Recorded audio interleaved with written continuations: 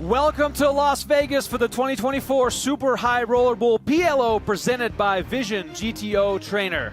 Let's enter the PokerGO Studio as the world's best Pot Limit Omaha players gather to battle in this $100,000 buy-in event. Here we are inside the studio. My name is Rem Karinkama. Joining me today, Alex Livingston and Brent Hanks. Livingston, former main event finalist and PLO bracelet winner. Brent Hanks, of course, resident PokerGO commentator and also a World Series of Poker bracelet winner. Here's a look at one of our outer tables, headlined by Alex Foxen. The Finns are out in full swing. They, of course, the most dominant country in Pot Limit Omaha as we look at the tournament format. 100K buy-in, seven-handed is the format today. And here's a look at our main feature table.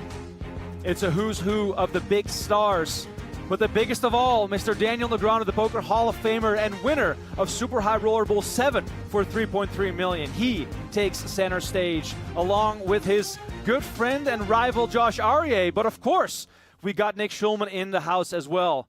$6.6 million in winnings on the PokerGO Tour. This man already a legend, and he builds onto the myth every single time he comes out and plays.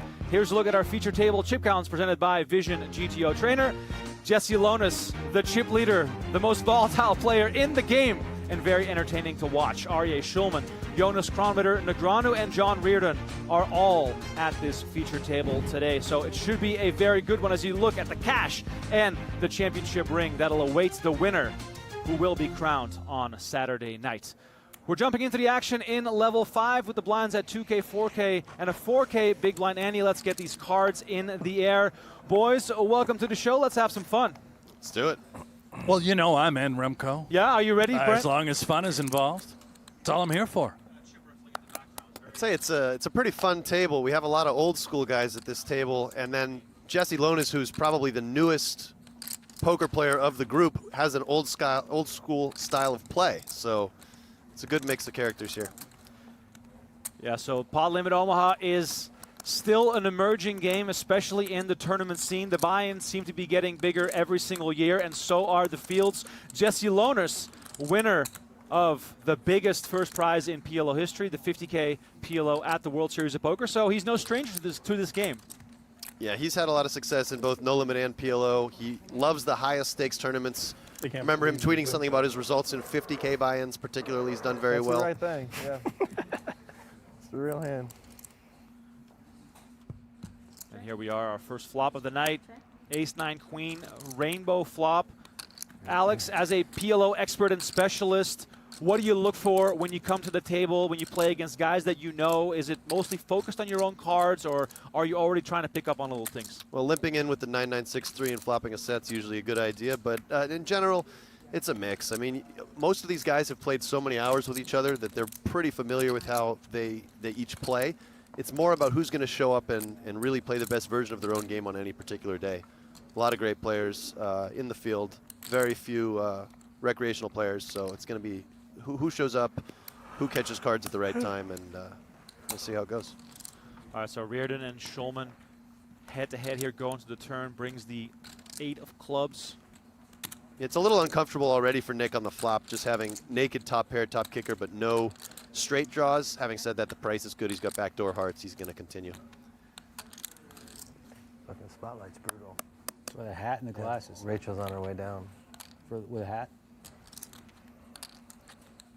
Would imagine this card not particularly great for Nick nor Reardon. Yeah, neither player loves this card. I mean, Nick actually did improve to aces up, so to speak. Pulls ahead of Queen 9.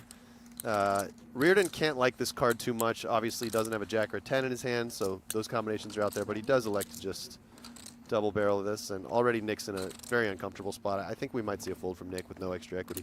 All right, Schulman lets this one go, and the first one goes to John Reardon, better known in my heart as King Reardon. He delivered me a big win, WSOP Fantasy in 2023. Came out on top, Brent. How did you do in that? Not so great. Take a look at John Reardon. Yeah, brought to you by GPI. Remco, I call him Papa John. Papa John? Yeah. Okay, I like that. Big pizza guy here. So, of course, it just, for me, that's the nickname for Papa John. He's got a couple of kids out there, big family man. See, it all makes sense. Brent, I'm totally comfortable with letting you do all the nicknaming. Earlier, when we were covering the PGD PLO series, we complimented you on how excellent some of the names have been that you have coined over the years. I hope we get to see some of your naming skills in action here during this series. But that's all I'm here for. All right, speaking of a player with a good nickname, Kid Poker, well into his 40s and still Kid Poker. He's got quite the ring on him, too. That is quite the ring. Is that a new bit of diamond bling there? I don't think I've seen that before. I think a lot of people would call that a wedding ring. Believe it is his wedding ring. Brent, as you can tell by my wedding ring, it generally doesn't shine that much. Well, no, Remco. I mean, you and Daniel, I hate to break it, so you don't have a lot in common. Yeah, different budgets is definitely the case as Jonas Kronwitter comes in for the race to 18K. Kronwitter, long-time regular on the scene, both live and online. Perhaps, not too well known to the wider audience, Alex, but this guy has been a crusher for a long time. He has been, and he's been both a live and online player for quite some time. I'd say of the 6 at this table, Kronwitter has probably done the most formal studying of PLO. But all these guys have played a ton of hours and figured out a lot of, the trends, so to speak. You see Daniel limping here, early position, totally reasonable play with this hand. Yeah, deuce 9-5 rainbow comes off as we take a look at the cards and how they connect Kronwitter with the overpair. Kings in Pot Limit Omaha, for those who perhaps watch mostly No Limit Hold'em, not nearly the same type of hand as in the 2-card game. Right, so you have kings are, made in a lot of different forms in PLO. These are very, very good kings, having a suited ace and a queen as well. But something like a king-king 8-3 rainbow, you're not looking to play big pots pre-flop with that type of hand, and that's a mistake that a lot of people make transitioning over from no limit. Is they overvalue some of these weaker kings and queens holdings. Negreanu limps, calls a raise, and now finds himself with not a whole lot to play here. Do you like the approach of the limp call? I think it's totally reasonable with this type of hand. You can definitely play a limping range off of Negreanu's type of stack size. Need a lucky chair. And that's going to include a lot of hands like this that are double suited ace hands, but not super premium ones. Ones that maybe don't want to raise and call a 3-bet. A bad horse. Jonas had an interesting decision on the flop as well with really just the naked kings there. That chair down. I mean, you didn't give it a good enough chance. Nope. The bet got through. One and done. A little look at the chips in the background there, presented by Mescla.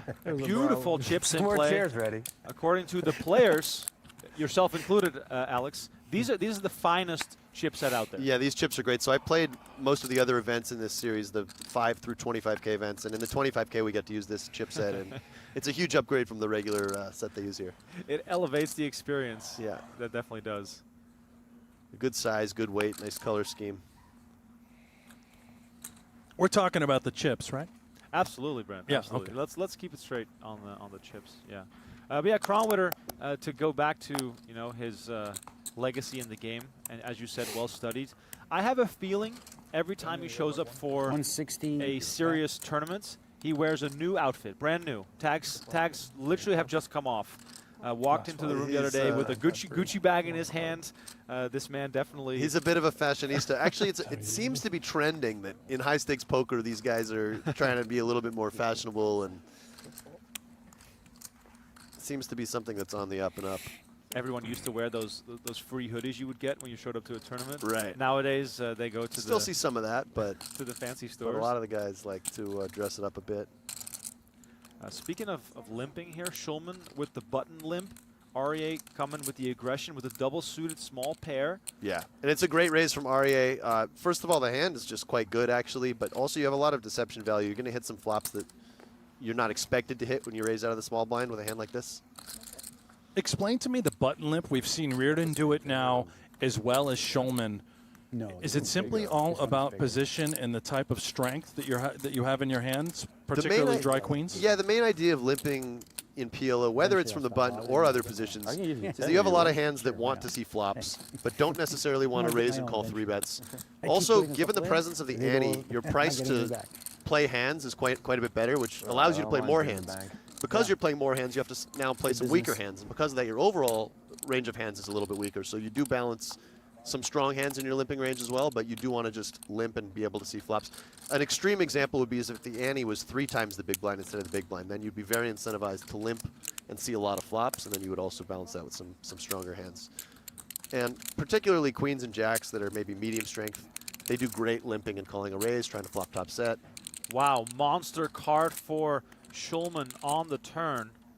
He hits the 9 high straight, and at the same time, Arya hits the 7 high straight. This could be trouble. And you do see REA slowing down here. This is a spot where a no-limit player might think that 4-3 is just a hand that wants to bet 3 streets, but no 8, no 9 in his hand. He does know, obviously, that he's pretty cooked against that hand, so he's going to check and call with this flush draw.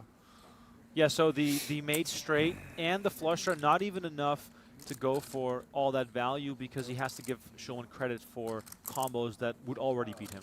Right, and to be honest, I mean, he does have a straight flush draw as well, but to be honest, this is already kind of a not fun spot for REA because when Nick pots the turn, he's really representing the 9 high straight. He's not going to necessarily pot the turn with a lot of ace-7 hands or anything like that. He will have some bluffs, of course, and REA's hand is just too good to fold, having a straight flush draw as well, but it's not a thrilling spot. All right, so Arya's going to come in and make the call for a pot-sized bet. So we have 228 in the middle here, really big one, as the 6 of diamonds pairs the board. Perhaps board pairs could slow the action down a little bit. Yeah, I wouldn't be surprised if this goes check-check. Once REA calls a pot-sized bet on the turn, he's going to have a lot of full houses on this river. He's also going to have a lot of stuff like ace-X of hearts that can no longer call the river, most likely. So Nick's hand is probably not worth the value bet. The only question is, does REA ever turn this hand into a bluff? Probably not, because he doesn't have any board pair blockers, but also it is possible. Josh Arya, man, this guy will take any spot. We've seen it over the course of 2 decades. That's right. And Nick already has just a pure bluff catcher if REA bets any sort of reasonable amount here. Oh, wow, my. and Arya comes with the lead for 210. Quick peek back at the cards for Schulman.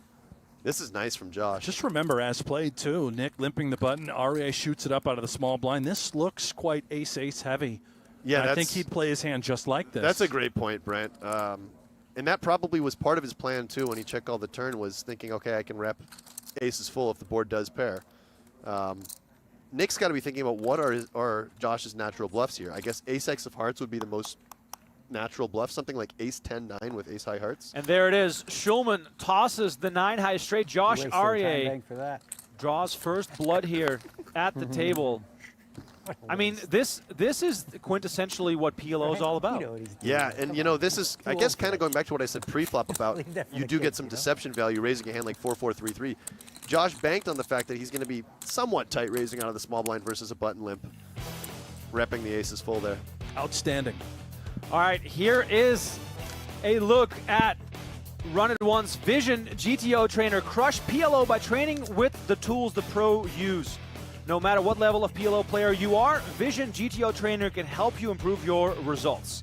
Head to runitonce.com/SHRB and use code SHRB at checkout to gain access to the most powerful PLO study tool available, as well as access to more than 8,500 training videos from pros like Phil Galfond, Jason Kuhn, Dan Smith, and Jeremy Osmus. Speaking of Osmus, here we go. And Jason Kuhn right there, represent Run It Once. So the boys are battling, knowing a whole lot about each other. If we think of all the training videos they've made, Osmus, of course, winner of the 2021 WSOP 50K PLO. By the way, one of the most iconic final tables of recent time, which also featured Daniel Negreanu and Phil Hellmuth, who finished in 2nd and 3rd place, respectively. Here's Kuhn, 4th on Poker's all-time money list. A whopping $58 million in earnings. This man does not come out of bed unless the buy-in is at least 6 figures, so it seems. And it's good to have him here inside the studio to battle against the greats. Ben Tollerene, by the way, on your left-hand side, winner of the most recent 25K at the PGT PLO series. All Tollerene does is win, by the Yes. way. When he enters a tournament, he just has a knack for taking it down. Doesn't play many, Remco, but he wins when he does. Here's a look at our secondary table chip counts presented by Vision GTO trainer. Kuhn on top for now. Osmus right behind him. We've got Chase Steely in the mix with Sean Winter, Ben Tollerene, and Denmark's Martin Dam on the short stack. He'll need some help here in the coming levels to get back in here. But Brent, getting eliminated doesn't mean immediate departure, you can also get back in there. You just got to find another 100,000, walk up to the cage, and rebuy. No big It's that deal. simple. Alex, do you think that all of these guys show up here with the intent that if things go awry in the beginning, they're ready for that second bullet? Certainly, I'd say the vast majority do. There might be a couple who are more shot taking this or just using it as a one bullet opportunity, but most of these guys are prepared to rebuy. There it is, ladies and gentlemen. The highest stakes in the game of poker, 100K entry fee. As we look at Chase Steely, the double pair, 8-4. So take a look at our outer table. 10 seconds. We mentioned the re-entry. You only get one. It's Okay. not unlimited re-entry. It's not. You get one single re-entry. So this can only be a 200K. You know, 2035 To be exact. Splitting hairs. Chase Steely, by the way, 39 years old, from the Miami, Fort Lauderdale area. Just shy of $1 million in live earnings. Going up against Martin Dam. Dam, the short stack at this table. Poker professional from Copenhagen. We've got the King, Queen, Jack on board. Heavily favoring Dam for now. Chase Steely just looks like the type of guy that's got a lot of gamble. Rocking the camo hat, coming in here from Florida. We don't see much of him, but when we do, it's bigger buy-in events, particularly of the Pot Limit Omaha variety. I mean, I got to give his parents credit, because if you go through life named Chase Steely, I feel like you're bound for success. It sounds like a name of someone who's very famous. He's got the best name in the game right here inside this agree. event, no doubt. Martin Dam, not a bad name either. Damn right. If you're Dam here, Alex, how do you interpret this continuation bet? Well, it's a very small bet. I'm definitely not going to fold top pair in an open ender. It's a bit of an interesting bet from Chase with basically no relevant cards to that board. He's kind of just banking on his pre-flop range advantage, but I would say it's a risky bet when you don't have any Broadway cards in your hand. I told you, Broadway the board. man likes to gamble. That's right. Let's see if he follows through with a double barrel here. He didn't really pick up any extra equity. He didn't really have any extra equity he could have picked up besides starting a set. 10 seconds. And I expect this to just go check, but we'll see if Steely has another bullet in him.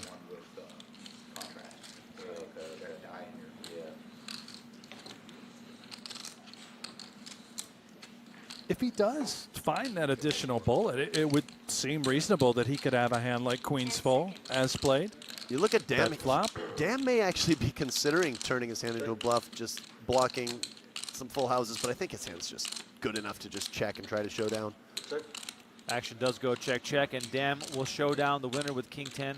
He'll be pleased to rake in a few additional chips here without much resistance, as Steely is still comfortable on 337,000.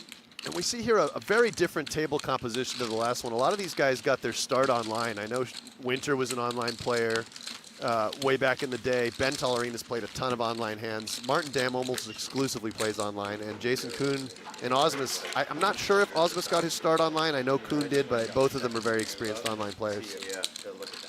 Osmus certainly did prior to moving out here from Colorado. But then he played a lot of live cash And then he transitioned into live. And, yeah, exactly right. Yeah. Yeah, I remember when he made the World Series Poker main event final table, Osmus that is.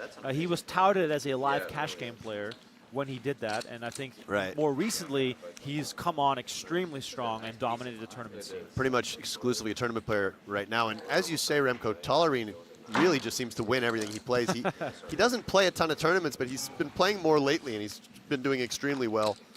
Also has a ton of success in online PLO cash games, both heads up and in ring format. There was a time, perhaps still is the case, where he was, without question, the best PLO player, cash game player in the world.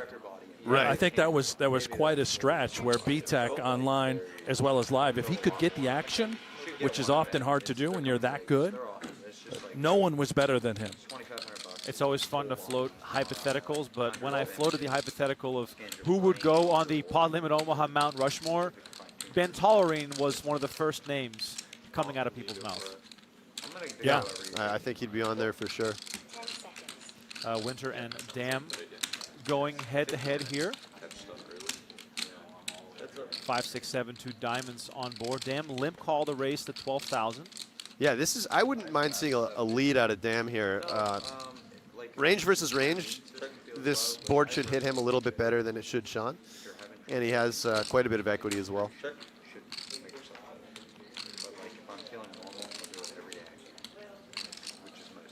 Action does go check, check. 3 of diamonds on the turn. Dam gets the check mark with his queen high flush. Now, if you're Dam in this spot, are you just looking to get a bet out of Winter by checking to him? Or can you get value from anything here that he checks back on the flop? You can really go either way with this particular hand. You can bet and try to get 2 streets of value, or you can check and induce bluffs from hands that are drawing dead. He opts to bet.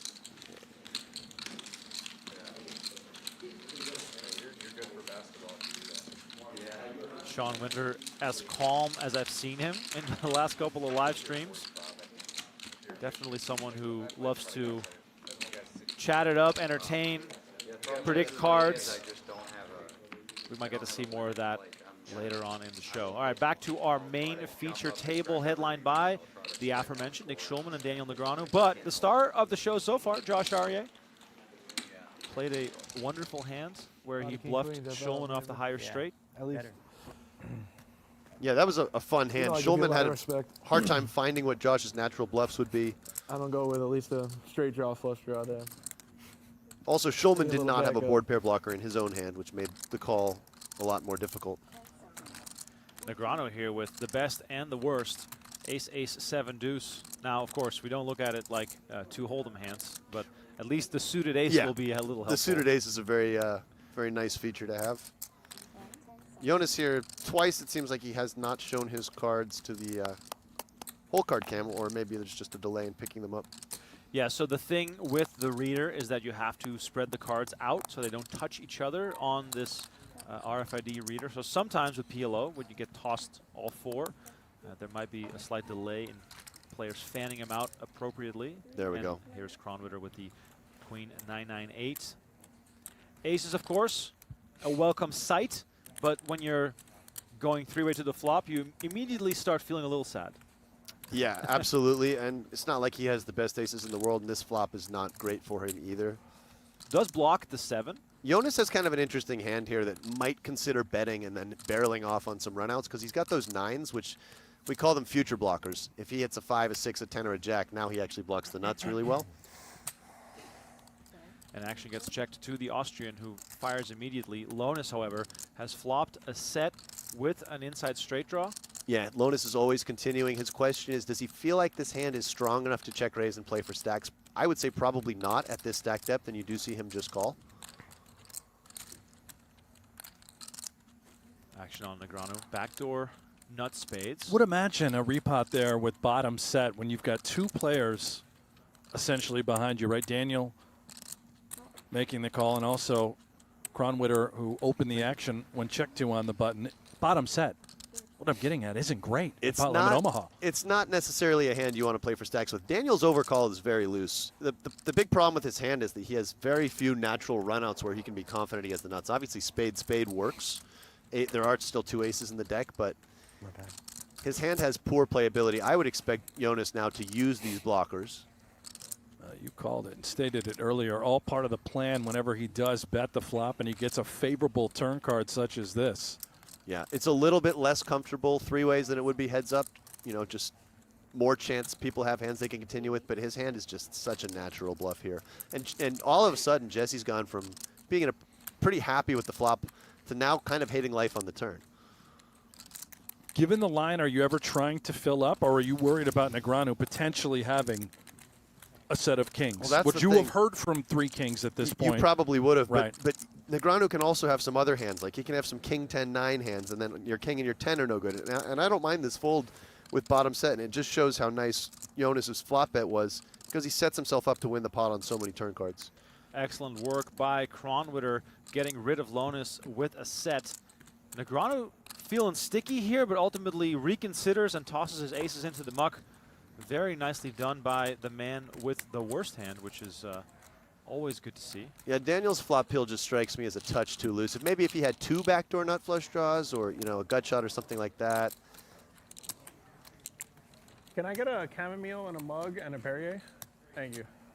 It is at least close getting the price and closing the Oh, action thank you there. very much. The Coke Zero, half cup ice. Look back here at Seth Queen, queen, Davies exiting the studio.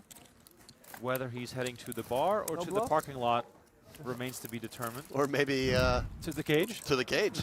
So Seth, I know, won the 25K last time there was a PLO series here. That's a very good turn card. Doesn't play a could be the ton of bluff. PLO as far as I know, but he does, like was a Kuhn, he very, likes to very show up good for these turn. bigger buy-in tournaments and battle with these PLO specialists. Definitely be the bluff. Seth's also been on a heater Yeah, he this has portion this, right? of the year. He's been putting up results left and right, and his favorite gotta say, collegiate team, This the one Oregon says- Ducks, are #1 in the country. So what he's doing is pork. he's riding the momentum. that's, That's pork on it. that's all you have to do. Someone's trying to sabotage Daniel. Yeah, I'm not going to eat The that. Ducks are number Oh my one. God! Somebody delivered You got pork pork in it? to Daniel Man, I Negreanu. mean, you're not even Well, just it gonna. says pork on there. I don't know. You're not even gonna try it, Huh? But it says pork. Could be good. Maybe today's your day, Dan. dude. You might like it. No pork. Is he about to get off the vegan train? Well, let's see if he gets tilted from this What if you like it? this vegan mishap. If And anything, ends up punting some Yeah, chips but off. this I can says see Josh vegetable Aryeh and being the pork. culprit here. No, it's okay. Yeah. Don't- Telling the just- wait you can have staff. it. don't I mean, wanna it's eat that. 100K. You got to take Anybody every else edge you can want get, pig right? and veggies? Why do we change the name of them? Looking for swine. Chicken is chicken. Pork is pig is a pork. Cow is a beef. Like what do they change the name? What's chicken? Chicken is chicken. But pork is a pig and beef is a cow. Makes no sense. Well, I figured you would call it swine. Interesting. Hamburger is a cow. Pontificating from Daniel there. Yeah, exactly. What's it made out of? What's a hamburger made out of? Ham? No, Got cow. a hand developing here as Negreanu make is sense. educating us on Nope. the English language. Aryeh, top pair and a flush draw, blocks his flush draw with one card, which Good thing I looked. is something you never really enjoy to I looked see. at the label for some reason. Pork. What the fuck? Might see some loose opens from Negreanu in the coming he's hands. going to be so That's- tilted. I'm kind of hoping we do, to be honest. There's a lot of guys at this table who are capable of loose opening. Certainly Jesse, Josh. Pretty much all of them have it in them. And you see that Schulman just folds top pair, top kicker there. And I love the show by Aryeh. Remember the big bluff he got through? This time just flashes him under the hood. Here, look at. I got the whole world, buddy. Ace 5, 6, Top pair flush draw. Jesse Last got time I back, by the bluffed way. you. There's a friggin' Now we ankle show him the breaker. goods. Probably Maybe not, Nick's but wondering now. He might be. Both these guys cut from the streets. Really, Nick has become very fundamentally sound in theory, but yeah, this is. We've got a battle on our If I hands. bust, I'm Yeah, stepping in there Aryeh and from getting my Atlanta, hand Georgia. Head of Poker might have Stakes, had the 6 best bracelets, hands, 2021 but I Player thought of I the was Year, gonna and do a blind. tweeted last night saying that he's going to play his first ever 100K, which is this event, and he said that he needed some pointers on controlling his heart rate because he was feeling the intensity already. I think he's doing just fine. Yeah, he looks comfortable. He's got a lot of chips.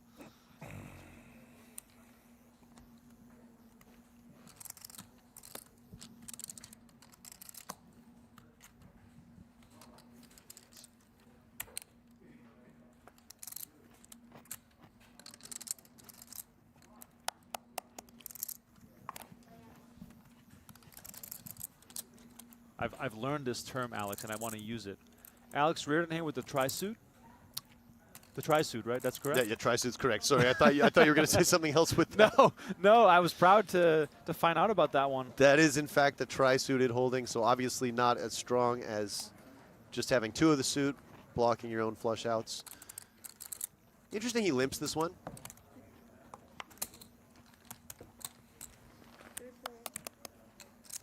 Schulman and Aryeh both in for cheap from the blinds, as we see Jack 10-8, 2 diamonds on board.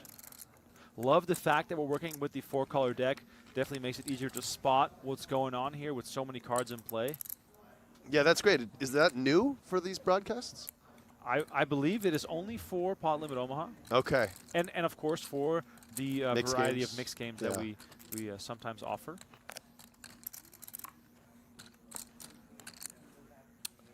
Reardon gets out of the way after Aryeh bets, and so does Schulman. So Josh Aryeh on quite a bit of a heater here to start off things on our live stream, up 136,000 since we picked up the action here.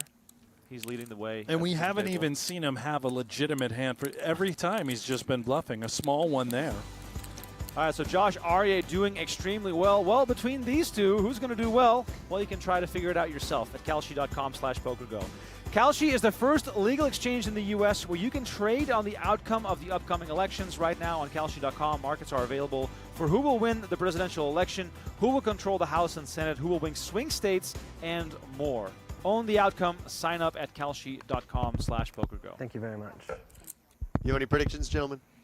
I will refrain from commenting on the U.S. election.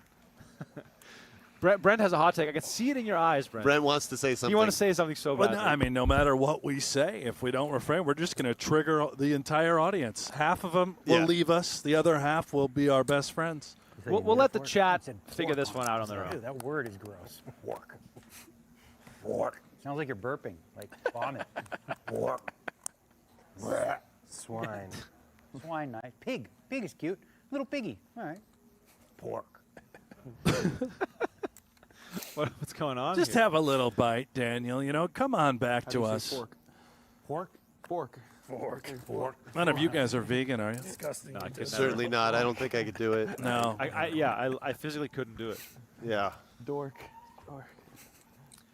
Schulman with a little pickup here. By the way, if you're in the chat with us, please do let us know where you're watching from. We're keeping an eye on you, both on YouTube and on PokerGo.com. Good to have you all with us here tonight. Unless it's pork. 3-day event today. We are free everywhere. YouTube and PokerGo. Tomorrow will be exclusively on PokerGo, and so will we be on Fish isn't gonna be very Saturday filling. That's like the big when part we of the crown meal. a champion. The pork. I got a ticket. I got a phone. Order another one. Order Negreanu- more. Negreanu making me think of Phil Hellmuth there with that big bite of noodles, making sure the You beard's don't clear. Yeah, think he's I gotta had pumps after Keep an yesterday? eye on that beard. It's a food trap right there. Or the day before. Man. I might have a few in my bag. I got some leftover shrimp. If you, Some shrimp. I tried to steal his fucking chips and salsa the other day. He's going home. I saw he's left. Oh, fuck it. What are you doing? appreciate that you left me some. Nick's really got his game face on here, guys. I feel like he is here to play and win, and kind of staying out of this banter a little bit. Yeah, we saw Nick earlier during the PGD PLO series. Really chummy, especially with Matthew Wantman. Lots of banter back and forth. He seems locked in right now. It's day one of the tournament, long way ahead of us. It'd be great if he just had a giant porterhouse about to be delivered right at the table just to... Yeah, he's been quiet, but here comes all the meat. He's got a buffet, a Brazilian steakhouse being served at the table. Going back over to our outer table here. Ben Tollerene all in for 97,000. 76% equity here with Queen Jack 9-5 double suited versus Chase Steely. Steely needing an ace to improve here. 294 in the middle. Tollerene made it 14K. Steely 46. Then Tollerene made the call, and Steely put Tollerene all in on the flop. Oh, big card there for Steely. 10 of diamonds on the turn, adding outs to Steely, who now has 11 outs, minus the folded 9 and 7 of clubs, so leaves him with 9 outs. Tollerene in a great position here. Let's see the river card. Board pairs, 10s on the river, and Ben Tollerene just doubled up to 294,000, and everyone else at the table probably thinks to himself, oh man, that's not the guy I want to have the chips. Yeah, absolutely. And I think that hand was probably more standard than it looked picking it up there. So much money was already in there pre-flop, leading to a pretty shallow SPR, and then Steely just stuck the rest in on the flop. Tollerene from Fort Worth, Texas. We said it before, online poker legend, PLO specialist, and 3 titles on the PokerGo Tour, including very recently win in the 25K at the PGD PLO series, as well as a win in the 25K at the Poker Masters. Have you battled some with Mr. Tollerene, Alex? Not a lot. I've played with him once or twice, but no, not a lot. I was going to ask what kind of impression does he give off at the table? It's almost, he's almost intimidating in a silent kind of way. Yeah, he's got that quiet intimidation factor going on. He and Kuhn are great friends and have been for a number of years. I believe Jason would even tell you that Ben Tollerene is a large reason as to why he is so good at the game now. I think he said that this summer when, what did Tollerene win? He won one of the big high rollers? He finished second in the 250K. Second in the 250K, and I know Jason was on the rail, and he said something to that effect, that he credits Ben with, you know, being instrumental in how he turned out to be such a great player himself. Yeah, Tollerene among the players who had to leave the USA when Black Friday happened, settled in Vancouver, Canada. Jeremy's got kind of a fun hand here. He could have considered kicking it up with this type of hand, but of course completing is also fine. 3-5 deuce on board here. Kuhn with king high hearts, 2-pair, wheel draw. A lot going on here. A lot going on. Wouldn't be expected to, or wouldn't be surprised to see him bet this one. 6,000 from Kuhn as we still wait to see Winter's cards.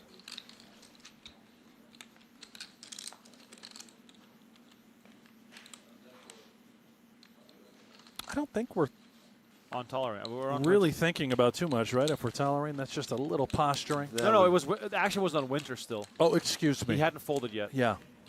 So Winter folded, then Tollerene with the quick toss, and now we're back on Osmus. Osmus here, I think the price is just too attractive. He doesn't love it because, you know, he doesn't have nut outs, but the 7 and the 8 are both extremely likely to pull him ahead, and hearts could be good as well. 10 seconds. 9 of diamonds on the turn.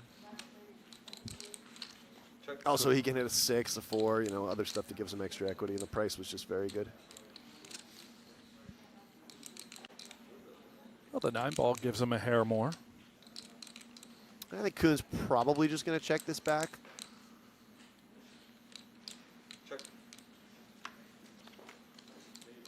River is the ace of diamonds. Kuhn gets the check mark, improves to aces and 5s. So for those new to Pot Limit Omaha, you have to use 2 cards from your hand.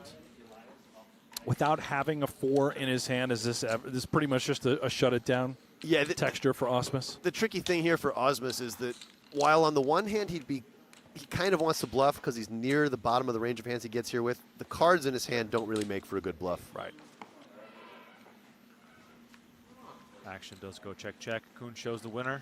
You would want to block straights in some capacity. You would preferably not have hearts because you want your opponent to have missed hearts, these sorts of things. Jeremy Osmus, by the way, the clubhouse leader in the race for the PGT Player of the Year. Absolutely dominating in 2024. What's remarkable about that, on top of the leaderboard, he just picked up his first win Yes. in more than 600 days as part of the prelim series here at the PGT PLO. That's incredible. To be on top of that leaderboard without having a victory up until last week. That's incredible. Well, this is something I've said about Osmus for a long time, is that he has, in my opinion, probably the best mental game of anyone in poker. And what I mean by that is that he doesn't ever play his C game. I don't think he has a C game. He shows up and he plays his A and B game every single time he sits down to play. So, you know, on top of being a great player, that's a big advantage to have when you basically don't have that tilt function in you. Did you hear that, Jeff Platt? Yeah, keep talking bad about Jeremy Osmus.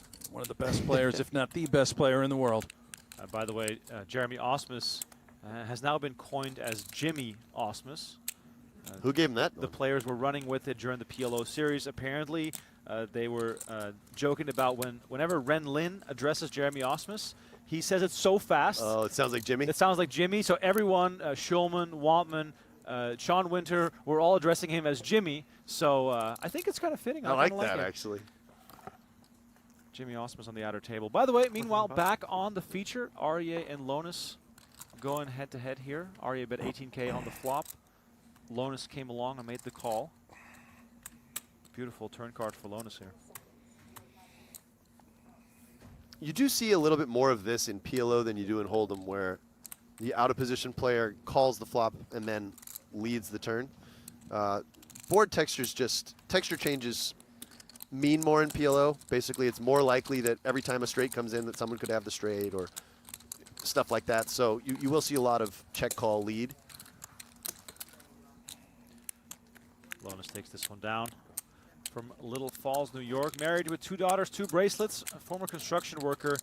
Brent, if anyone has the feel of the game, it has to be Jesse Lonis. It certainly is. That's He okay. reminds me, believe it or not, Fine. a lot of a guy right in the middle of the table, didn't Josh look right, Aryeh, so- sort of cut from Yeah, the streets, the thank you. field, the It's usually not that intuition, color, so it looks like it and was something else. extremely aggressive. I think it was pork.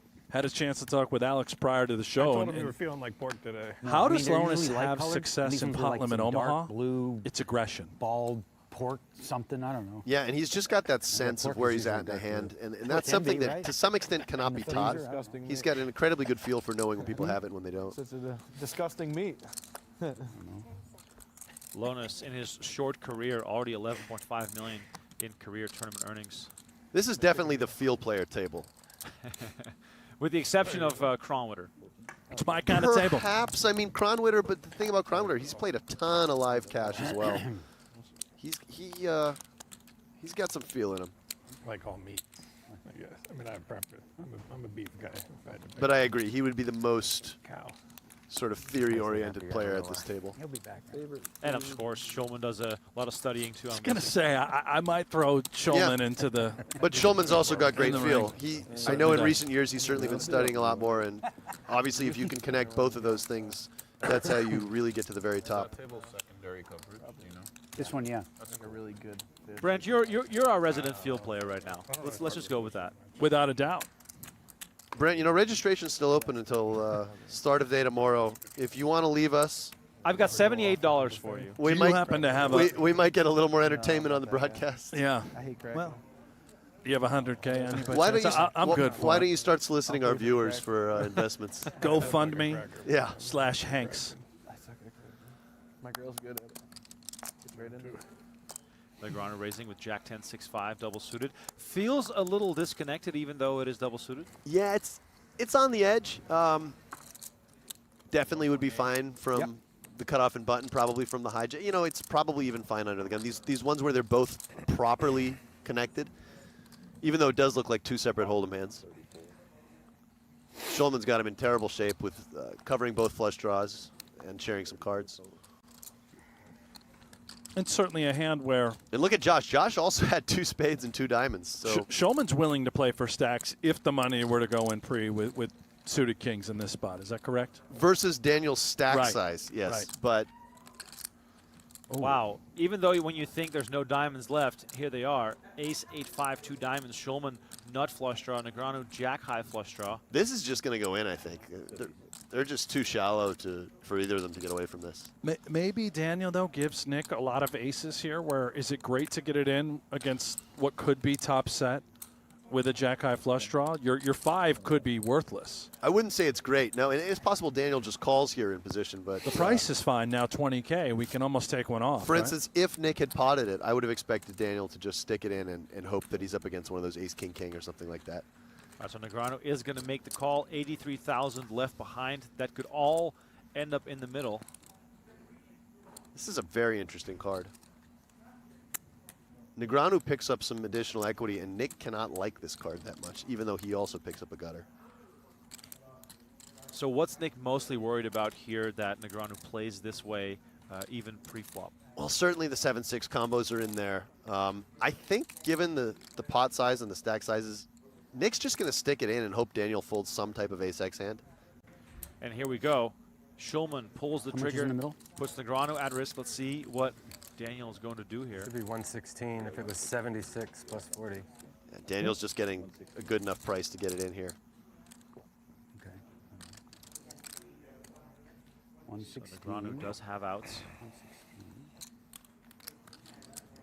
Still almost 60-40, which is kind of crazy when you think Yeah, about even it. with his diamonds covered, he's still got 25%. pretty good equity.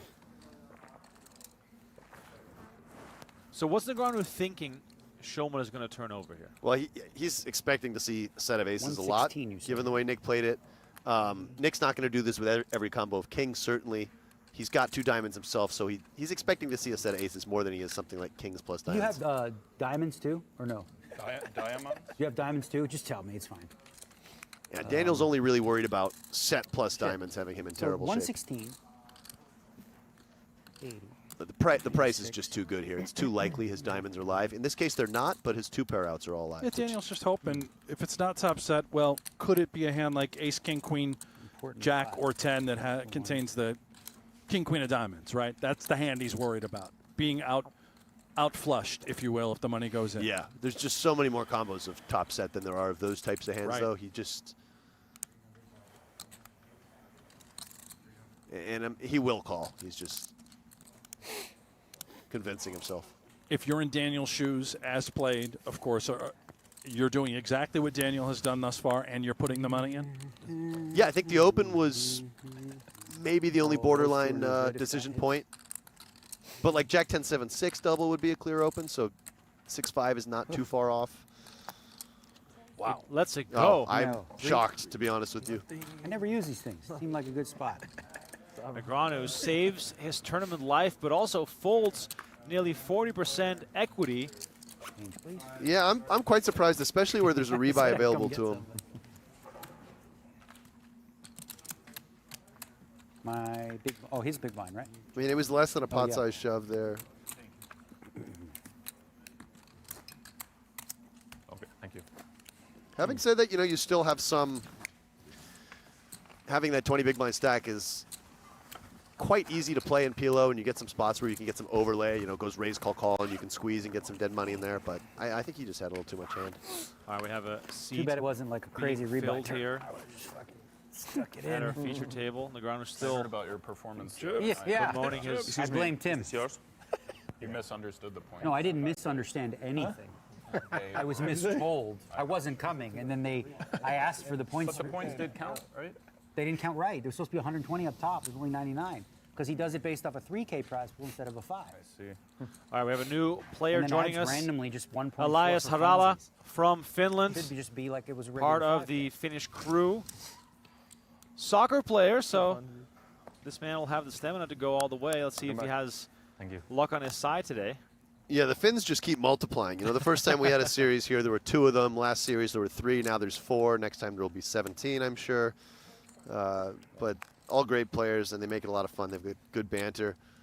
Elias is a little quieter than some of the other Finns, but great player and super nice guy. I And believe his legitimate sister was an soccer Olympian player? as well. Yeah, Just- well, wow. he was a pretty high-level soccer player, and his sister competed in this last Olympics in the 110-meter hurdles. Whenever Wow. I use one, I use a bunch.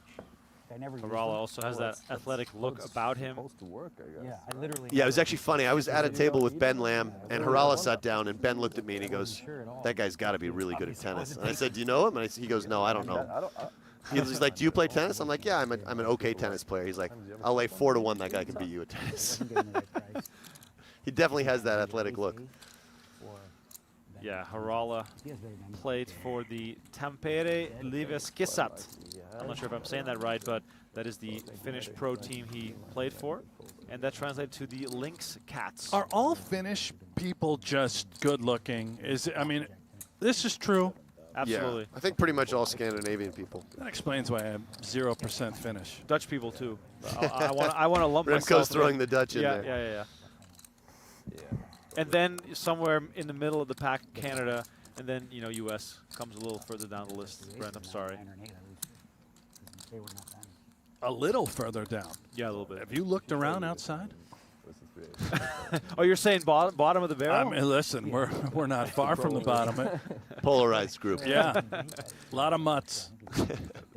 That's actually funny you say that, polarized. Whenever I talk to my Dutch friends about Americans, which of course is far too broad of a group to discuss, I always say that they're polarizing. They're either at Whole Foods and going to the gym, or they don't mind that much. Or and we they go to McDonald's. Go to McDonald's. Yeah, And there's a lot of extremes in this Extremes, country yes. in every category. Yep. We don't need to get back into politics. But, we'll get back to that ad read in a minute.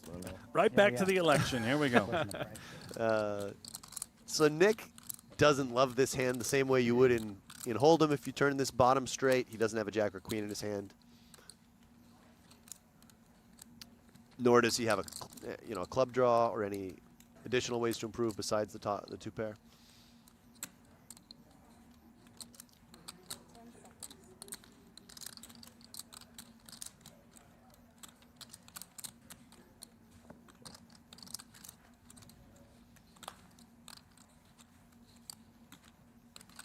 bullets, call, 5-bullet jam. I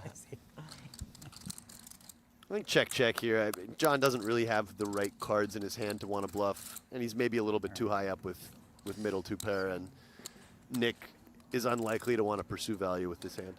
You've played a lot or a decent amount with John, Papa John. The hood over the entire face. This the is his whole glasses. thing. He loves it. it. It is, yeah, right? He loves but it. Is it because he's afraid he genuinely is giving off some facial tells? Whether he's got the giant neck vein pulse thing going that I don't know. I mean, you can't maybe. control, I or- mean, Jesse Lonis always wears sunglasses. Certain people do that. You've got Vogel's gang who really covers himself up. Yeah. The interesting thing is that between hands, John's pretty chatty at the table. He is. But he likes to enter the stoic mode during hands, and I guess it's just a way of regulating, making sure he does the same thing every time. It's kind of like his his routine. Schulman showing off 7-6 for the 10 high straight. He chips up a Doesn't the little World bit. Series start tonight? The baseball? Tomorrow? Schulman still down about 60K since we started our feature table, courtesy of Josh Arye. But still up from starting stack. He's had a fine day one thus far, more than 100 bigs.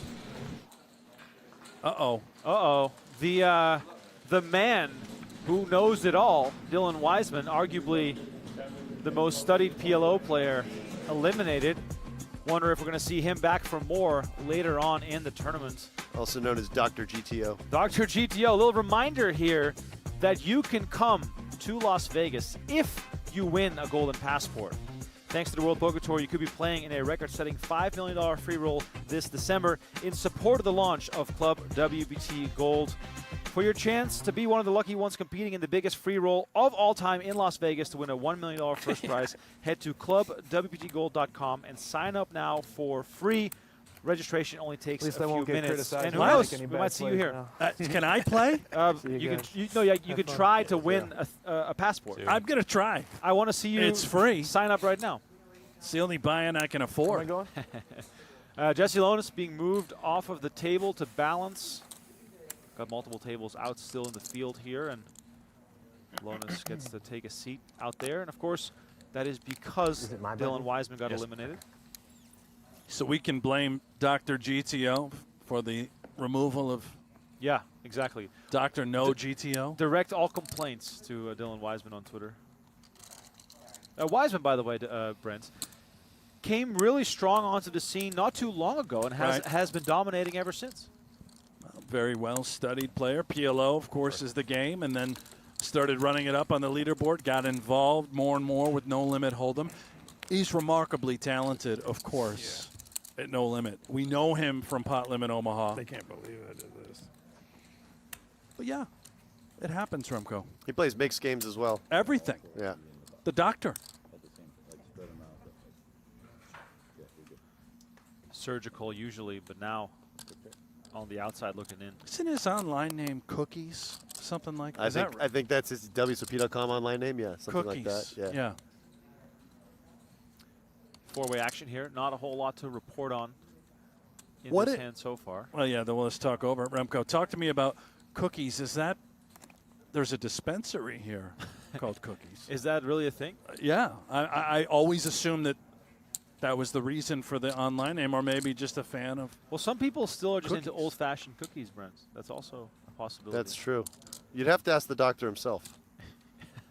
I may just have to ask the good doctor. Can you make a good cookie, Brent? Do you bake? Are you a baker?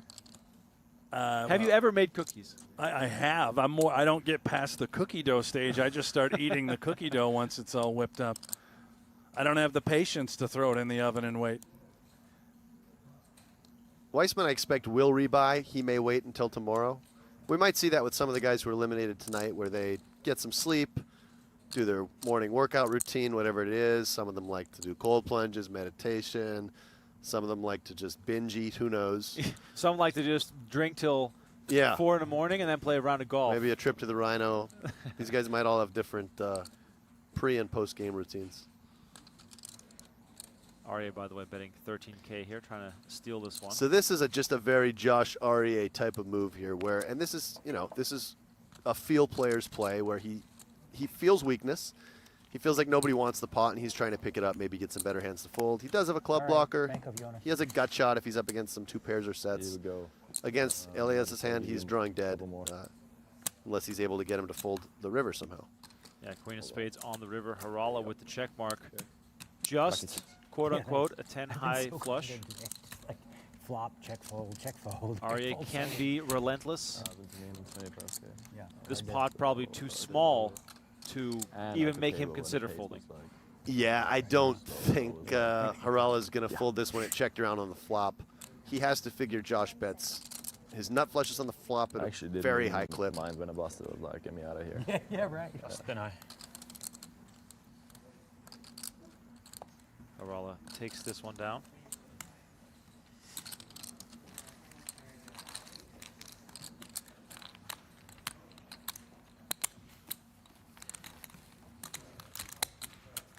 One thing just to note about flushes in PLO in general is that they're a little bit less vulnerable in some respects than they would be in Hold'em. Because if a 4th club hits, it's not like you lose to a single club hand now. Yeah, I didn't know that, actually. Thank you. That's how bad But I am. something some people don't think about maybe is that those flushes need a little less. They still need protection against all the full house outs, certainly. But Harala's hand's also a little bit thin to go for value on the turn 4 ways, so he just elects to check call and does pick up bluff from a hand that was never calling him.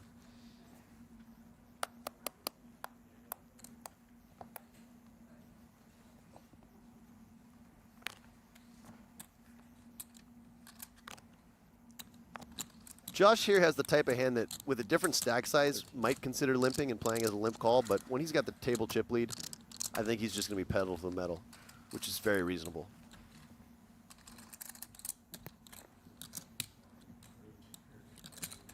Is it fair to say that REA knows how to run up a stack, Absolutely knows how to play a big stack well. but also dust it off? Might be fair to say Right. he's done that once or twice. Yeah. Is he the Michael Mizrachi of But Pot Limit Omaha? if you never dust off a stack, you're probably never building a huge stack either. No, It's, I mean, the guy knows how to win. kind of have to know how to play both sides of that coin. Big flop here for Jonas. Yeah, 887 rolls off. Chronometer with trips. Trips with the ace kicker, also important. No one will ever accuse Josh REA of being a nit. Ever.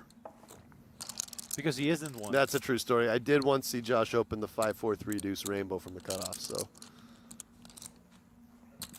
Well, they're connected. All, they are. And this is PLO, or this was 08? This hand's actually called the Rodriguez because I knew a guy named Rodriguez who loved that hand and always played it.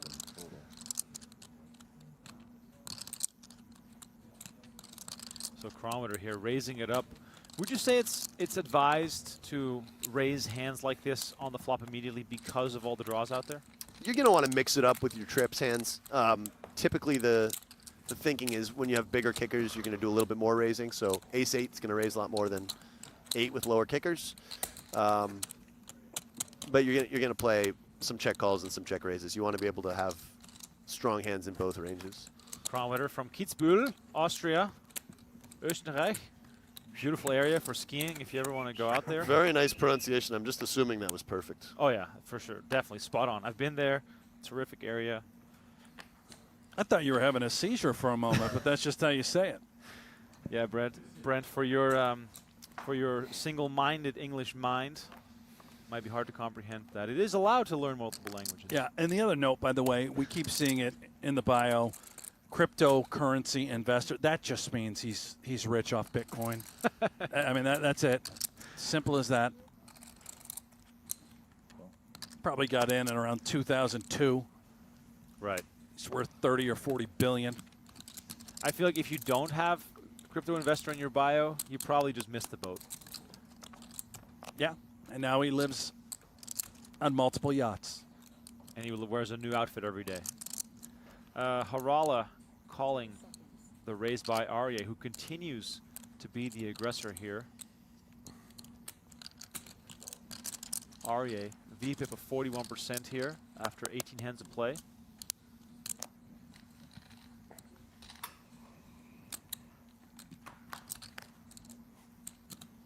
Ten, 10, 6, 2 hearts. on the flop after Reardon came along as well, and he flops a full house right away.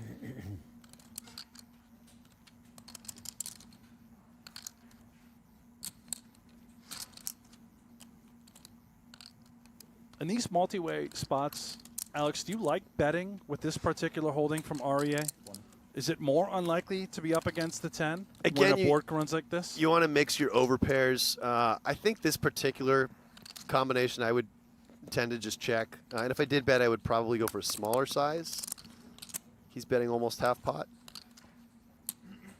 And again, Reardon can play this one of two ways. I expect him to do a lot of just calling here against an aggressive player like Josh. Let him barrel it off. But on the other hand, if you raise now and Josh has ace 10, king 10, you might just get all the money in right away. Oh, and he goes small to 45. Yeah, small's nice because it's going to, if Josh has something like an overpair with a flush draw, he's going to be very inclined to continue.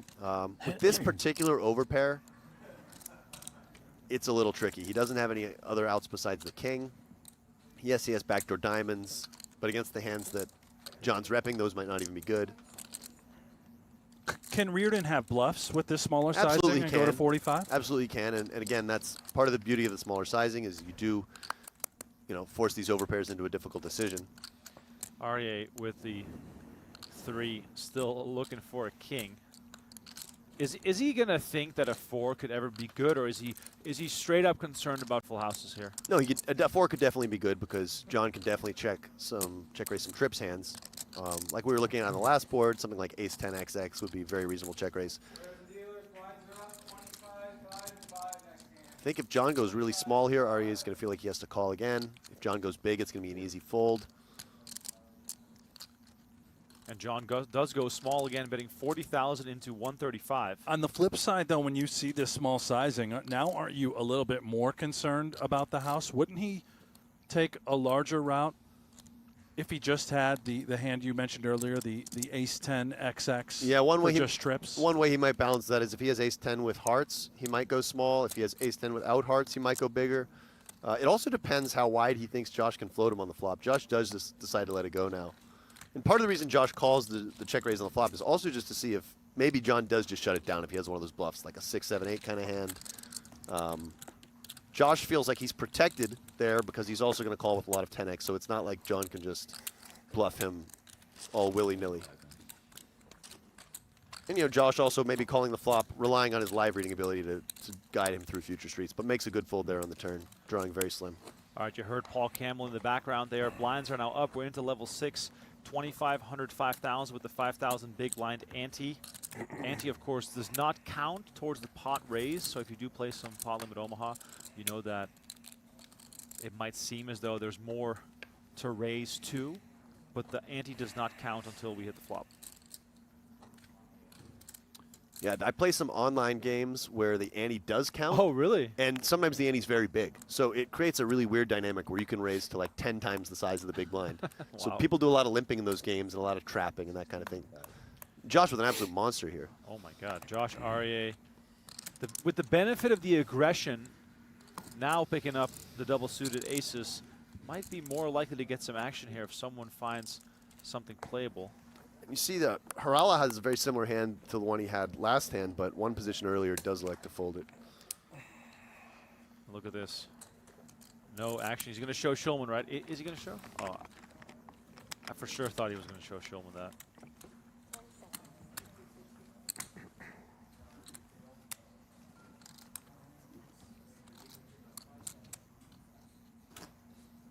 I think this deeper average stack really favors someone like Josh, who has played a lot of cash games.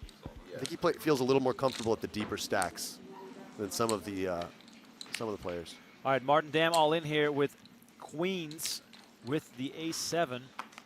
Jeremy Osmus raising to 17-5.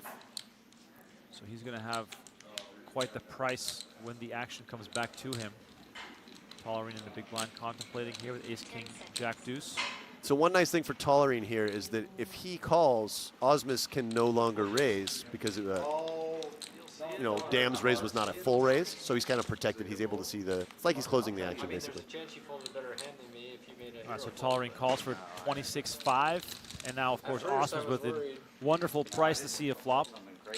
And Martin Dam has to fade lots of cards to stay in the game here. Like 2 medium hearts and Yeah, 2 medium hearts, and he's 3.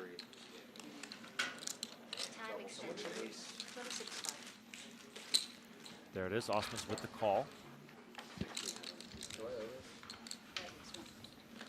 By the way, as you can see over there, Dylan Wiseman immediately back in the game. Did not hesitate. I had you beat 2 ways. Did you? Oh, my hearts were in trouble? 87 Oh, no. in the pot here as the flop comes out. 9, 10 deuce rainbow. I had a gutter and a flush draw on the turn. Osmus open-ended with a pair of 10s. Tollerene, gut shot, and a pair of deuces. Dams, queens, not dead yet. Even though he is the mathematical underdog here. Right, and these dry side pot situations are always a little interesting. There's a little less incentive for the players to be betting, knowing that they could still lose to a third hand and there's no side pot yet. Having said that, some hands still want to get value and or protection. Jeremy has a hand that could kind of go either way. Martin Dam quietly awaiting his fate here as Tollerene and Osmus have a chance to play for some more if they want to. For instance, Jeremy can bet here and get some type of king-queen hand to fold, which is a big win for him, because if a jack comes, now his straight will be best against Dam a lot, where it would, if he checked back, no longer be good. And Osmus decides to bet here, bets pot. He gets Tollerene to fold, and here we go, all-in showdown. Osmus needs to hit one of 17 cards to send Dam to the rail. This is a situation we'll see a lot in PLO. Osmus is the mathematical favorite despite currently not having the best hand.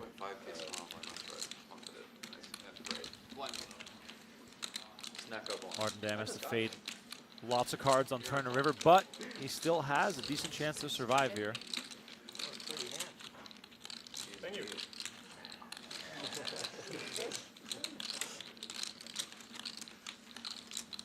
Let's see the turn card and find out whether the Dane will have to reach back in his pockets for another entry.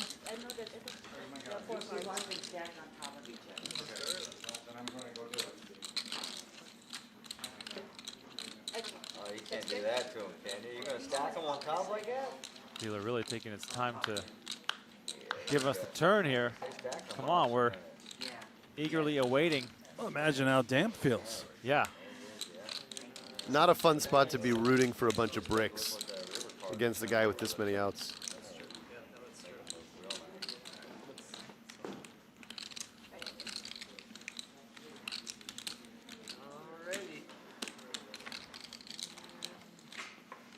King of diamonds on the turn here.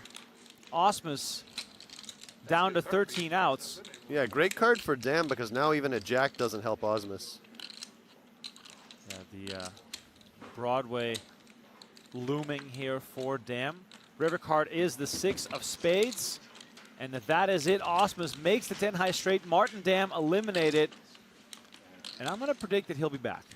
Yeah, Martin Dam, online known as Imba Jimba. He's played high stakes for a long time, despite only being about 27 years of age, I believe. Right to the cage. Straight to the cage. Oh, this man's ready. Yeah, he's not going for any cool down walks. He's ready to fire. I noticed that Dr. GTO was back, so yeah, he took a little walk, a little stroll. I think the doctor went for a 10-minute walk outside to clear his head. Little yoga. Martin is not familiar with that routine. Martin's just right back at it. Jeremy Osmus collecting that pot. He's up to 567,000 chips. Over 113 big blinds. From Lamar, Colorado. 6 bracelets. And the PokerGO Cup champion. Osmus well on his way to be the overall winner in the race for the PGT Player of the Year. You can check out those standings, updates, and schedule on PGT.com. So do you get a bonus for being the regular season quote-unquote leader, or is it just that you have the highest chip count going into the finale? Yeah, you do. I Okay. believe it's a, is it a 50K sweetener? Well, the thing that I was going to allude to with the most value, is you're taking the chip lead into the championship. Yeah, this much I know you get the chip lead going to the championship, but maybe you get a prize as well for being regular season. We'll have to send that one to the commissioner. Yeah. I believe you also get a prize, a passport into more events next year. You certainly get a leg up, the advantage, the overall chip lead into the championship. It's kind of a similar format to what they're doing in golf with the FedEx Cup. Exactly right. You get the strokes advantage going into the final tournament of the year.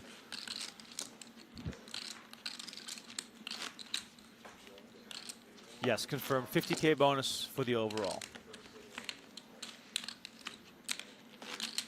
So 50K looming there for Jeremy Osmus as Jesse Lonis goes from 800,000 chips to the rail. What just happened? We need to have our reporter on the scene give us the update there because that's more than 150 bigs. We're going to need the inside scoop on that one. There may be a new sheriff in town.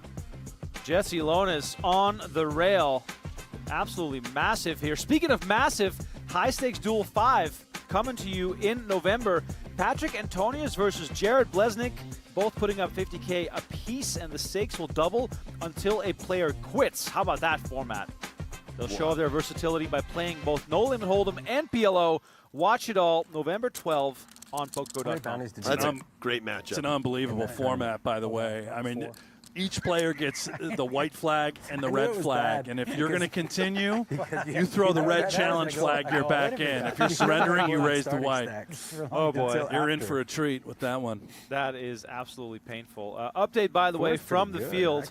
Lonis hits the rail by the hand of Artem Maximov. I'll run you guys through the hand real quick here. Lonis made a 13K from the hijack. Maximov 3-bet to 41,000 from the big blind, and Lonis called. We had King 8-6 2 spades on the flop. Maximov bet 50K. Lonis made it 180, and Maximov called. Then on the turn, the 4 hearts landed. Maximov checked. Lonis potted for 448. Maximov jammed for 543, and then the call was made. So basically 1.3 million in the middle there. Lonis tabled King Jack 8-7 versus the Ace King 5. So top set for Maximov. The river was the queen of diamonds, and that was it for Lonis. Yeah, top set against top 2 in a 3-bet pot is always going to be expensive, and with that 4 of hearts being a relative brick, don't totally blame Lonis for going broke there. But Maximov's going to have a big chip lead now. So the mixed game group are the most desperate desperate ones? Is that what it? No. And again, we can blame Dr. GTO for that because that's why Lonis got moved to the outer table, which led to his demise. PLO crew in the mixed game. Yeah, and Maximov did like who's most likely to have the least amount, like the most fun? PLO. Who smokes the most weed? PLO. Who complains the most? Mixed. Right? Who treats their fish the best? Who treats the fish the best? PLO.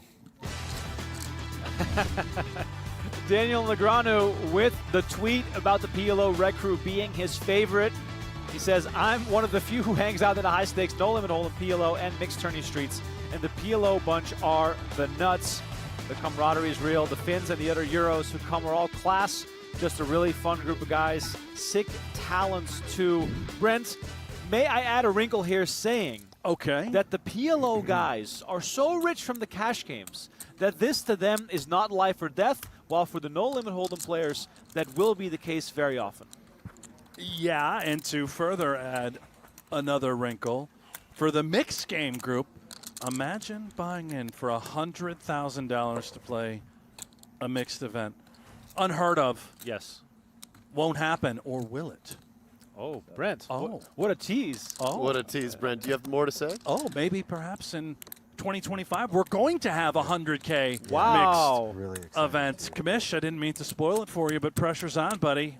Let's get that thing scheduled. I know it's in the works. I've heard rumors of this event. Sounds like a lot of fun. Alex, that tickles your fancy, I'm sure. Tickles my fancy. There's a chance you'll see me in there for sure. Wow. Yeah.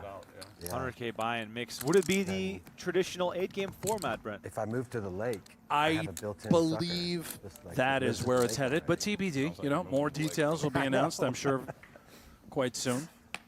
I have lots of respect for Josh is moving to the commish. We've been working on it. Tim Duckworth. Yeah, there's a house right However, next door.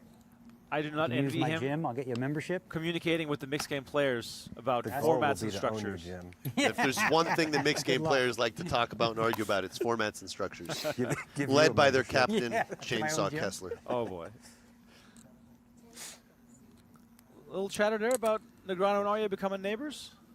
Well, potentially. I also try to And then if I move to Henderson. welcome Josh Aryeh to my neighborhood, send him a house directly next to mine that's up for sale. Yeah. So I'm hoping that he's going to come visit, scope it out. What do you think the benefit would be of Josh Arya being your Yeah, neighbor, that's Brent? what I heard. I can watch my kids. Where? Spanish trails. Action. Come on down. There's a little action, you know. You can always get a game. Yeah, I know.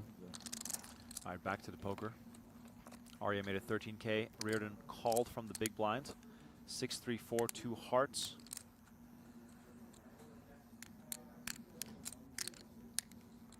This flop's interesting because this is the type of flop that should be better for John than for Josh. So there should be a lot of leading with a variety of hands. His hand is reasonable to do so with.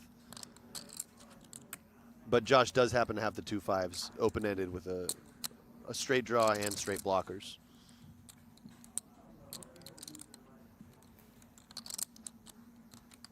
So John's really got nothing but a bad gut shot, but he does have the 7 of hearts, which is kind of a key hard card, blocking the nuts, blocking flush draws. So if you're Aryeh, really is your only option to race? I think you could also call, you're in position, but raising is certainly very reasonable. And now John is going to have to fold. But I like the lead from John. He should be attacking this board with a lot of hands, and his hand was a very natural lead. He just happened to run into another hand that had very good blockers. Cat-like. Are you a member anywhere or you just play? Trails. Oh yeah, Trails. There was a house that was like, there was a house in there that we liked. Yeah, there's some nice houses. Yeah. There's the neighborhood next to it, also Spanish Hills. Or Okay. I think it's nice.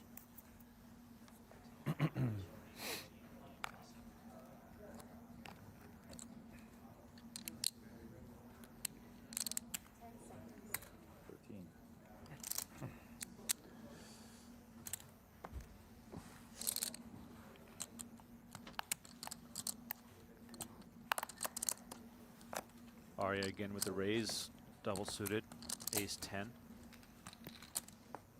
Takes it down. Arya, you're getting it done with aggression so far. Yeah, absolutely. But he's had a lot of very good hands. He's playing great. He went for that big bluff with the 4-4-3-3, and now he's just using his big stack well. I'm really excited about like being able to go watch some of the pool tournaments. Yeah. Because like 25 years ago, all the pro pool players would always come through Atlanta. Yeah. It was always, and now it's like there's no stops other than like the Derby and Buffaloes. Yeah. Other than that, you never get to watch good pool. Arya and Schulman both when with you the when you pool work history. for, when you do the commentary for them, is it just one-off stuff? Yeah.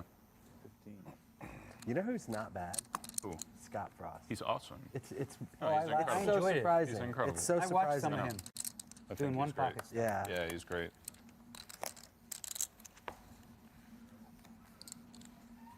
Not only did they bring me pork, but whatever they brought me, got something stuck in my throat like a piece of fucking wood. Are you ate it? Yeah, Did it was you? like in the thing, and I felt it. I'm like, oh no, now it's too late, and it's like stuck. It's like wood or something.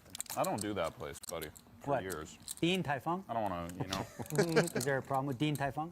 I mean, I'm not. Yeah, I'm good. Everybody seems to order Dean Taifeng. They are. Yeah. Dean Taifeng. Huh? Change my luck. This is a running shtick of Negreanu's. And it sounds like he did actually Racist eat a Daniel piece again. of pork. Well, here we go. There we go. Oh, Here we go, wow. Josh. Fucking PC police. It's oh on. boy. It's recorded. He made me do it. You know, Mickey does a good one. Mickey does. He loves. Really good. He learned He does a mine. bunch. Of course, And he loves doing it. Like with- I heard him doing Nacho, and I thought it was you. Yeah, but it Mickey's was got some him. chops. Yeah. He did a Dean Taifeng. Yeah. It kind of blew my mind. He likes mine.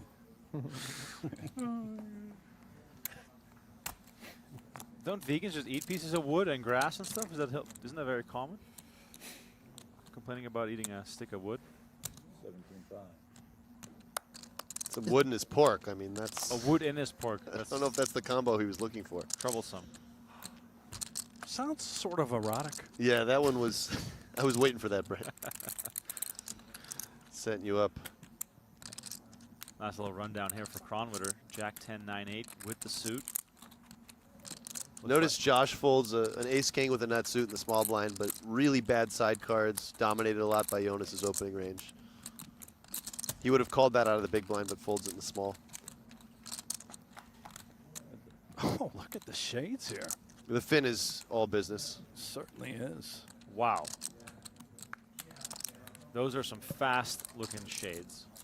And I wonder if Jonas is sporting the bucket hat because Jared Bleznick won this tournament last year with a bucket hat. Has to be at least in the back of his mind. Good strategy. I approve. Kronwitter continues here for 8,000 on the ace-9. Is this because he's more likely to have an ace in the situation? Yeah, it's the type of board where Ilias is going to have a lot of hands that just have to automatically fold, so Jonas can just get away with betting pretty much his whole range for a very small size, and then he can decide how he wants to proceed on future streets. Jonas does have the type of hand that may barrel some cards where he turns wraps and that sort of thing.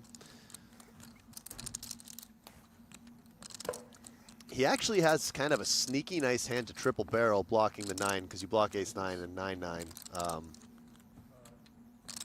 But it's not something you're going to do every time.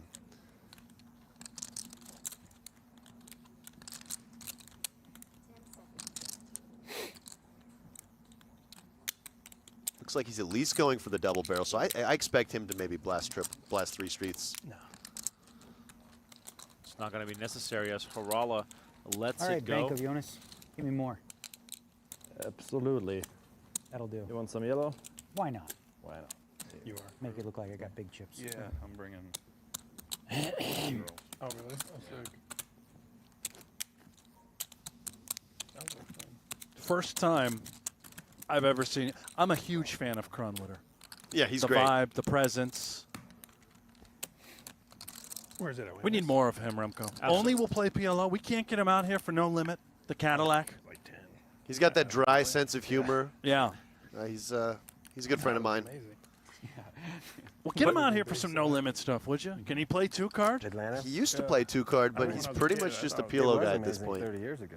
You'll notice a lot of players have chosen to specialize at this point. Poker's getting so tough, it's hard to be really good at all the games. It's still pretty cool. But then you have guys The like Reef and the Coast Negreanu are and really Osmus nice. who play all the games. Nick Schulman in that category as well. Josh even plays all the games. This table's got a lot of all-around players.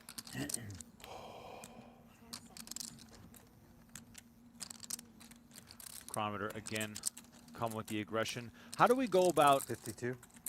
the pre-flop sizing? You know, we've seen limps, we've seen min raises, and now we see a pot size raise. What sort of goes on in the thought process? Yeah, there's there? actually a lot of different strategies with pre-flop sizing in tournaments. Some of it's going to be stack size oriented. At these stacks where Kronwitter's got 100 big blinds, I think anything between 2.5xing and potting is totally reasonable. It's a little bit stylistic. Some players like to play pots and then also mix that in with limps. Some people just like to mostly open and not use limps and then go for a smaller size. Well, Aryeh came with the 3-bet to 34-5. Kronwitter makes the call. He's out of position against Aryeh on These are ace-9-4. two pretty big flops. You got top 2 against top pair nut flush draw. We could see a big pot here. Yeah, so Aryeh, 49% equity here. Now, what's 40. Aryeh's biggest concern here? Well, Aryeh doesn't have huge concerns just because he can always, even if he's behind right now, you know, he's got the club draw, and he can hit a queen. Kronwitter has to be at least a little bit concerned that Aryeh could have the other 2 aces, but of course, having an ace himself, it's less likely. Yeah, so this goes back to what we discussed about Maximov versus Lonis. Top 2 pair, always tricky because it blocks the set outs for your opponent, so it feels stronger because of it. And I'm not sure that Josh is going to bet this turn, but if Josh did bet the turn, Jonas is all of a sudden in kind of a difficult spot. Yes, he has flopped top 2 pair. Now he's behind ace-jack. He's behind jack-jack and ace-ace, of course. But the other problem is that he's out of position with what I would call poor visibility, meaning it's very hard to know what runouts are good or bad for him. If a 10 queen or king hits, it's very likely he's going to feel like he's beat. In this case, he would be beat on all of those cards. And this is a nice bet from Josh because he's actually going to put pressure on Jonas to fold hands like ace-4 and ace-9 right now if they don't have any extra equity. And if Josh is behind, he's never way behind. So this is really good recognition from Josh and frankly, a very difficult spot for Kronwitter. I expect Kronwitter's going to fold this a good chunk of the time. Does Kronwitter still have all the options here between raise, call, and fold? Theoretically, yes. I think going all in would be a little bit spewy here, to be honest with you. Yes, it would be a nice play against Josh's exact hand because you get the money in good. But when you're behind, you're basically close to 0%. So if you do continue, I think you continue in the form of a call. Just hope that Josh has one of those bluff combos and potentially keeps bluffing on the river. But again, Kronwitter's out of position with poor visibility. I suspect he just lets this one go. And you do get into a lot of these sort of dicey situations when you call 3 bets out of position with these single-suited ace-high hands, although I can see why Kronwitter did because he's connected with a range of cards that don't interfere too much with Josh's 3-betting range. And you would have been going to your bank, too. Really? 3 jacks and a club draw and a gut shot. Oh, wow. Yeah. I would have turned. Look at that. So really nice play from Josh, who's played great Nice so far rejects. throughout this coverage. The club was coming, And I had 2 clubs. and I would have made a flush. Okay, probably. I think REA revealed the whole hand, and Kronwitter was able to see. Yeah, and the thing is, Kronwitter can't be too. Go ahead, Remco. Oh, here we Yeah, go. I'll jump on this one real quick, guys. We'll get back to the strategy in just a second. Kalshi is the first legal exchange in the U.S. where you can trade on the outcome of the upcoming election. Right now on Kalshi.com, markets are available for who will win the presidential election, who will control the House and Senate, who will win swing states, and more. Own the outcome. Sign up at Kalshi.com/PokerGo. But yeah, that hand, man, so much going on there. One of the things that I've been told about PLO is that you never want to fold when you have a lot of equity. So you don't want to bet when you have a chance to get raised by someone and then give up on equity. Is this a situation where it is okay to give up some equity because there's so much unknown still? Well, I think in that case, Josh was planning on calling a shove if Jonas did shove. He wouldn't have loved it, certainly. But, yeah, that's a rule of thumb is that you don't want to bet a hand that has a lot of equity but also would have to fold to a check raise. Those hands are often going to check. But that was a really nice position where Josh is also leveraging his nut advantage, meaning he's going to have a lot more top set. He's going to have, well, Jonas is not going to have top set at all. Just based on the fact that he was the 3-better, he's going to have some more ace-jack combos than Jonas probably.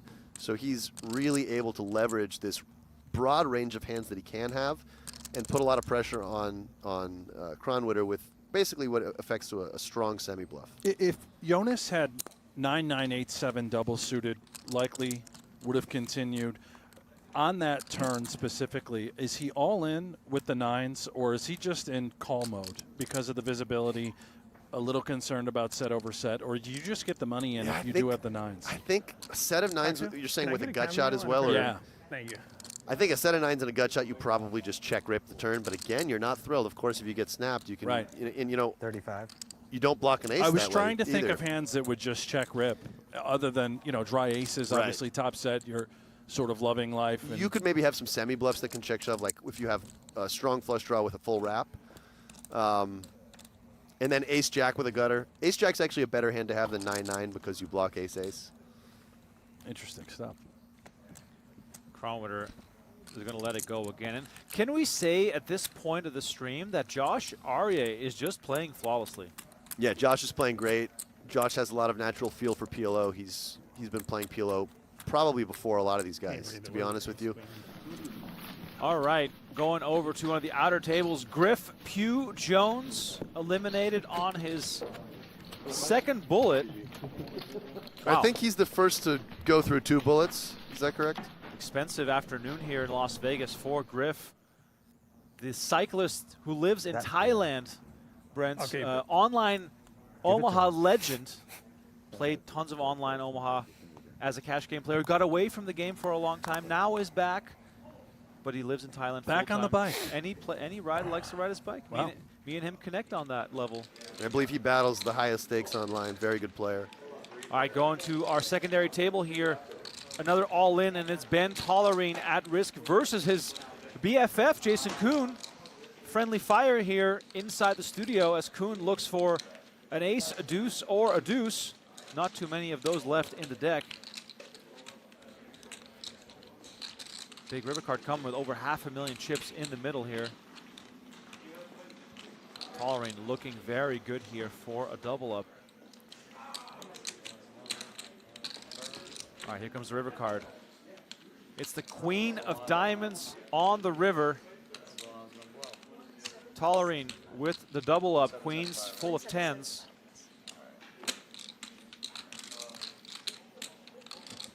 Two big hands clashing here. Just gets it in pure. I imagine a lot of that has to happen when it's button versus big blind. Yeah, it was. May have been a 3-bet pot. You know, I don't believe that it was. It was multi-way. It's multi-way, which made it even more unique and dynamic, and all the money just went in on the turn. All right, big double up for Tollerene on the outer table, but Osmus is still on top as we take a look at those chip counts presented by Vision GTO trainer Chase Steely. After doubling up Tollerene earlier, he is our short stack. Dylan Wiseman, who returned after getting eliminated, sitting on 125,000, and Kuhn still comfortable on 339. As we mentioned, one re-entry is possible, and so far, Brent, we're seeing players jump right back into the action. No surprise. I don't think anybody in this field was just going to be one and done. If you started early on day one, you're likely going to be re-entering. I do, however, expect some max late reg unique entries, right? Tomorrow you can still get in at the start of level 1. I think that will happen. Are we perhaps whispering the name Nacho Barbero? Yeah. You know, I think Nacho had somewhere to be. I think he said he had to get out of town. So that's unfortunate. Right? Unfortunately, we won't be seeing Nachito. I know the fans enjoy him. I don't know if any of us are qualified to do the perfect Nacho accent the way that Nick Schulman can, but it would have been fun to try. I'm just concerned now that I won't be able to find out how his sports action is doing. Ah, yes. Perhaps we can text him and get some. He some would updates. tell me. He would tell me. Yes. Be curious. Someone like Chino Reen could hop in there. Oh yeah. Max late reg. What about El Jefe? El Jefe. Any chance we might see him? Get Kerry Katz in there. Well, it's a good field so far. I know Seidel's been dipping his toes in the PLO water throughout the course of the smaller events. Perhaps he's. I know Aaron Katz final tabled this last year. Haven't seen him yet this year. Potentially he could come. Well, we're up to 37. Ben Lamb. Oh yeah. Ben Lamb, yeah, he didn't show up today, did he? Or did he? No. Don't believe so. Well, we're up to 37 entries so far. 38 last year, Brent. So it's without a doubt going to be larger than last year's field. That's a given. All right, action versus. Between Steely and Osmus, I should say. Jack, 8 deuce, 2 spades. And I would think this year's the year we see 100K PLO in the WSOP, given the popularity of it here in Europe. Absolutely have to. By the way, shout out to the commish who sent me a nice overview of the largest first prizes in PLO history. Jesse Lonis, winner of the biggest one, the 50K that had 200 entries in 2023. He won 2.3 million. Feels like 100K at the WSOP is just a matter of time. Brent, defending champ, Mr. Jared Bleznick, he graced us with his presence earlier, but sadly, no longer in the mix. Well, he busted his first bullet. Okay, but he has not re-entered. I did talk to him. He will be coming back. He's enjoying a nice meal at Carbone right now, trying to get the mind right, if you will, fill up the belly. Little pork. Little bone marrow. You know, he'll be back. Bleznick will be back. Carbone is in my Hall of Fame. Yeah, Blez is must-see TV, so I hope we get him back at one of the featured tables, ideally. I mean, he probably had all the cards ready to unbox on live TV. Sean Winter here raising to 17-5 with the double-suited ace-king. Tollerene on the button, contemplating with the tri-suit ace-queen. I suspect he's going to fold this. Oh, he does call. A little bit loose from Tollerene. Steely gets dealt the Badoogie nuts. Not so hot in this game.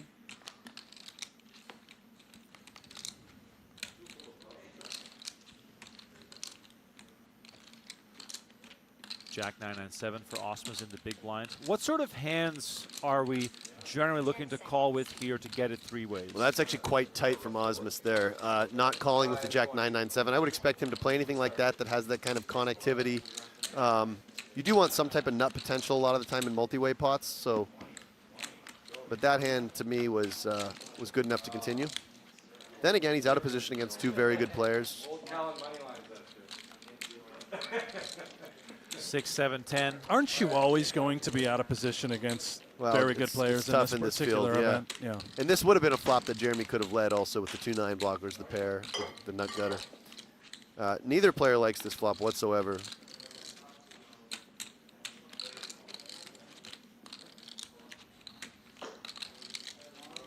I think it's going to be one of those ones where the first player to bet is going to win on most runouts, but Sean's going to have a hard time betting at any point. Yeah, I was going to say the words range advantage here for Tollerene. Yeah, it is, and so it's a flop that the thing about it is that Sean's going to be balanced here. He's not just going to check when he misses. He's going to check all sorts of hands that hit the board hard as well. That was a key card for my hand. Nut clubs and ace king. I kind of want like the key card for my Jack 10 of clubs flop. Huh? Key card for my hand also. Steely getting quite short here, so just looking for a spot to put it in, maybe get some dead money in there. Ideal for him would be somebody raises, there's a call, then he goes all in, and then the original raiser repots it and gets that caller out, and you get the dead ante and the caller's money as well. What a table here for Steely to sit at, surrounded by legends, future Hall of Famers. Gotta love the fact that poker is such an inviting game where if you have the buy-in, you can sit down with the best. This game, of course, a great example of that.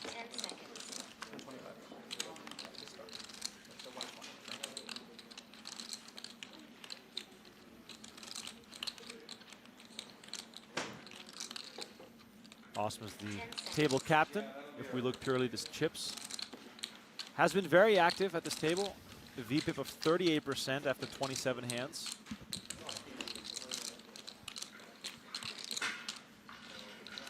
Yeah, you look at those VPIP numbers across the board, they're going to be a little bit higher than you see in Hold'em tournaments. Part of that is because you see quite a bit more limping in PLO than you do in Hold'em.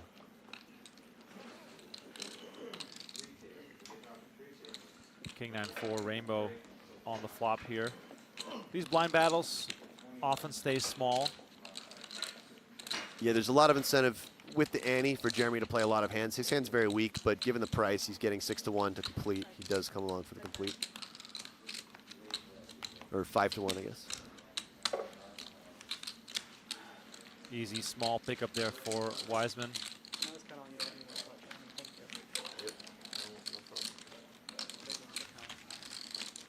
Seeing a new trend, Brent, the last few months or so of the orange tinted glasses. Are we channeling some fear and loathing in Las Vegas, or is there a method behind all this? I think it's blocking some sort of lighting. Isn't that the new thing? You're keeping out the blue EV waves or whatever it's called. 5G? Shit, garbage, shit. Could be the 5G, you know, you don't want to get, yeah. Ivy's been wearing those. Daniel, of course, has similar shades on. Nice one, man. Yeah, I mean, to be honest, when you're on one of these feature tables, there's a lot of extra lights. Sometimes it can be quite bright. I noticed a lot of players were wearing either the bucket hats or these types of glasses at final tables during WSOP, for instance, more than you would have seen in other years. All right, Chronometer here finds aces with a suit. Aryeh, the same suit with queens. Reardon also involved here, so very nice three-way action here. You have one stack of blue, Jonas? Man, could see a bloodbath here. I can't see his bird. Yeah. A low board with clubs comes off. But instead, we get 3 hearts. Okay, here we go. Ace, King 8. Chronometer absolutely smashes this one. It's going to be hard to make any money here. Well, he's got top set, but, you know, he's got to be a little bit worried about flushes. He smashes it against these 2 hands, certainly.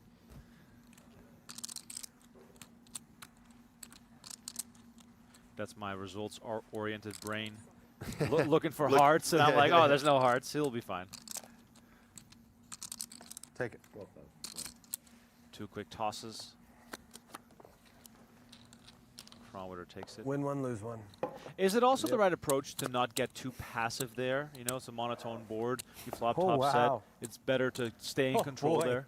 Yeah, I think you could play that He one had them diamonds. either way. One Uh-huh. advantage to Had betting those small diamonds is you out. can get called by the lower sets. Start building a pot against those hands. You actually have fold equity across multiple streets against low flushes as well, although without a big heart in his hand, it's somewhat doubtful he would brick off. I had, you had me in I bad had the shape. queen of hearts. I don't know. I had you what? In bad shape with the keys. So I had Jack 10 of diamonds and a 5-6 of spades. What hand I'm are y'all still talking happy I about? bet though. You know? Yeah, of course. What hand are y'all No, I'm talking good. about? When I folded after tanking for 2 minutes. Oh, yeah. He had the diamonds. I had diamonds. He had diamonds. You had the 4s and the 3s. Wow. You're sick. Nick's gotten that info. Should have thought about it. I could feel Daniel breathing down my neck for wasting his time. The board paired. I mean, what can I do? Obviously. Got a fool. I call. Let's take a flop. See what? Or I got 40. It depends. It's up to you. However you want to play it. John is not going to let Daniel luck. see a cheap flop here. Negreanu trying to talk Reardon into not applying the pressure here. I think he does want to get it in. Okay. You have it up, or your just word came down? I just looked at I got you. that. I Yeah, yeah. went back to see it. I was no.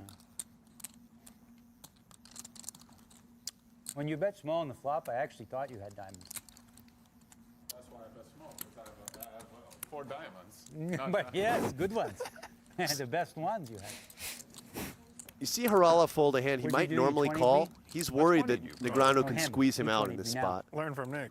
QP? Well, We got you the know same what? hand. I want to see what comes. We'll go from there. All right, so 26, Negreanu, plenty more where that came from. 26,000 Don't tell left him where you got behind. it. Hey, Paul, I might need chips, you know. Negreanu ready 300. to well, wait a minute. rebuy. Hold. How can I can't lose. Impossible. Here, That's bad news for me. 26,000. Good game. GG. You have 12% equity. Okay. 12%? Put it up on the screen. Probably, yeah. That's no good. You have about 12%? Put it on the camera. 12%. 28. Whatever. 12, 28. He's dead. It's actually 41. Bottom line is I have no idea. I get it in good as I do. Huh? I would have 10. Pocket tens? Yeah. Oh, baby. Okay. Dangerous call, you put. 6, 7, 8, 9, Jack, Ace, and backdoor hearts. It's a few. All the cards are across the whole top of the screen. the whole table. 18 outs. Yeah, the screen is filled with outs. 18 outs 60 for finishes Negreanu the to stay game. alive in this Make event. that easy. Very meaningful pot 6, you still. win the game. You win the game for 6. Come. He's right. A 6 is the only one that ends it King of officially. hearts? What'd that do? King of hearts. You got a return. hard Lost a I 9. know that. Now I got the heart draw, but I don't. Now I only have the Now you got really Ace, lost 7, control. 6, Jack, heart, You 7. got the full screen. A different one. Oh, the 9's no good now. Huh? I mean, it looks like I'm dead. Anymore out. Oh, the Ace is not an out either. What the hell? That wasn't a Still good 18 outs, Daniel. Maybe it was. I don't Just traded a few outs here, but Negreanu's still looking for one of 18 cards to stay alive. And the 3 of You clubs. fish, you put your money with that shit. Is When not I go gonna all do in, it. You crazy? Okay, you win. Give me chips, Paul. Negreanu ready to Damn it, re-enter What a shitty day of cards so far. after busting Okay, his I'm gonna first bust bullet. you all on the second bullet. Please give him the same seat. Yeah. The players at the table would love to get this That was a big fade. Good hand. Slightly John. steaming. Stop talking all day, that guy. I knew you guys are all rooting for me. Put open. That guy out of here, man. Okay. Had a few outs. slightly steaming like his dumplings earlier. Daniel Put it in Negreanu. good. Huh? You put it in good. You got to take advantage of the guy running bad. You want him to come right back. there. Exactly. He can't win. Yeah. Where am I? Here? All right, soft table for Negreanu. Oh boy. All right, we have Dylan Wiseman on his second bullet, mind you, all in here. Yeah, pure free roll here for Dylan. They've both got the straight. He's got the better clubs. All right, so 18% for the double. Otherwise, we'll see a chop. Do you see something I don't see, Jeremy? I had ace. Like, I'm saying, like, I have a free roll. Which box is which? River card incoming, and it is the 7 of spades, so this will get chopped up. Wiseman still on Is that right, guys? How do you want me to do this? about 150K. 30 bigs. I'll put my chip. I'll put them there. And What is that S graphic there? Split? Split. Okay. This would be a C, right? Yeah, I was thinking chop is the more common vernacular, but sure. S. Players start with 300,000 chips in this event, and Negreanu with a fresh stack, taking one of the harder seats in the house. We'll keep a close eye on him on the secondary table. Is this person going to the feature table? There's two tables that they could be going to. But only one person. I believe we just lost Sean Winter. He's now being moved to another table. I think he's going to the feature, perhaps. Table 1. Oh, it's table 1 in the other corner. Inside the aria? Whenever someone says table 1, I presume that's the streaming table. No, that room's Ivy's room. I don't care what they renamed it. I'm with you. I'm never calling that Yeah. table 1. Although they have a cash game now there that they call table 1. Right. The podcast even. It's still Ivy's room. Yes. How do you do it? Brent, where are those boys? No Justin Young in the mix? I don't think they're playing 100K PLO tournaments. He was in the 25 though. He'll get in there Yeah. and splash. The 100 might be a little much. Gino will fire this, though. And he's a regular in the table 1 game. Or ace, too. Did you say you're only 30-some%? I assume Gino will fire this. I think good chance. I don't think it's a lock. Time extension. It's like athlete or something. It's the best, in my opinion. Yeah, I like it a lot.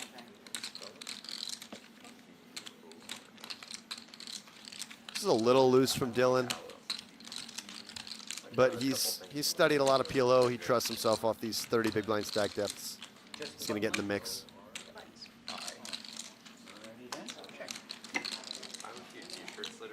Brent, you know Negreanu very well. Do you think he's actually steaming a little bit? You know, the pork dumplings came in, no good cards. Like, is he really like frustrated here? Yeah, I mean he's as authentic and as genuine as it gets. I think he was very frustrated. Started with the pork, ended up with not winning a pot. It's been a tough day 1. I think very reasonable stab here for Daniel. He's got a straight blocker, a pair, and 2 backdoor flush draws. It's the kind of hand you can start bluffing with, especially where he's going to have a lot of 4-5s in his range, checking out of the big blind. A lot of all sorts of hands, but that among them. 4 spades on the turn gives Negreanu a flush draw. Also now with 2 pair, and on this texture, Alex, do you think he continues to bet, sort of semi-bluffing in a way, trying to rep the 4-5? It looks like he has gone for the bet. It's kind of an interesting bet. You can get some aces up to potentially fold immediately. You do have outs when behind. And love it as played by Weissman, where he just simply called the bet on the flop with the nuts. And now just a very clear just call for Dylan. He loses to 5-6. He's getting free rolled by straights with spades. And he'll call every non-spade river, almost certainly. King of clubs completes the board on the river. Doesn't look like a great card for Negreanu to barrel on. It's not. I think this could further lead to more frustration for Negreanu, where you semi-bluff, you get called on the flop, and then you do decide to bet the turn, and you just miss everything once more.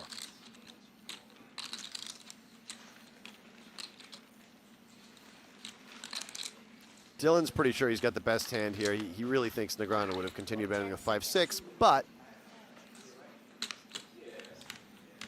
he's trying to figure out what he's going to get called. It looks like Negreanu kind of folded before we could see how much Dylan bet. He's trying to figure out what he's going to get called by and what size leads to the most calls. He ends up potting it, which is a little bit unusual, I think. I don't think Negreanu is the kind of guy who's going to hero call a set for pot there. Probably not, but perhaps the type that would consider folding.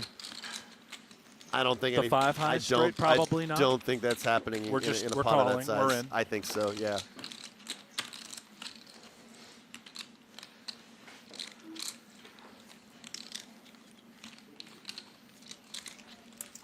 back over to our main feature table. A little quieter since Negreanu left, understandable. Josh Aryeh letting all the chips do the talking. He's our table chip leader as of right now. John Reardon, by the way, up 379,000 since our stream started, so he is the leader in that kind of sense, the most profitable player of the last 2 hours. And nobody's super short here. Harala's the shortest with 41 bigs, so you're going to get to see lots of play. This is exactly the kind of hand that makes a lot of sense to limp. You don't want to raise and call a 3-bet, but it's a little bit too strong to fold. And I expect John to over-limp this hand. But oh, he goes for, he proves me wrong. So what's the problem with potting here? I don't think it's necessarily a problem, and John is definitely an aggressive player. I just thought he might deem this hand a little bit too weak to want to pot over limp, just given that Jonas is going to also have some strong hands in his limping range. And, you know, John doesn't want to have to face a 3-bet from either one of the blinds or from Jonas limp raising. And of course, he is going to face a 3-bet here. Yeah, Aryeh finds aces in the 75. big blinds. Makes it 75,000. That should send alarm bells off across the table. If John's deuce was a 6 or a 7, he would always call this 3-bet. With the fourth card being a deuce, yeah, he's just going to let it go. I get a. We call that a dangler. Certainly is, yeah. He basically, he kind of has a 3-card hand, so to speak. All right, Aryeh picks it up without resistance, which in PLO is not too bad. Winning a hand with aces is not a bad sight. All right, it's the perfect time to get your hands on some exclusive PGT merch right now in the PokerGO shop. Select PGT merch items are on sale, including some that are marked down by more than 20%. Head to shop.pokergo.com and visit the sales section to save big. But you better hurry, because there's no guarantee how long these items will last. Shop now at shop.pokergo.com. Brent, my favorite new hoodie, and I'll give credit to you because it makes me think of you, is my white No Gamble, No Future crew neck sweater. Oh. I'm a big fan. Is that right? I just want to point that out.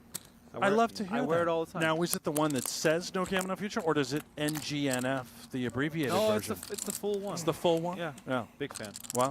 Love that. Picked it up during the WSOP, and it's been in the rotation. Great brand, great merch. Absolutely. Great designer also. Yeah. I hope you didn't get it for. You're the Wheelmaster General. You didn't get that for free? No, I didn't pay for it. Oh, I said goodness. I acquired it. Yeah. During WSOP. Okay, good. I saw an open box and I just took one. Here we are, back in play. Harala versus Kronwitter, Euro on Euro action. Yeah, Harala's got a really strong hand. I think if the positions were a little different, he would have considered 3-betting this hand. But Jonas opening under the gun, he's in the big blind. He likes to just call. Another flop that you can definitely play some leads from the big blind. Ace of Hearts on the turn. Now there might be some hesitation here with that flush draw completing for both players. Note that Jonas does have the King of Hearts, so if he does bet, he's a little bit less likely to get check raised. Having said that, his hand is strong enough aces and tens that he doesn't certainly need to turn it into a bluff. If he had some other combos with the King of Hearts, he might consider turning his hand into a bluff. But he may just elect to go for a little bit of value and protection here, knowing he's less likely to get check raised by having that King of Hearts. Kronwitter reaching for chips here. And actually kind of an interesting decision for Harala because he's way ahead of a lot of the bluffs. But again, he has that kind of bad visibility. Given the price, I think he is just going to call here, and it's going to be some nice value extraction from Jonas. Yeah. And river should go check on most rivers. So Harala makes the call for just 12,000. 3 of hearts completes the board. Check. 2 pair. Quick check, and Kronwitter shows off the better 2 pair. So that's a nice bet there from Jonas, getting a little bit of value, knowing that he's not going to get check raised as often when he has the King of Hearts, and he's just not facing as many flushes.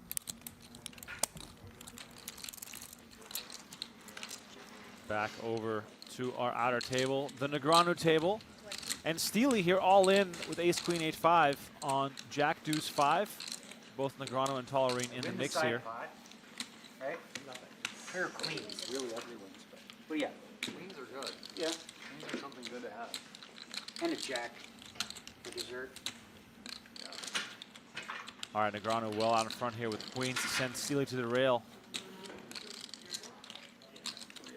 Well, he's got some live cards. Backdoor hearts working. Yeah, you could go backdoor wheel or Broadway as well. Might see Negreanu explode if he loses this one. An ace would be great for you. Given how the day has been for him. And he wins a heart too? I gotta cover your queen. I mean, ace of hearts is a little. You already have the queen. Have the queen. Oh, He's big. never mind. That's I got the queen of hearts. any now. ace, okay? That'll do. Or a heart, just for fun. Yeah. That's more fair. A heart's a fair trade.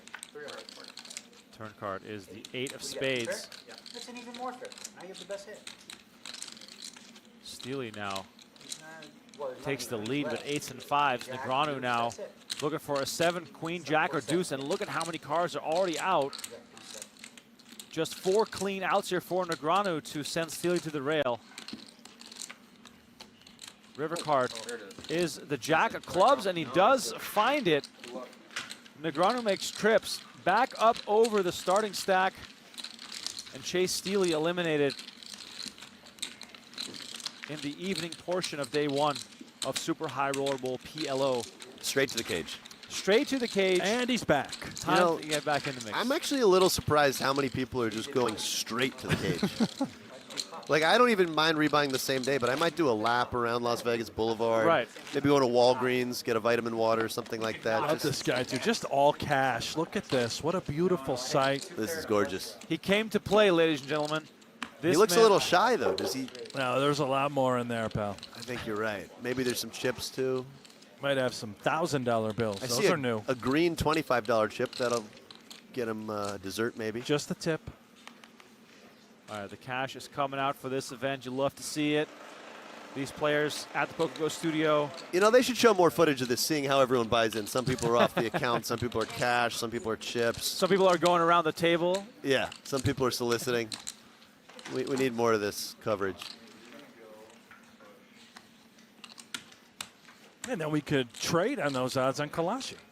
That's right. Exactly. No small blind will be the decider. Kuhn there had a hand that would have been a prop bet in my home game if he won the pot, getting dealt 3 of a kind in your hand and winning a pot with that. Oh, I like that. Yeah, I used to run a small game in Halifax, and it was $25 a man if you won with that. Or no, it was $50 a man, I think. And then if you got dealt quads, it was $500. Now, were you raking that game? Absolutely not. Attaboy. At our final table of the PGT PLO series, it was Sammy Sipola who got dealt four fours. That's right. I heard that one, yeah. And at least if you get dealt the 4 aces, you might try to win the pot, but 4 fours is pretty tough.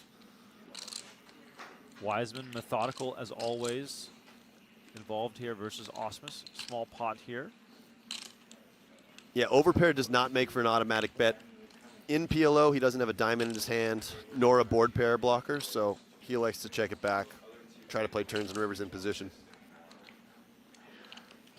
This is a board where, so I think it went limp call pre from Jeremy, blind versus blind. Oh, no, sorry. Dylan raised under the gun and Osmus defended. This is a board where Osmus can definitely attack pretty widely. He's just going to have a lot more of these lower cards than Dylan will raising under the gun. Don't know what he has. And this should often go check again. But Dylan may just decide to fire one off here. Has the 4, perhaps there's merit in trying to fold out a bad 2 pair? Yeah, if you think that Osmus is going to bet most of his good hands on the turn and not check raise at a high enough clip, then this bet has some merit. He also does have a spade. These little things matter, like if he had no spade and no diamond, maybe he would have checked this hand. You just slightly reduce the amount of continues Jeremy has when you do have that single spade. You also give yourself some opportunity to turn your hand into a bluff on a spade river. Board completed with 3 of clubs. Potentially a good card for Dylan if he is up against a hand like jacks and 6s, jacks and 5s, 6s and 5s. Would counterfeit all of that. Correct. Jeremy looks like he's thinking about this. Does check.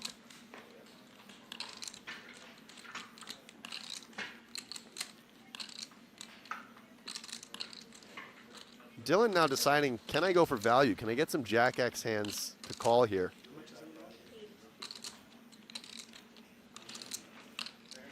He bets, kind of repping. 10 seconds. I mean, all the draws Right? missed, The so draw- yeah. it, So it what is. are we repping? It's a reasonable bet. He's trying to say that he could have a bunch of these missed draws. When you can have a lot of possible bluffs that are very natural, then you also get to value bet a little bit wider. It's on the thin side for sure, but certainly is reasonable. So we're betting for value here. Yeah, this is a value bet, Yeah. 100%. Yeah, he's trying to get some type of hand that contains a jack to call. Now, when Jeremy's deciding whether to call or not, he doesn't want to have diamonds or spades in his hand because he wants Dylan to have those cards. And Osmus ends up folding without giving us a peek. Wiseman chips up a little bit, but still below the starting stack. I'd say the river bet there was thin but reasonable. All right, here's a look at the great game Pot Limit Omaha all-time money list. Elias Parsonen, 4.5 million.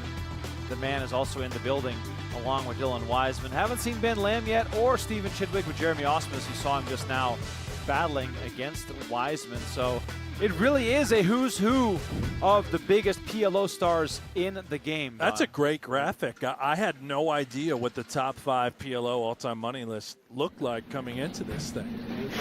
Oh, look at this. Mickey Dueck eliminated and not straight to the cage. Perhaps off to Walgreens for a vitamin water like Alex said, but he's got 2 Perriers in his hand, maybe out to buy a third. I'm not sure. Well, Dueck eliminated here as we're coming up on our last break of the night in just a few minutes. We've got 2 more hours of coverage after the upcoming break. Osmus and Wiseman here 10 seconds. going at it all again in the blinds.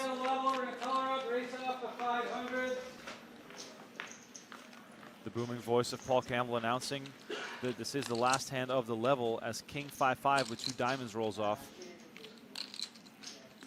Osmus picks up a flush draw.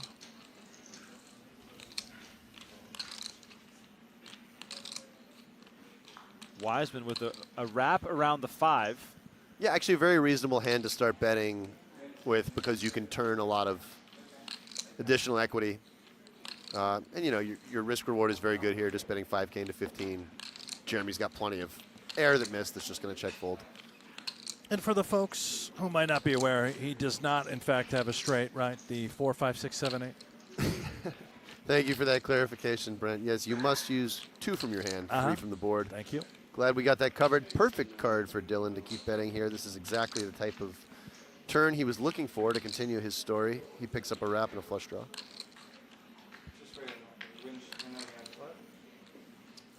10 seconds. Pot bet of 25,000 from Wiseman here on the turn. Yeah, great play from Dylan. He's putting a lot of immediate pressure on King X to fold. Jeremy's hand as well, where you have medium pair, medium flush draw. You're not sure what card you're looking for necessarily. Obviously, the 8 is good. Not so sure on a diamond. Probably going to have to give up the best hand here. But he does get curious. Good call there from Jeremy, recognizing Dylan's a very capable player.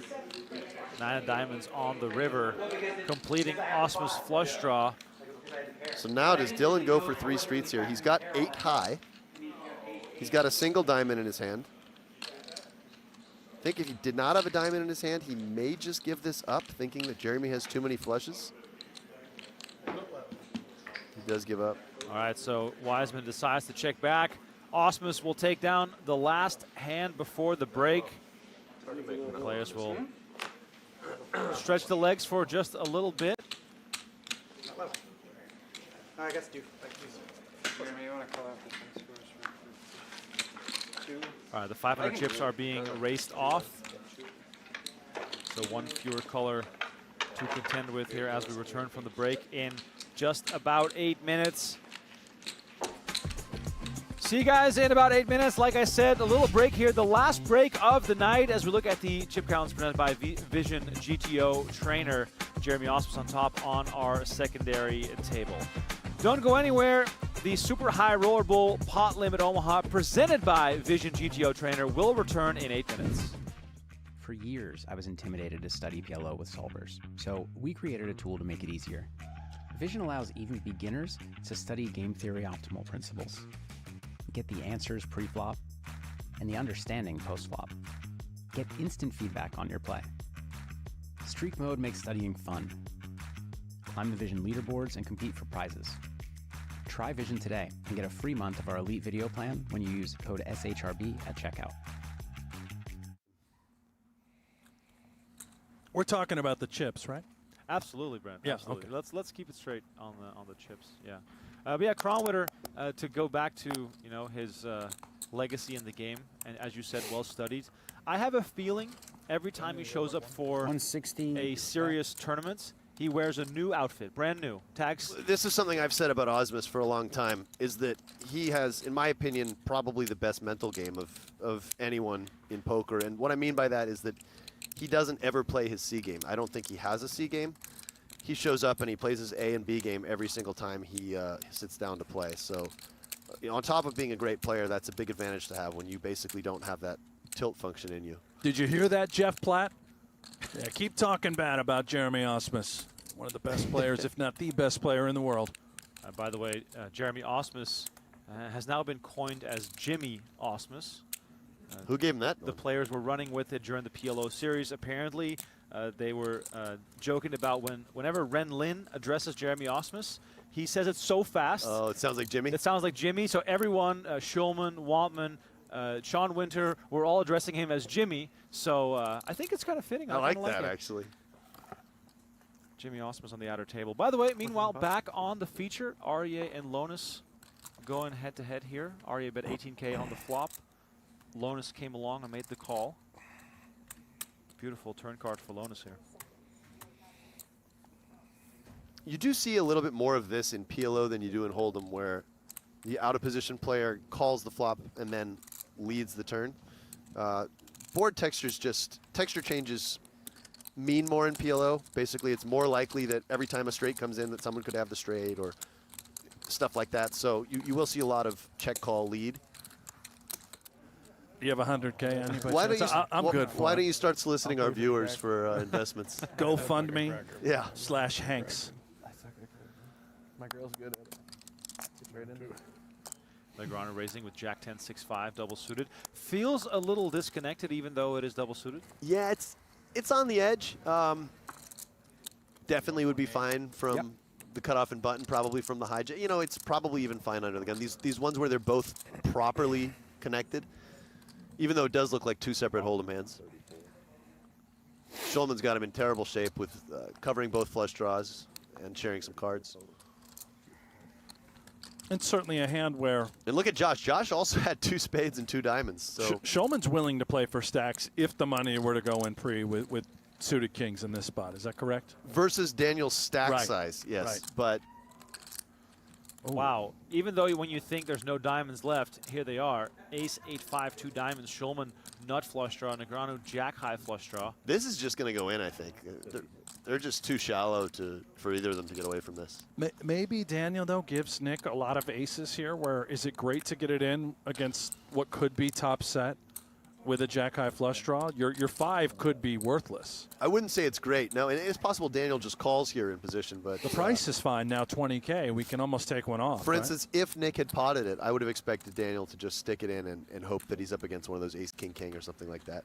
All right, so Negreanu is going to make the call. 83,000 left behind. That could all end up in the middle. This is a very interesting card. Negreanu picks up some additional equity, and Nick cannot like this card that much, even though he also picks up a gutter. So what's Nick mostly worried about here that Negreanu plays this way, even pre-flop? Well, certainly the 7-6 combos are in there. I think given the pot size and the stack sizes, Nick's just going to stick it in and hope Daniel folds some type of ace-X hand. And here we go.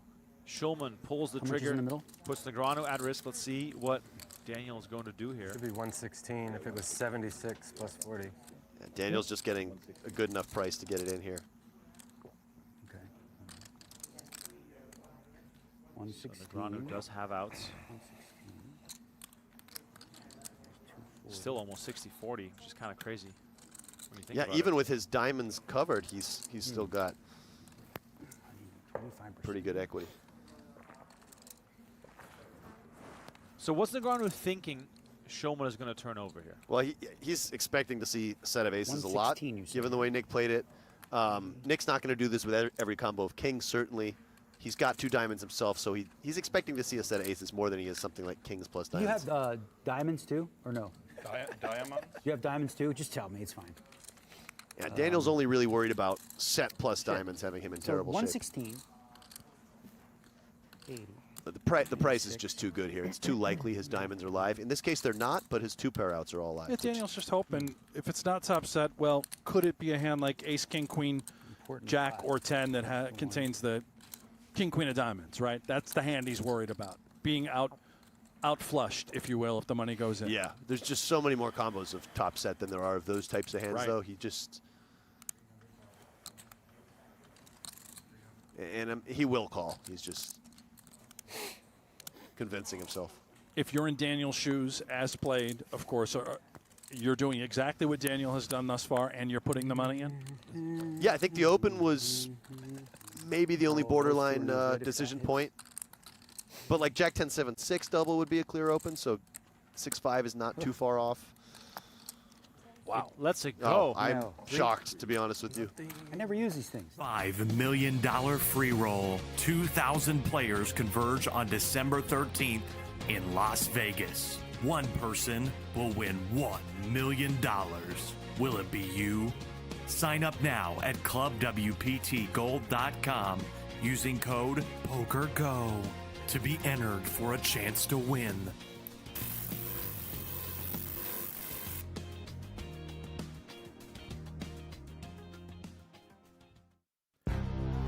Welcome back to Las Vegas for continued coverage of the 2024 Super High Roller Bowl PLO. We're still on day 1 at the PokerGO Studio. My name is Remco Rinkema.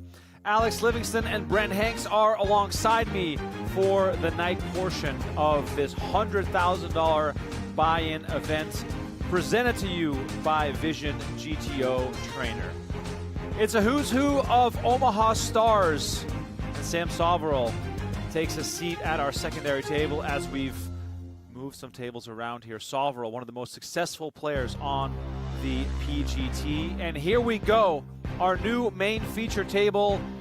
They went heads up last year. Jared Bleznick and Isaac Haxton side by side at our feature table. This could be fun. Bleznick always up for some good chatter. Haxton always playing the sharpest game out there. We'll run through the other players at the feature table in just a second as we have 2 more hours of high-stakes Pot Limit Omaha coverage for you here. Blinds are up to 3,000, 6,000 with a 6,000 big blind ante. I mean, there's a card on the floor. I don't know. And Brent, what a change of pace from what we had before the break. That certainly is. The defending champ versus the runner-up. The features, sports cards, Mr. Bleznick. He's on bullet number 2, and we flashed over at Sammy Biscuit, Sam Soverall, also on bullet number 2. Ike's just causing trouble. We have my fellow Dutchman, Ronald Keizer, in the center of your screen, a current Los Angeles resident. Ellis, the food in Jeju is good, but not where the resort is. Yeah. Sammy Sipila and Elis Parsonen, You like seafood? 2 of the most Best seafood feared in the world in Jeju. PLO players, both from Right? Finland. See? At the table here. Alex Foxen also present. So a change of pace, some different faces, but a very stacked table yet again here. All right. Absolutely, This is- very strong look at this- table here. Look at this card. Probably the one on the from the Oh, floor. yeah. Look at that card. It's very bad. Too. Talk to me about Sipila here. Yeah, so Sipila, good friends with Joni Jukiminen and Elis Parsonen, a fellow Finn. I mean, I think if they keep the hand. He has had a lot of good Oh, yeah, like online keep the card results up? for a You number of looked at it. years, but I just they looked at ask it, if yeah. you want to. apparently the Finns were actually making That's fun the of wrong him order. for how poor his live results I know. were. All of Well, that I changed I don't think last We need a new PLO deck. series. We need this card. When I believe he won Yeah, that card is marked. 2 tournaments and got second in a 3rd one, and then he went on to win a tournament in the Triton series as well, a PLO tournament there. Oh. So he's been on, and he got second again in the 25K this series, as well as This card is perhaps like another the worst victory, card I've certainly ever seen. another final table or two. Now, So all PLO or a little bit of no limit mixed he in? is a pure PLO specialist, All as a right. lot of the Finnish guys are. Are you saying that the Finns should make fun of your results to perhaps trigger some internal motivation? You know, I always love when people talk shit to me about my poker game or my results. It does light a fire Yeah. up under me, I feel like. So, yes, I welcome that. But this is a very, very tough table. Ronald Kaiser, great player, cash game and tournament background. Foxen, tournament background, certainly. Started mostly as a no-limit guy, but he's been playing increasingly more PLO. And just a very tough player with a good table presence. Ace deuce 10, 2 spades here. Kaiser for now. Our table chip leader with 140 big blinds, so stacks are very deep. Might see some play resembling cash play. Absolutely, yeah. This is the fun of these events with good structures, is that you do get a little more play. It's not so fun when everyone's 20 big blinds and less. Alex has nothing here, but as the pre-flop raiser, just leveraging his advantage on these ace Broadway kind of boards. Foxen gets to take this one down. First hand, post break.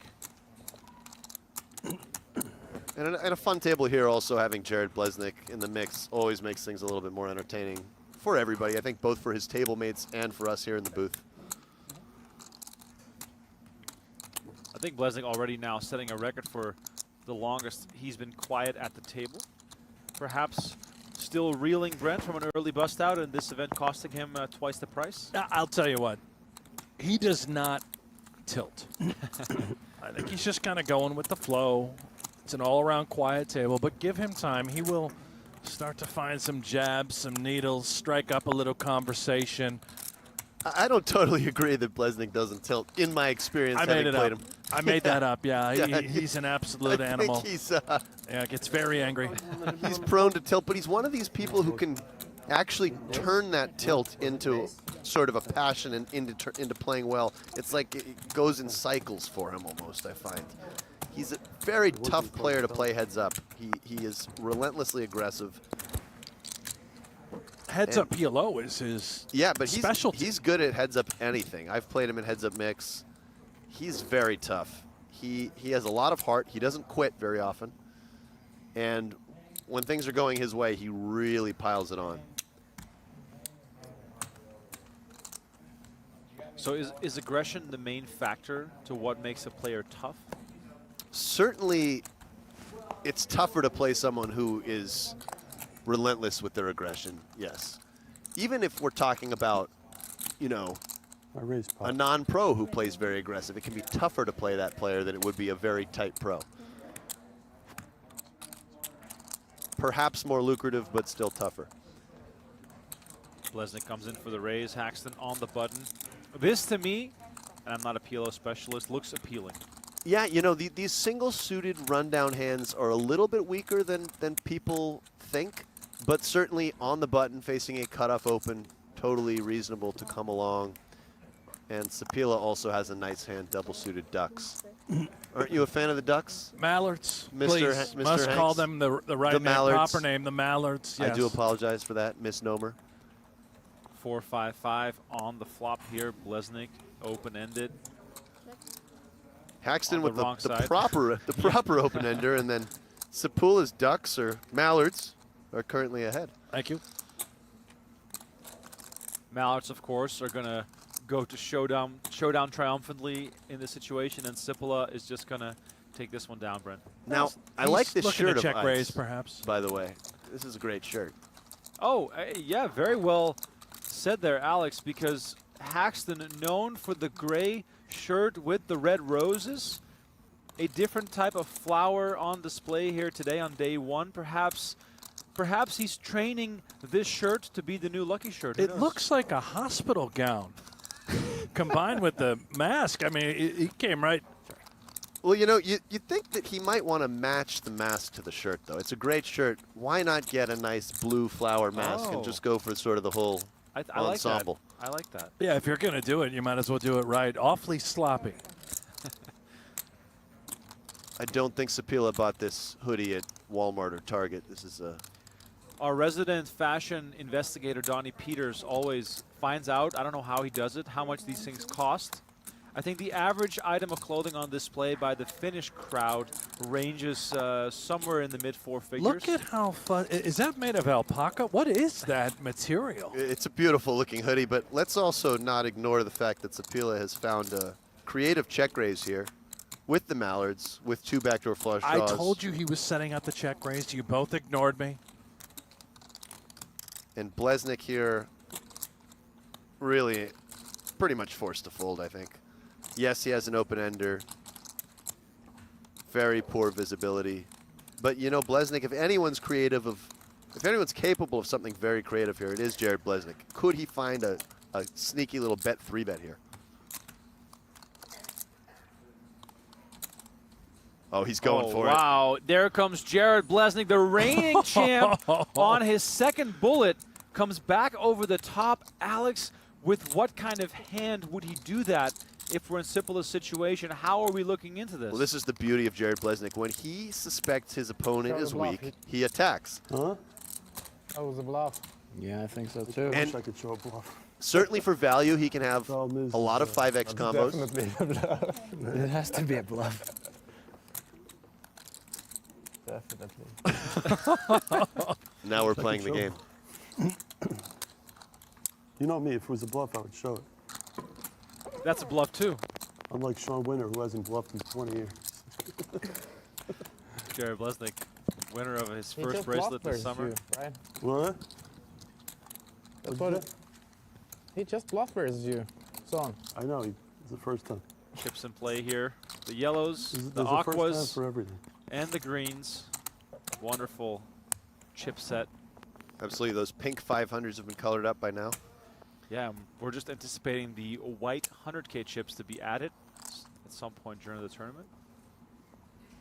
It really is a nice set. They've got a great weight to them. Nice size. We're still talking about the chips? Brent's on that duty. We're talking about duty?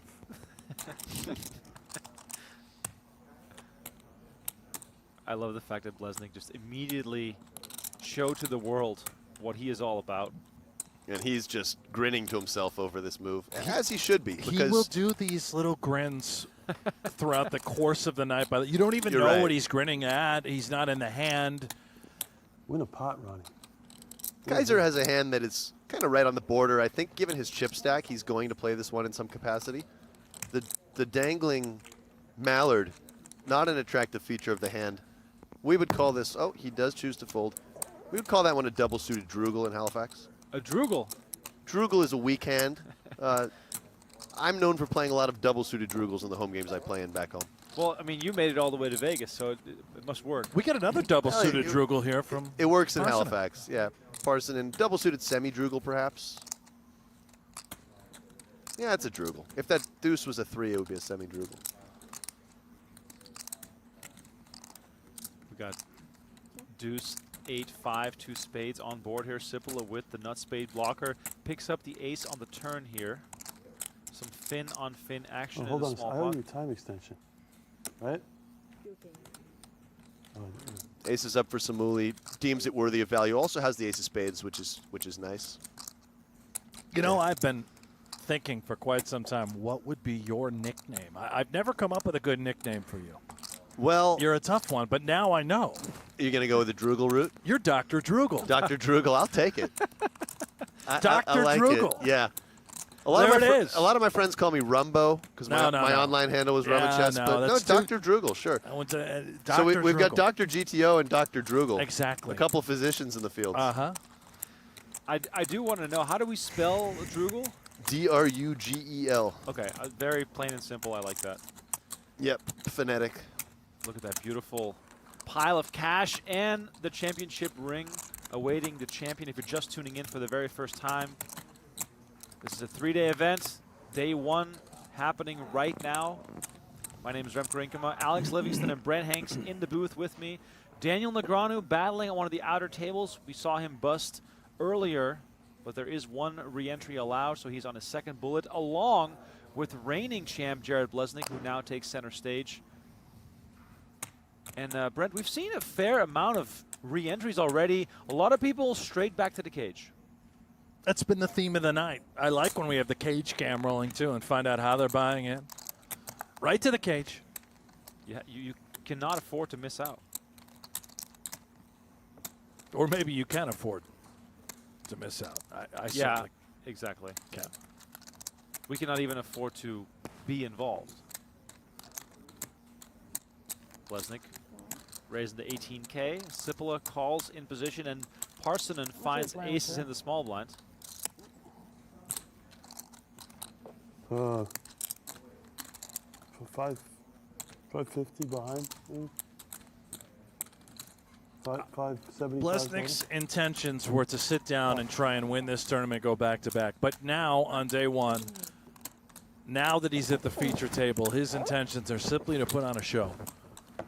So not a very fun spot here for Bleznick. This is, again, the type of hand that some people would limp at some frequency because you don't want to raise and face a 3-bet.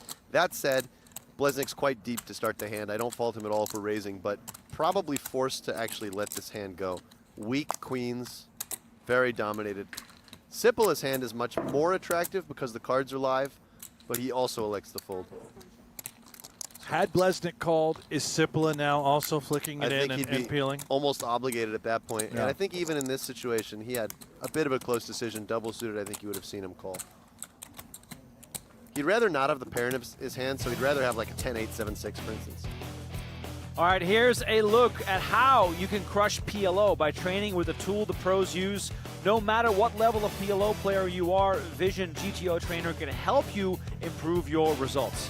Head to runatonce.com/SHRB and use code SHRB at checkout to gain access to the most powerful PLO study tool available, as well as access to more than 8,500 training videos from pros like Phil Galfond, Jason Kuhn, Dan Smith, and Jeremy Osmus.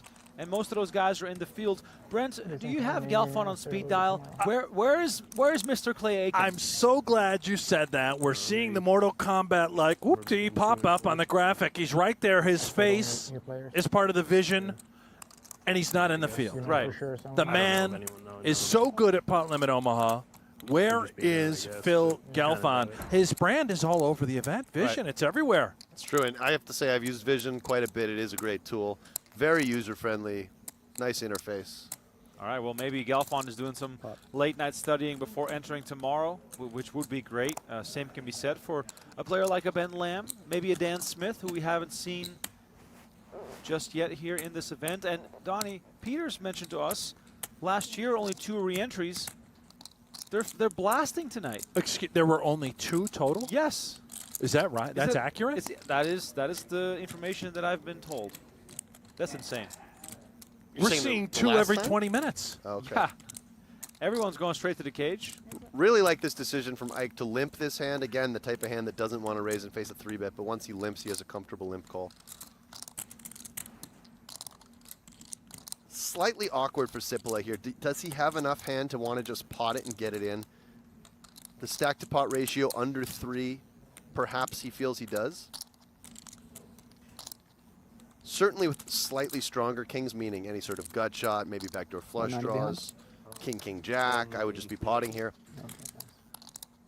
And I think he probably will elect to pot, but it's a little bit on the border with this exact stack setup. 69. Very nice pot size. Very nice. Nice one. And you see Sipola does just go for it here. You'll see on these with the overpairs on these sorts of boards that are rainbow with no straights possible. These overpairs are pretty happy getting it in when the stack to pot ratio is this low. If they were slightly deeper, then the hand becomes a lot more difficult to navigate, and maybe he plays a little more finesse.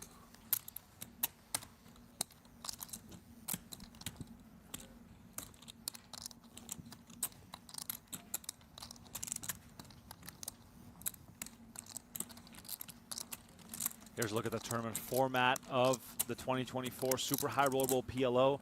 $100,000 buy-in, cold hard cash. We're playing 7-handed, 60-minute levels, and there's a 30-second shot clock. to speed up the action. So far, Brent, we've seen rather fast decision-making. Yeah, zero tanking. It is day one. You know, a lot of times the tanks don't come out until you're nearing the cash on those ICM bubble spots. But maybe, to Daniel Negreanu's point about this collection of PLO players, why they're the coolest, why he enjoys playing with them the most, maybe they don't do any of that. Maybe we just play, no tanking going on, which has been a problem in No Limit Hold'em. That is one thing I'm going to say. You know, I'm a little biased here. I've played a lot more PLO in recent years than I have Hold'em, but man, the tanking situation has just gotten out of control in Hold'em, and it is so much better in PLO. Which is funny because there's a lot more to consider in PLO. In some respects, there certainly is. Yeah, more combinations of hands, equities running closer. Bleznick and Haxton back to their comfort zone in reference to last year when they played heads up for, I believe, 7 hours to conclude this event. A couple of hugs last year when they were heads up initiated by Bleznick. Yes, there was hugging involved. Sports cards were also in the mix. Yeah, I'm surprised they're not on display as of right now, as the man who goes by Backer is probably... And we haven't seen Isaac Kempton yet in this event, I don't believe. Oh, the Nightcrawler. Yeah, where has he been? I don't know. He was the one who was sort of the victim of Jared pulling out the sports cards in the middle of a hand that I believe either eliminated or perhaps reduced Kempton's stack. One of my favorite characters in the game, Isaac Kempton. Oh, he's awesome. Yeah, everyone loves playing with Isaac. It's always a little bit unclear the extent to which he's trolling with some of the stuff he says. Sounds like someone who's sitting right here with us. Also sounds like somebody in this hand. Ike?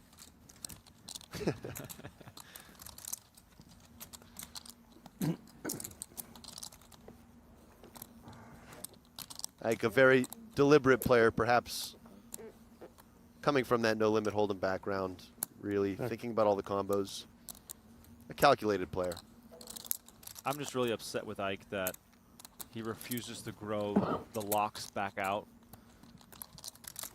I'm trying to remember. Did he have super long hair at one point? Oh, the Aruba days. Remember the outdoor tournament? Heads up against Ryan Down? Okay, that was a long time ago, wasn't it?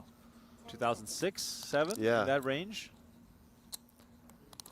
That's really when the legend of Ike was born. Absolutely, that hand, heads that up one battle, hand. that hand, the bluff, yeah. Now let's see if Jared ever considers turning this hand into a bluff. He does block the nuts, but he may also feel he just has enough showdown value to call, and he's got a hand that could kind of go all three options. He does find a nice fold. Whether or not the check raised pot would have worked, we'll never know. All right, so Haxton gets to win a few chips, and he needs them. He is our short stack, the Poker Pro from New York, New York. Graduated from Brown, degree in philosophy, to no one's surprise.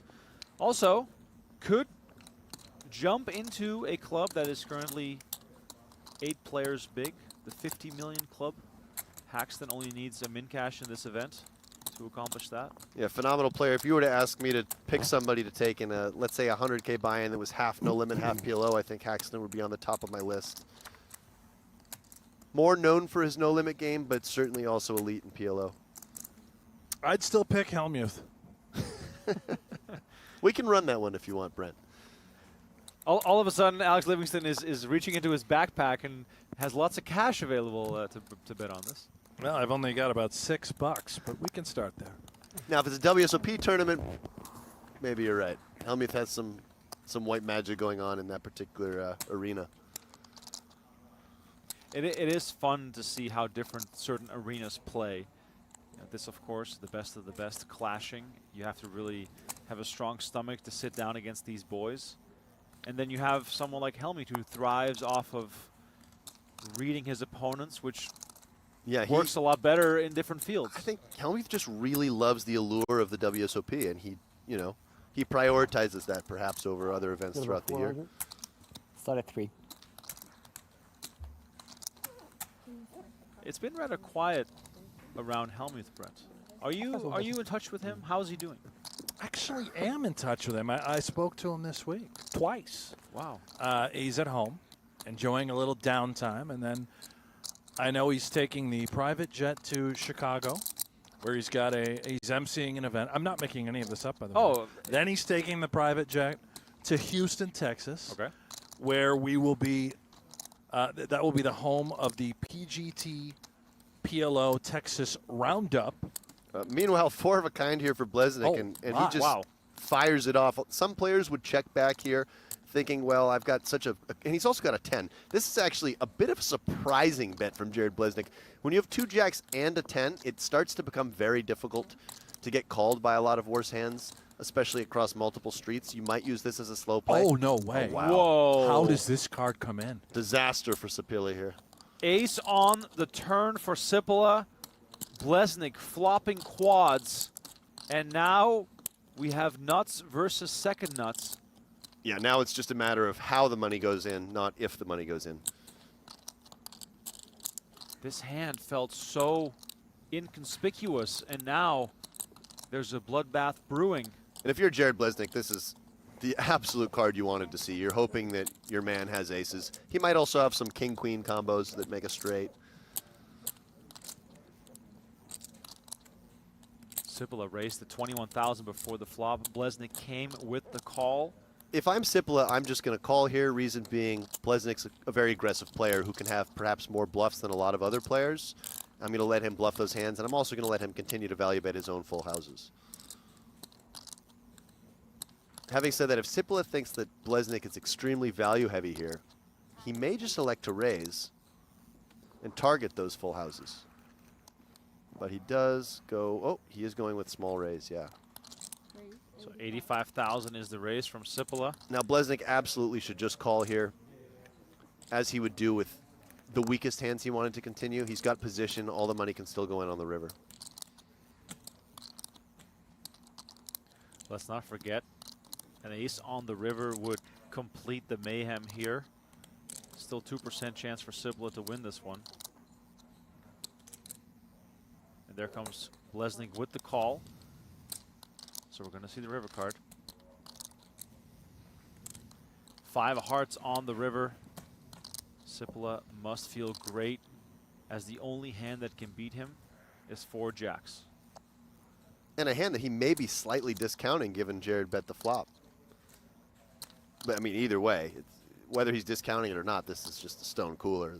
Sipila's always going to shove here. And hopefully Jared doesn't slow roll him, although it would be entertaining. All in. He does move all in. Oh. And Bleznick comes with the snap call. Sipila accepts the defeat graciously, taps the table, and walks off set. Nuts versus second nuts. What a gross way to go out for the accomplished Finn. Winner of the PGT PLO series earlier this year. And reigning champ Jared Bleznick rakes in the chips very quietly. And I believe that was Sipila's second bullet, if I'm not mistaken, so I think he might be out of the tournament. That's as cold as it gets. Perhaps reason why he must wear such a warm sweater. He looks dejected, understandably so, and Bleznick is up to 868,000 chips. Huh? I had an ace. One out. ace? Ronald Kaiser admitting he was the keeper of the final ace. So Sipila was indeed drawing dead. As we head on over to our outer table.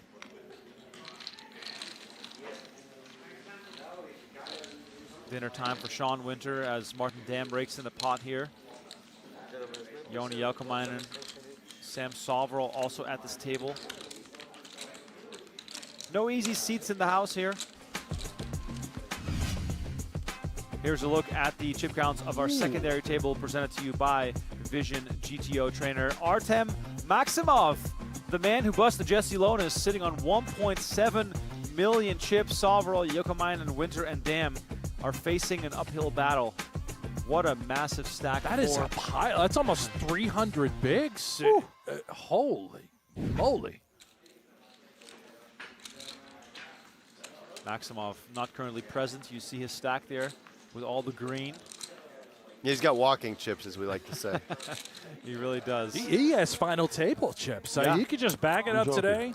Doesn't show up on day 2 and could probably have average chips at the final table. Now, the nice thing about PLO tournaments is you can really apply pressure. Here's the feature table chip counts. Bleznick on top. We're going to go on a short break. Just having to rebalance and organize these tables with the recent eliminations. Bleznick on top here. Kaiser still comfortable on 642,000 as we pan out and perhaps show you a little look around the room. But we are being told that the players are taking a short break to balance and organize these tables. Everybody waiting for the next hand to be dealt. A little casual vape action there in the back corner of the room. Yeah, vape them if you got them, baby. All right, we'll be back in about 8 minutes. We still have lots of poker left to be played here on day 1. Don't go anywhere. We'll be right back.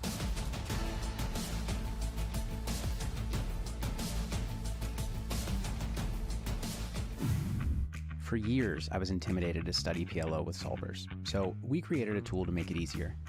Vision allows even beginners to study game theory optimal principles, get the answers pre-flop, and the understanding post-flop. Get instant feedback on your play. Streak mode makes studying fun. Climb the Vision leaderboards and compete for prizes. Try Vision today and get a free month of our elite video plan when you use code SHRB at checkout. We're talking about the chips, right? Absolutely, Brent. Yeah, absolutely. okay. Let's keep it straight on the chips. Yeah, but yeah, Kronwitter, to go back to his legacy in the game, and as you said, well studied. I have a feeling every time he shows up for 160 a serious tournament, he wears a new outfit, brand new. Tags literally have just come off. Walked into the room the other day with a Gucci bag in his hand. This man definitely... He's a bit of a fashionista. Actually, it seems to be trending that in high-stakes poker, these guys are trying to be a little bit more fashionable, and it seems to be something that's on the up and up. Everyone used to wear those free hoodies you would get when you showed up to a tournament. Right. Nowadays, they go to Still see some of that, but to the fancy stores. But a lot of the guys like to dress it up a bit. Speaking of limping here, Schulman with the button limp. REA coming with the aggression with a double-suited small pair. Yeah, and it's a great raise from REA. First of all, the hand is just quite good, actually, but also you have a lot of deception value. You're going to hit some flops that you're not expected to hit when you raise out of the small blind with a hand like this. Explain to me the button limp. We've seen Reardon do it now as well as Schulman. No. Is it simply all about position and the type of strength that you have in your hands, particularly dry queens? Yeah, the main idea of limping in PLO, whether it's from the button or other positions, is that you have a lot of hands that want to see flops, but don't necessarily want to raise and call 3-bets. Also, given the presence of the ante, your price to play hands is quite a bit better, which allows you to play more hands.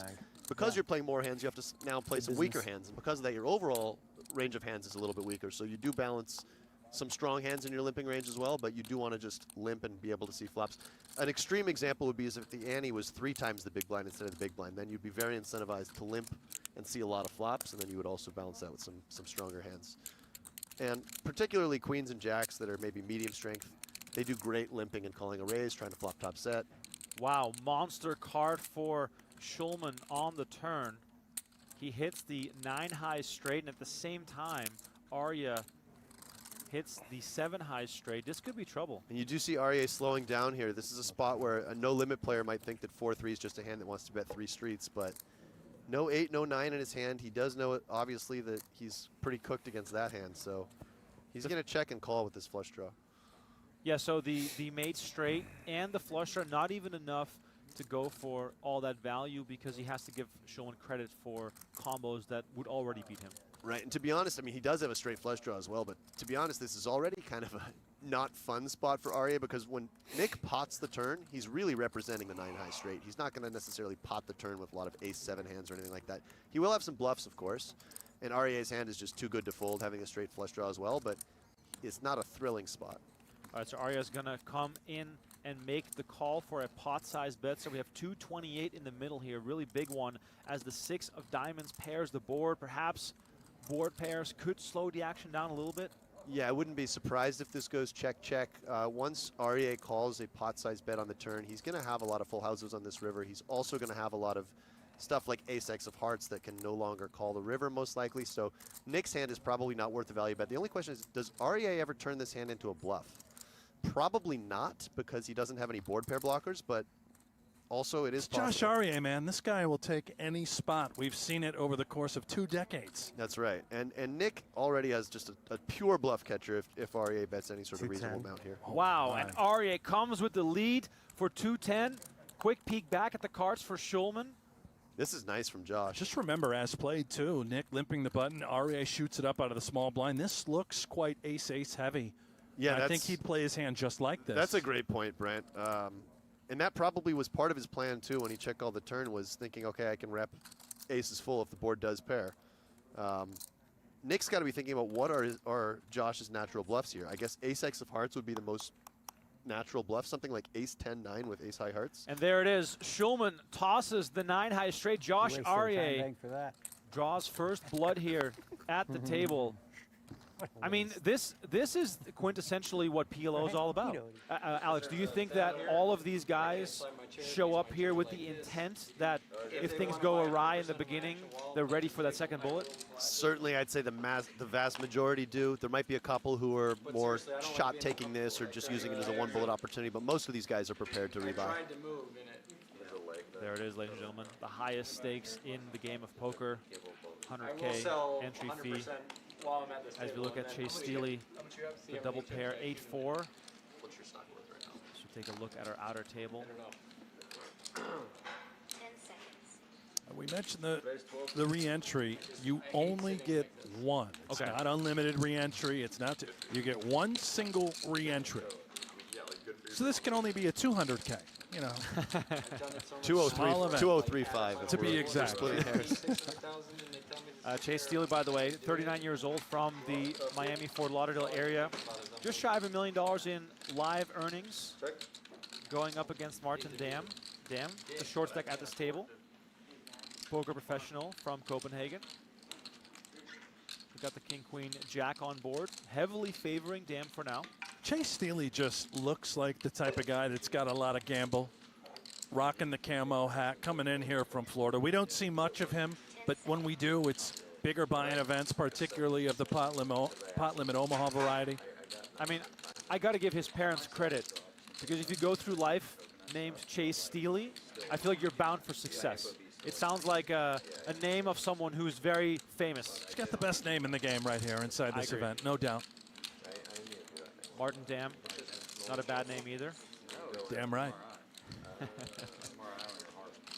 If you're Dam here, Alex, how do you interpret this continuation bet? Well, it's a very small bet. I'm definitely not going to fold top pair in an open-ender. It's a bit of an interesting bet from Chase with basically no relevant cards to that board. He's kind of just banking on his pre-flop range advantage, but I would say it's a risky bet when you don't have any Broadway cards in your hand. I told you, the man likes to gamble. That's right. Let's see if he follows through. $5 million free roll. 2,000 players converge on December 13th in Las Vegas. One person will win $1 million. Will it be you? Sign up now at clubwptgold.com using code PokerGO to be entered for a chance to win.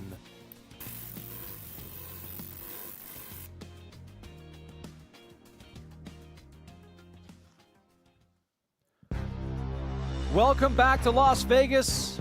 The 2024 Super High Roller Bowl PLO Day 1 continues inside the PokerGO Studio. All the stars are in attendance. My name is Remco Rinkema, Alex Livingston, and Brent Hanks alongside me for the late night portion of this Day 1. The buy-in was $100,000. Many players have already re-entered and will put their entire tournament life on the line if they decide to go for it. Defending champ Jared Bleznick is at our feature table, along with last year's runner-up Isaac Haxton and Artem Maximov, the man of the hour. Our overwhelming chip leader with 1.7 million chips takes center stage. Brent, what are the odds this guy makes the final table? Very high. I'm getting a look at him for the first time, I think, ever. On a show, this guy's a gangster. Oh, yeah. He's got some style for sure. He's got some swag points.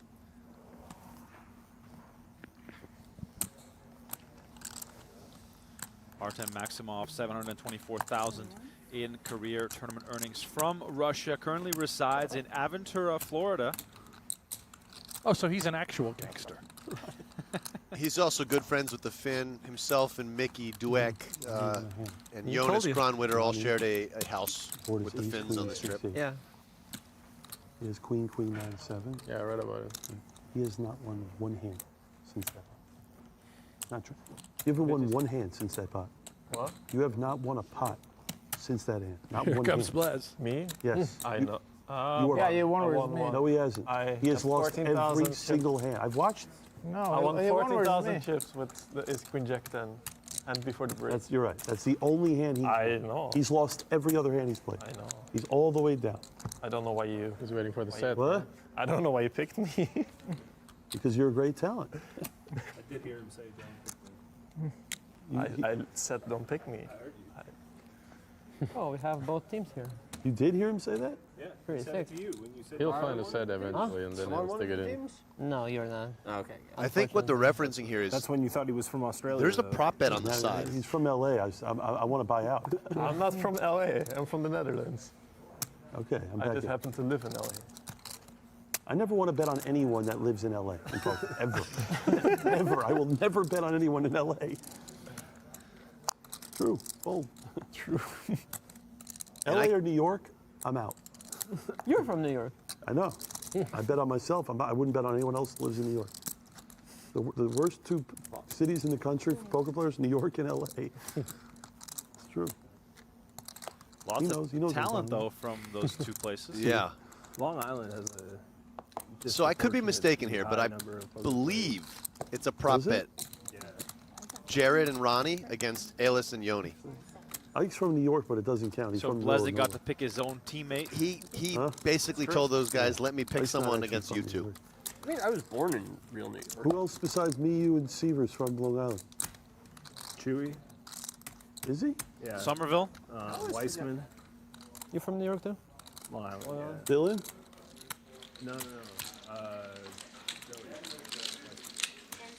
Going on over to one of our outer tables, Aryeh and Schulman here. Schulman's from New York, so we can just go ahead and scrap that argument. We got a hand going on here between Reardon and Aryeh. Aryeh, by the way, who was dominant during his time at the feature table, looks as though he's positioning himself well for a run into day two. As we flash over to our secondary streaming table here with hole cards. Sovrel and Jason Kuhn involved in a hand here on the turn. Kuhn raised to 18K before the flop. Sovrel 3-bet to 63. Kuhn called, and now he checks on the flop. Haven't seen Kuhn's cards yet. Sovrel takes this one down with the bet. And Chase Steely also back in the mix, Brent. Everyone is just ready to continue firing. Steely's got himself a new hoodie as well. He's a new man on bullet number 2. For those looking for Daniel Negreanu, also on bullet number 2. We'll show a flash of him whenever we can.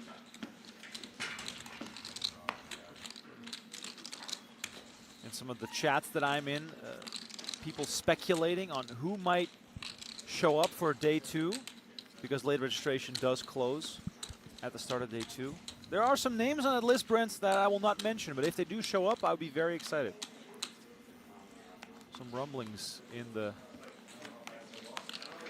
Yeah, it looks like we're definitely going to exceed last year's entries by probably a decent margin. I think we already did. I think we're already. Are we already over 40? Yeah. Or over 38? Over 38, yes, we are. So we could get to maybe close to 50. The number now is 38, so. Okay, right on the all, dot. It's all gravy from here on out. Right. Sean Winter with the rundown. Jack 10-9-8 with clubs.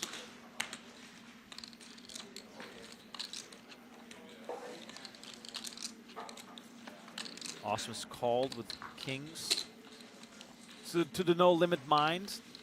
that might seem odd, but in a way, he just has 2 hold'em hands right now. Yeah, that's right. He certainly does not have the strongest of kings. He would have 3-bet with really good kings. These are slightly below average kings.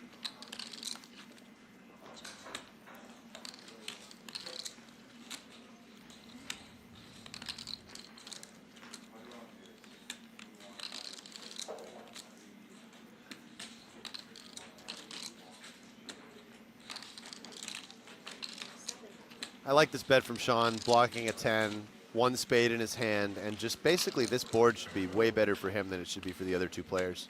Particularly, it's going to be a bad board for Dylan's range, just calling out of the big blind. He would have squeezed a lot of hands that smash this board, especially off of his stack size. We're certainly not expecting Dylan to fold, right? The clean 3 gives Absolutely. us the nuts. He's going to call here with his gutter flush draw.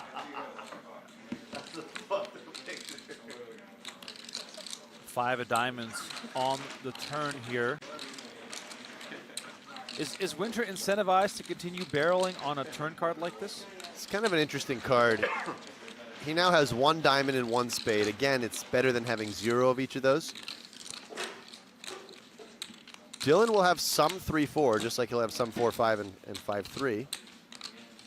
I think it would be a very reasonable double barrel, but he does decide to shut it down.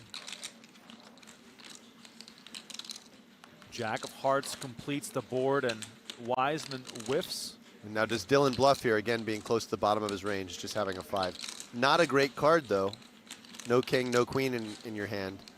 Your opponent can certainly have a lot of straights of ace-jacks. 10 seconds.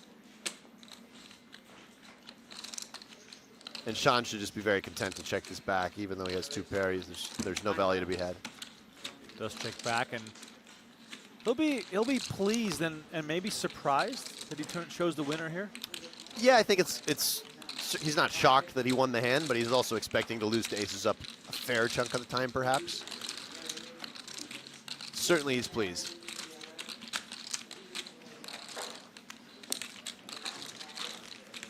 Tollerene, by the way, sneakily up to 844 after being all in for what looked like crumbs not too long ago. Yeah, what did we say about him? All he does is show up and win, right? I mean, maybe he should show up a little more. Oh my God. Seems to have a pretty good record when he does. Whatever he's doing, oh, he's no. doing it right. What's happening Sound here? the alarms. Daniel Negreanu down 2 bullets. There was no smile to be seen on that face, and this man departs from the studio. That was a quick exit, Brent. It did not look happy. No smile, didn't acknowledge the camera. Yeah, this was and the thing about Daniel rough. is, for him, it's just not about the money. It's about the competition. He's got lots of money. He doesn't care if it's a 5K or 100K. He shows up to all these events in the studio and just wants to win. Yeah, rough day for Negreanu. For the fans watching at home, busted earlier on the feature table and then returned for his 2nd entry, which is the max in this event. Apparently also busted that one, and now he has left the building. And again, we see a limp here from, wow, interesting. So Savro limps medium straight queens, kind of weakish queens, which is somewhat standard. Tollerene, this is a little bit non-standard, limping these aces with a nut suit. Perhaps looking to get a limp re-raise in if somebody gets frisky. Also, it is nice to have some aces combos in your limping range. People won't expect you to have flop top set when you do.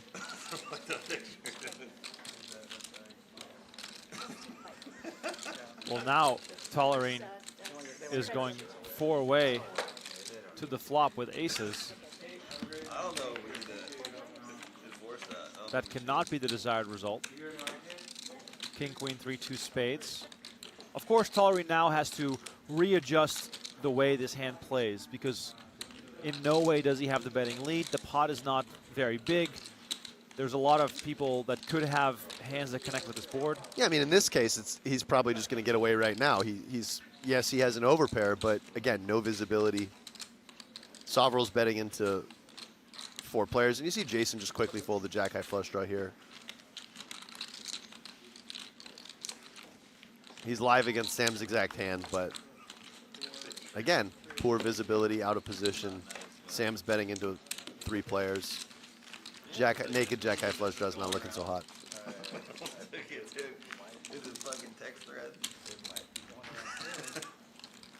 Sam's another entertaining character. He's kind of one of a kind. You get a lot of these one of a kind type people in the poker world, it seems. Sam Soverall is the after midnight kind of table talker. Sammy Biscuits, yeah. He knows how to pump it up. He's another guy with a dry sense of humor. Big pumper.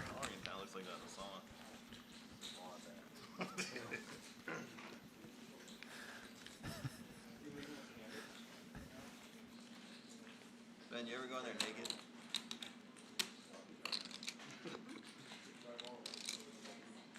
At that gym? I think I'm the only person that's just naked at that thing. There's like signs everywhere that say don't do it. Everything. The sauna, the cold plunge. Steely limping in with 4s and 3s. I just go in there and get One out of the Josh Aryeh playbook, perhaps. We saw him involved with that hand earlier. Tollerene comes along. Sean Kind Winter. of a tight fold there from Sean Winter. He made a bit of a... He winced as he folded that as though he didn't want to, and nor do I think he needed to fold that King Jack 10-8 single suited. He wasn't feeling it. You know, He wasn't. He's master of the deck he read. is a deck read kind of guy. But How does Jason Kuhn look younger every time I see him? That's a good point. That's what I'm wondering. That guy's in good shape. He's a health nut, I think. And of course, Winter knew the flop would have 2 queens, and his king high would be no good. Queen, queen, deuce on board here, as we have some mystery cards involved in this hand. Steely looks like he wants to get frisky here with the 4s and trays, but elects not to. King of hearts on the turn after a round of checks. We got fucking yelled at because of Kuhn one time. Yeah, my bad. In what? I thought we were supposed to be naked. Because in Seoul, it's like out of line if you're not naked. Oh, in Korea, yeah. But in Jeju, it's the opposite. Jeju, you gotta let it hold on it. What? I think So, they're like, talking people about in spas. Yeah, spa, saunas. With some, there was some like 7-year-old lady in there. Well, she came in after I was in there. Okay, and then they left, and I went in, and they like the staff came and got me and pulled me out. They're like, "You got to put clothes on." Yeah, it wasn't great. You can't be in here like that. Standard fare as far as table talk goes here. Sam Soverall betting on the river. Can we just recap this story? I So guess in Seoul, like the masseuse. Here we and are. The guy getting the massage has to be naked. I've heard this as well. The masseuse, like you get a massage in the hotel, like the masseuse is naked and the guy, the guy, girl, whatever's naked.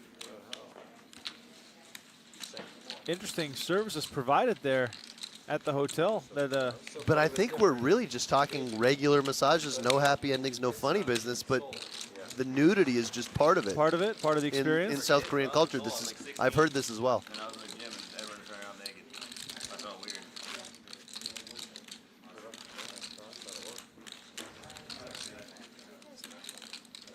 I was all in the tent. I'm uncomfortable right now. why are you looking at flights to Korea, Brent? Well, no, I think the yeah. Brent's on IOnlyFlyFirstClass.com right now. Yeah. Got to get my passport first. But the best part of that story was in Seoul, where everyone is naked. Sean then did this in Jeju, where it's not, where he just assumed it was the same, and then got kicked out for being nude in there. Maybe Sean Winter visited a different type of establishment in Seoul versus the standard hotel spa. No, I in Jeju. really think in Seoul, really, all the spas you get your massages naked, and the masseuses at least more naked than they would be other places. I have heard this before. You know. Yeah. I heard a story of one, I won't say the names, but one poker player I know was just walking down the hallway of one of these spas, and another guy he knew who was there playing the Trenton, but they were both in Seoul at the time, just walked by him fully naked. Right. At one of these spas. But that's actually the case in most countries, where the spas and saunas are fully in the nude. Right. You're So we're the weird ones here in Well, yeah, North America. The Puritans in North America yeah. are the ones shy about showing a bit of skin. There might be some truth to that. I have a really funny, very short story about a friend of mine who went to the sauna in the Netherlands, and he was very unsure about the nudity and all. He had never been to a sauna like, and it's all mixed, by the way, men and women all sitting out sweating. And he was very shy about it, so he was texting with me, and I go, dude, you'll be fine. Everyone's naked. No one's going to look at you or bother you or anything. It's just the way it is. And he texts me an hour later. He goes, you're never going to believe what happened. He finally committed. He walked in the nude. He walks into the main room. He slips and falls on his ass, and everyone's looking at him. Oh, no. And he was so embarrassed that he turned around and left. That's... and he'll never do it again. No, he was done. He was totally done with it. This is very interesting. You have Sam betting out into... Oh, no, sorry. Sam did check. I think the graphic error was there. Steely bets with the trip fours. Kuhn has a hand. This is kind of a float. He is got... I think he has devious ideas of perhaps bluffing some rivers with the 6 and the 3 blockers. Of course, he could also fill up. But he can use these blockers to advantage. And now he's got another blocker. He blocks the 8, the 6, and the 3, blocking a lot of full houses. Steely likely to check this card with the diamonds completing, and Kuhn has an absolute fist pump bluff, blocking all these full houses. And do you think it would get through on a fella like Steely? I do, and I think it would get through on a lot of people on this particular card. Now, if this was an offsuit 8, where the diamonds don't come in, who's to know? Maybe Steely decides to look him up. But this should work very often. And he should go for this very often with this exact hand. If you're going to call the turn, it should be with the intention of bluffing rivers like this.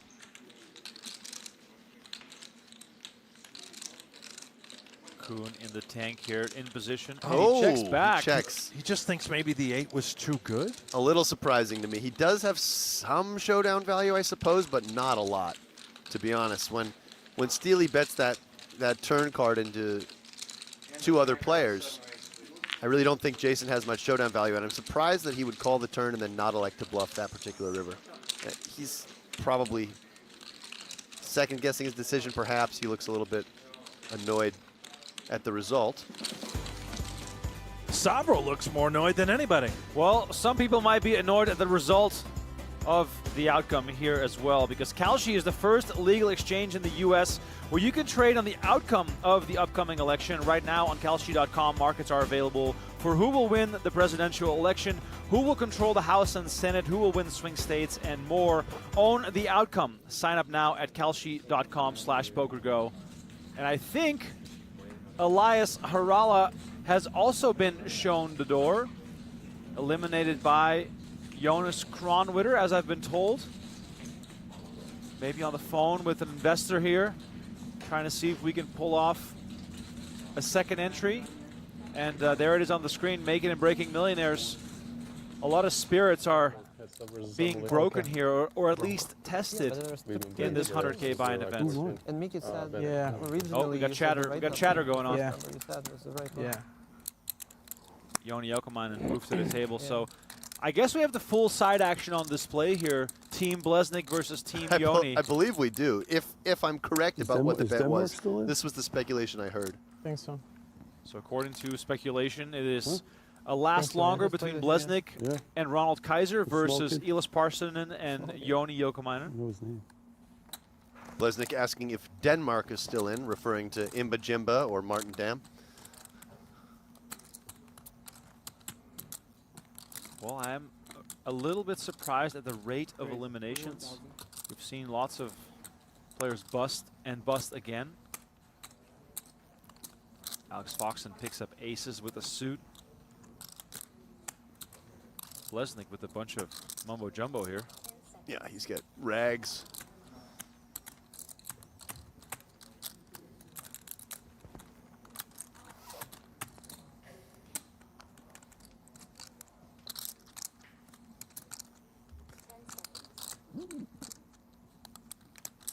Is it even allowed to defend a hand like this from the big blind? This is no. Basically, no. I'm surprised he took that long, but perhaps just trying to be a little bit balanced and think through every decision. Yep, thank you. What hands are we looking to defend with? You're going to defend quite wide in the big blind, given you're closing the action. So even something like 10-6-5-4 would have been, with one suit, would have been totally reasonable and correct. 10-5, 4-3 starts to become probably a defend and close to the border, but the 4-3 deuce is just too weak. You always have the small end of straights. You never flop top 2 pair, that sort of thing. To be fair, here, Banter, you had before for like 7 months. So Nevada is a swing state, is it not, gentlemen? Yeah. Swinger state. Aren't half the states swing states these days? I feel like that's all I hear about. Maybe like 12 or 13 of them. The wonderful system in the U.S. of the. It is a little different, isn't it? It makes no sense. It's absolutely ridiculous. Tell us how you really feel. I mean, I just realized I'm the only American in the booth. Yeah. That's not technically true. I have dual citizenship. Oh, fair. Oh, wow. Okay, I stand corrected. Yeah, my dad was born in the U.S., so I had to apply before I was 18 to get the citizenship, but I did that. All right. Well, then your opinions count. They count for half. Yeah. Remco's count. Mine don't sadly, count. Sadly for nothing. No, for nothing. Now, Remco, are you considering applying for dual citizenship? I don't really see the reason for it because it doesn't change all that much versus a resident. Do you have to leave from time to time? Is that how the laws work? No, you're permanent resident, right? Yes, I don't have to leave. Unless you tell me to leave, Brent, I'll leave. No. Is your wife American? She is citizen, yeah. Okay. But yeah, I love that I can just have opinions, and I can't do anything about what's going on right now because I can't vote. Bit of an interesting spot here. Haxton fairly short. 50,000. Flatted the button.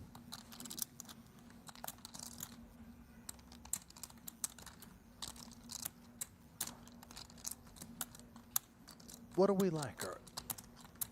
Are we betting on this type of board? Do we just try and peel and I think connect? on these small paired boards where there's not a ton of chips behind, totally reasonable for Yukimainen to just make a lot of small bets. He has the overpair advantage. All of Ike's aces would have 3-bet, along with a lot of his stronger kings and queens. And Ike is seemingly just not folding this hand. He likes his price. His 4 is good almost always. His ace is good quite often as well. How much do you have left? 1 or 2. Interesting spot now for Yoni.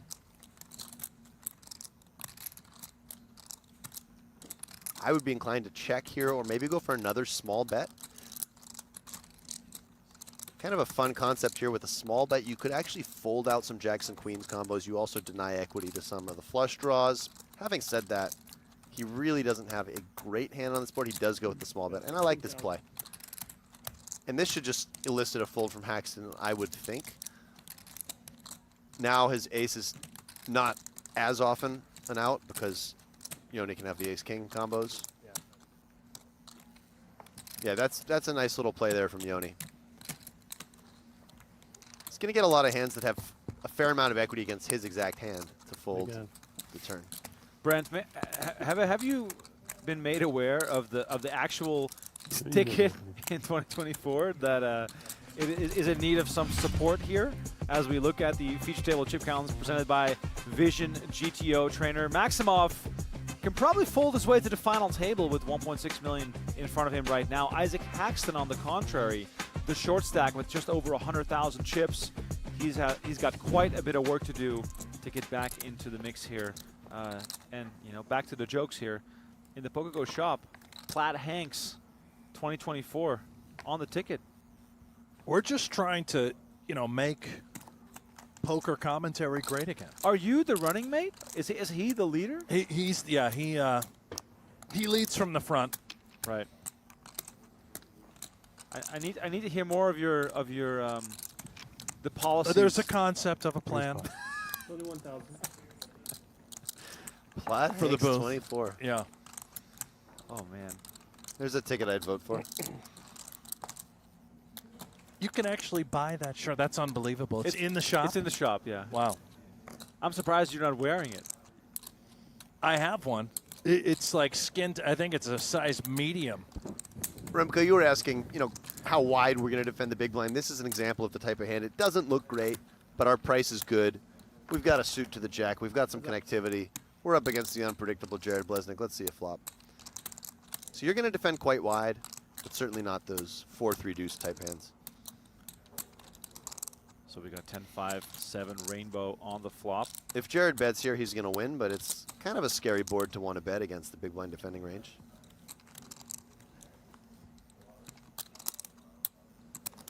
Seven pairs in the turn. Parson still left with just a pair of fives. Bleznick has to be feeling a little better about his kings. Yeah, it's a nice turn for Jared. There's not a lot of clean turns. The low board pairs are among the better ones. Decent chance he just bets here for protection. Of course, not wanting to get check raised, but shouldn't happen at a terribly high clip. And he can get some value here against 10, 9, 8, those sorts of things. 30,000 was bet.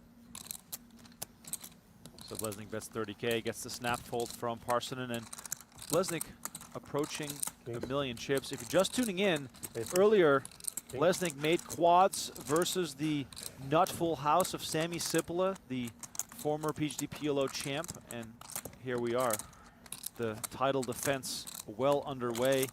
Bleznick on his second bullet, so he's in for 200,000, but he's looking very good right now. Ace, king, king. Ace, king, king.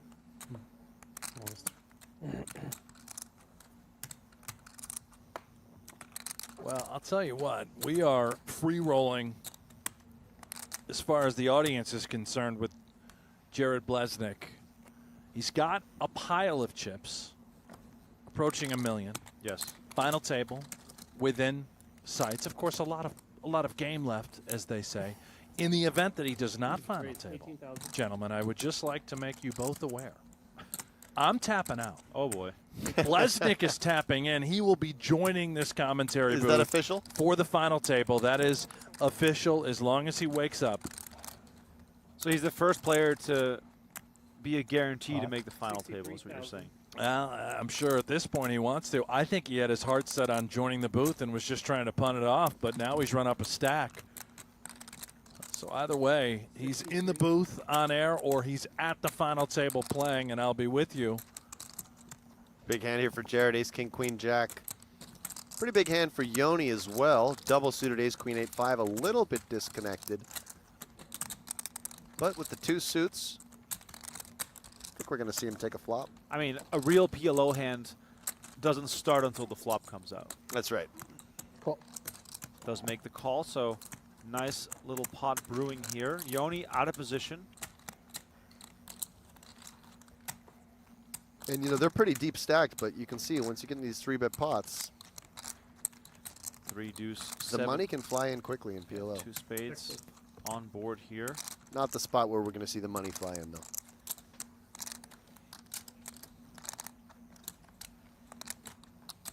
Jared cannot be loving this. He's got 3 hearts and a club. He's staring at 2 spades and a diamond. No pair in sight, no draw in sight.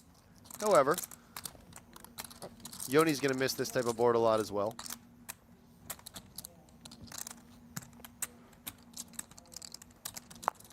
The 85. Surrender. And look at this. Bleznick 2. takes it down. Showing Yoni 2 cards.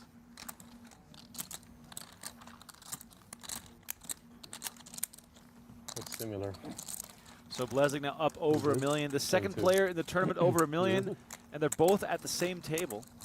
Gotta love it. Maybe they just get it in. Yeah, 175 big blinds apiece. Why not? It's Pot Limit Omaha. There's always a reason to get your chips in.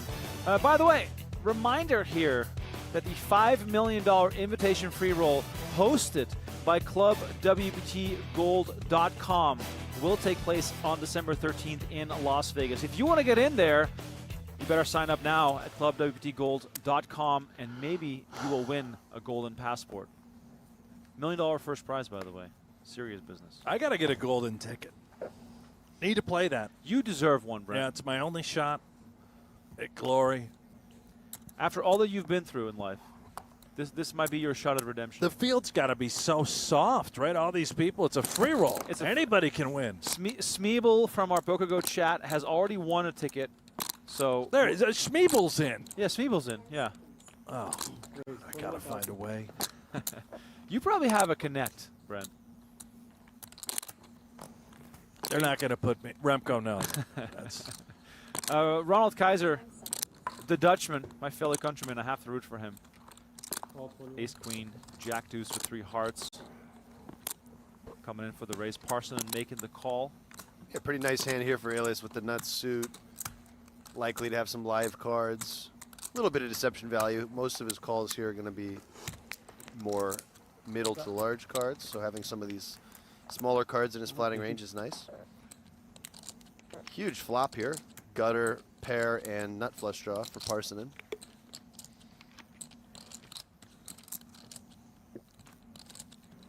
Now, if we're Parsonen and we get check 2, do we want to take initiative right away, or is it also okay to take off a free card? You're going to check back some combos with a nut flush draw on some boards. This is a spot where he just has so much equity, I'd be wanting to build a pot. You're just pushing equity against a lot of made hands that have you currently beat. You just have basically so much hand. Now, facing a bet, whether or not you want to raise, that's a different story. I think there's a very good case for just calling here in position and playing turns. Raising would be totally fine, but calling does allow you to keep in some draws that you dominate. For instance, some ace-3 hands that Kaiser has now if the turn's a 5. Sorry, some ace-5 hands if the turn's a 3. Now you can really cooler him. You also keep in all the worst flush draws. I think just calling in position is a very natural play here. So Parsonen comes along. Bad news for Kaiser, who doesn't have a good connection with this board. 5 of diamonds hits on the turn. Even better for Parsonen.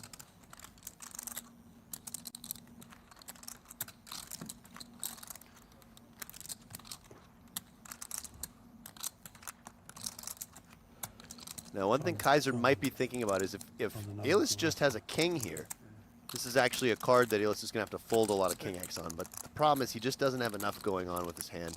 Yes, he has the queen of clubs. Yes, he has a pair blocker and a gutter, but he decides it's not enough. Alias could go either way with this hand. He can bet now knowing that he has a lot of equity against anything if he is behind. He also gets some protection and value against the king. I think betting is the preferred play here. Elias Parsonen, $6 million in career tournament earnings. The vast majority of that in Pot Limit Omaha. $4.5 million to be exact, as the Finn bets $75K and he gets it done. Parsonen, winner of 1 WSOP bracelet in a mixed Hold'em PLO event back in 2021 for $545,000. One of the most fearless, aggressive PLO players in the game. Well, he's #1 in the world as far as Pot Limit Omaha tournament standings are concerned. Nobody has won more money at this game than Elias. And not to mention all of his online results. Certainly, he's considered by most of the guys who play these tournaments to be one of the best, if not the best, all-around PLO player in the game right now. Blinds up currently, level 8, 4,000, 8,000 with the 8,000 big blind ante. That is the final level of the night. So if you're still with us, please stay up for 1 more hour so you can watch the conclusion of this event, which will continue tomorrow as the 3 of us will return to the booth for what will be a long day, Brent, because we're going to try to play down to 5. I think tomorrow could be a marathon. 1 o'clock Pacific, cards in the air. Okay. Is that right? I think so. Broadcast time, TBD. Look for PokerGO on social media just to make sure. It does seem like they've been dropping pretty quickly today, though. So we'll see what we end up with at the end of the day. I still am hopeful that we get a few additional fresh entries tomorrow. I was going to say, potential for some fresh faces. Yeah. Max late reg. Or perhaps even somebody like Richard Grieco, who I believe was one of the first out. Don't believe he used both shells. Maybe he'll show up fresh tomorrow and fire another one. Maybe Alex Livingston will think this looks so soft, I might have to go to the cage. No, I don't think so. Not this time. Might save it for that 100K mixed game tournament that we were alluding to earlier. It's coming. Now, this defense here, I know you're talking about a lot of wide defenses, but this seems a little cuspy, no? It's cuspy, but I think it still probably gets in there versus button, given the big blind ante. Sometimes we can flop the nuts. Yeah, it's a little cuspy. Again, the 3 is a real dangler there. But when you've got that extra ante in there, you just are incentivized to play a lot of hands. Now, a nice spot for Jared to lead here, not just because he flopped the nuts, but also because he's going to hit this board quite hard in general with a lot of the hands he's playing. So we'd see him leading with, of course, a flop straight, but also just a variety of hands that may or may not have connected, simply representing this range, this texture. Stuff with blockers. He's not going to choose to lead here with like the intentional flash of the 7. Did you see that? Throwing the hand into the muck. We could all see it on screen. I believe that was intentional. Everything So Jared does is intentional. It was, Yeah. right. Yeah, he's very calculated in a way that other people are not. It's kind of the best way to put it. I think to the untrained eye, he looks like an uncalculated player at sometimes because it seems like a lot of what he does is quite random. It just seems like a disheveled mess. Yeah, but yet brilliant. I think there is certainly that mad genius element looming underneath that aloe hoodie of his. Bleznick, of course, a long history in online play as well. Harrington 10, the moniker he often used. Among others. Yeah, what were some other ones? I don't know them all, but... Oh, my. Hard to keep track of all these online screen names. Kaiser with the raise, the 28,000. I think we'll see a flat here from Yoni. He's got the button. He's got a suited ace. Plenty of playability. He's a little worried that he's dominated by some of the hands that Ronald is raising from first position, but his hand is just a little bit too strong, too connected. Bleznick not getting out of line there with the ace-king 4-4. Now this one I think we can safely say will hit the muck for Mike. Too much of a droogle here. If Dr. Droogle says so. Dr. Droogle.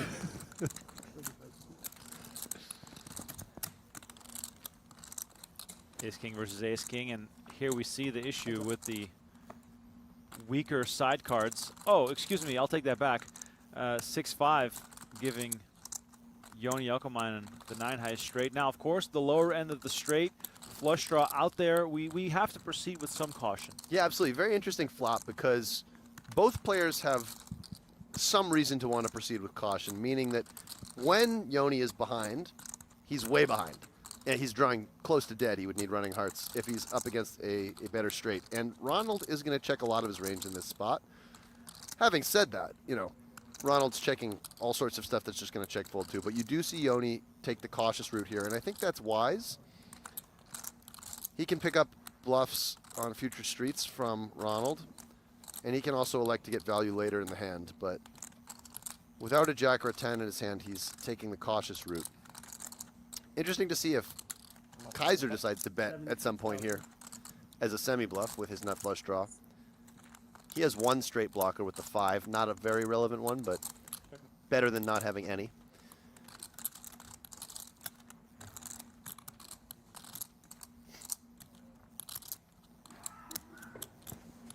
Yoni, an extremely calculated player who's been a PLO expert for quite some time. Really thinks through his decisions and usually arrives at the correct one. Action gets checked to the river. Just too much danger out there for Yokamainen to be content with getting 2 streets of value. The fear again is just getting check raised on the turn and really not knowing what to do. You're going to be up against some hands that have you dead. You're going to be up against some bluffs with blockers.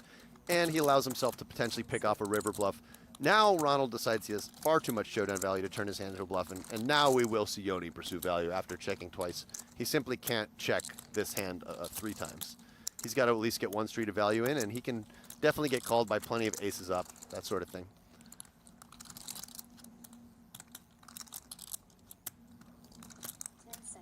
Yokamainen just shy of $8 million in career tournament earnings. Bet 20,000. Goes for a fairly small bet. What sorts of hands would he bet 20,000 with that was a bluff? So one thing I'm thinking, well, he could just bluff anything that's bottom of his range. Let's say he just has 5-5-4-4 here, and he's just trying to get pocket queens to fold. Right. So he's got plenty of available bluffs. Anything basically that's like a 7 or weaker, I'd say. He's just at the bottom of his range. He's just going to maybe get a cheap bluff. One thing he might, wow, very disciplined fold from Kaiser here with top pair, top kicker, but knowing he doesn't beat any value. One thing that Yoni potentially could be thinking with that small bet is that it's possible that Kaiser could even value raise a set of aces versus that size. So he does leave himself that possibility. I think he was planning on bet calling. But it's not typically something you see too much of, these very small bets in position.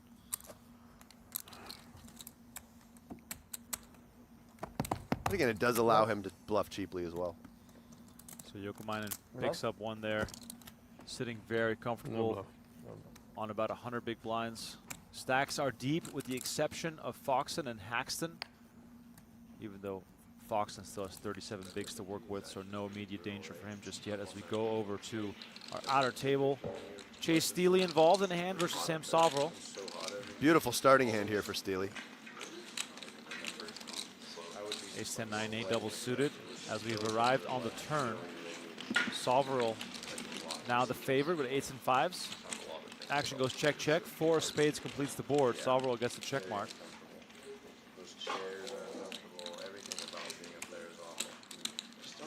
Soverel limped from the small. Steely made it 24K. And Soverel called, and now we're checking this thing all the way down. Kind of a random hand to tune into the secondary table for here. Check down small pot situation.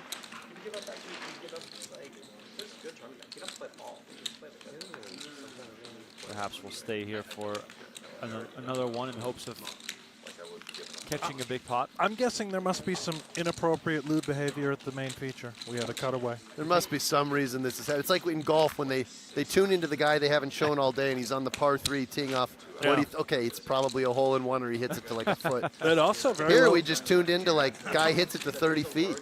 could be a streaker. Could be a streaker. You know, but Brent, don't you find it odd that we go from we're running from the lewd content and go to Sam Right Soverel. to Soverel, which is where I would expect the streaking to occur. Right, exactly. I mean, I haven't been to any Soverel's stack has pumped up over the last little while.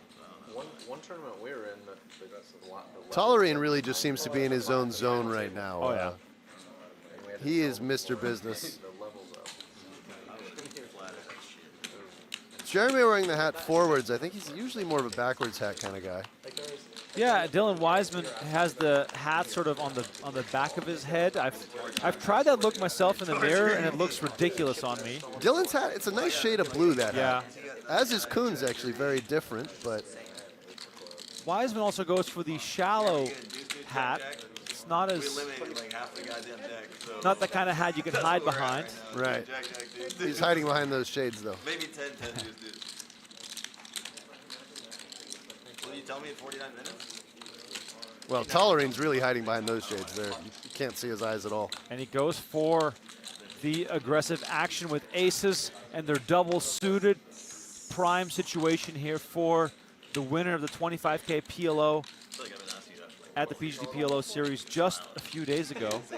So here we could see a little bit of fireworks. Steely finds the fold. Good fold there. He was quite dominated with his opponent having one of his 2 remaining queens. So is there a queen-queen combo that we can go with there, or is that simply out of the question? No, absolutely. You know, double-suited queens, you're probably going to at least peel. You wouldn't necessarily go all in because you may still be able to fold some of the worst flops. More connected queens, maybe queen, queen, jack 10. Especially with a suit. Especially with a suit. Especially with 2 suits. But those medium-strength queens and jacks tend to be hands that make for good folds facing a 3-bet if the player is 3-betting in positions with stacks where it's likely you're up against aces or kings a high chunk of the time.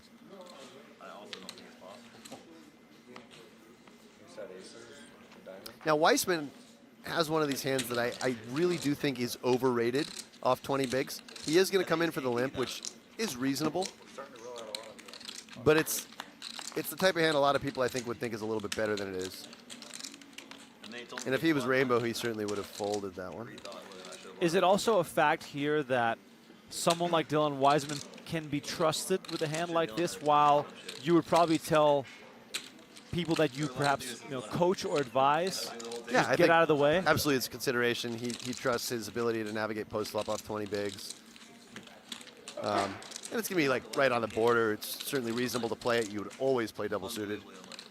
And off of this stack size, sub 20 bigs, if Osmus will in fact now pot, are we limp with the intent of calling? I suspect he's going to call this hand. It just it's not like those queen XX hands that are really crushed by a strong range. This hand is very live against a strong range. Like it's going to have higher equity against aces than most queens hands will, for instance.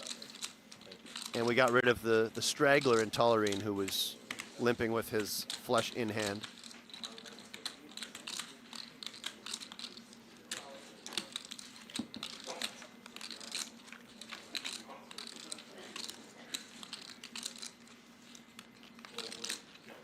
And Dylan's flopped enough hand that he's going to have to certainly continue versus a bet, and maybe we just see him go with this hand, see how it plays out.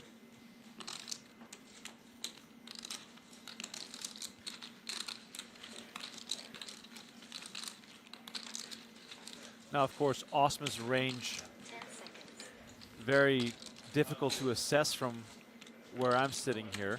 Yeah, he's going to have a lot of big cards, whether it's big pairs or just big cards. So somewhat of a neutral board in the sense that he's not going to have as many 6x combos as Dylan, most likely, but he's also just going to have this overpair advantage. Dylan can't have aces, can't have most kings combos really at all. So he goes for a small bet, just leveraging the fact that he has all these aces and kings hands. Dylan's going to have more of the queens and jacks, as well as stuff like this. 10 seconds. Dylan has a choice between calling and moving in. I expect him to just call and play turns in position. There we go. Wiseman makes the call to the turn we go. Turn is the queen of diamonds. Now, is this the type of card that Wiseman has to surrender on? So this is tricky for Wiseman. It's a pretty comfy all-in for Osmus at this point. If he was behind against the 6, he's now picked up a ton more outs. He's still got the king to hit. He can hit a queen. He can hit a 10. And the stack to pot ratio is just very low. Dylan, on the other hand, not a good card for him. Now his 10 is not always good. As we can see, in this case, it's not good. And I think he's going to have a close fold. He comes with the snap fold. Probably already knew what he was going to do before Osmus even put the chips out. Yeah, he was really looking to turn an improvement, whether it's making a straight, making trips, or turning a flush draw there.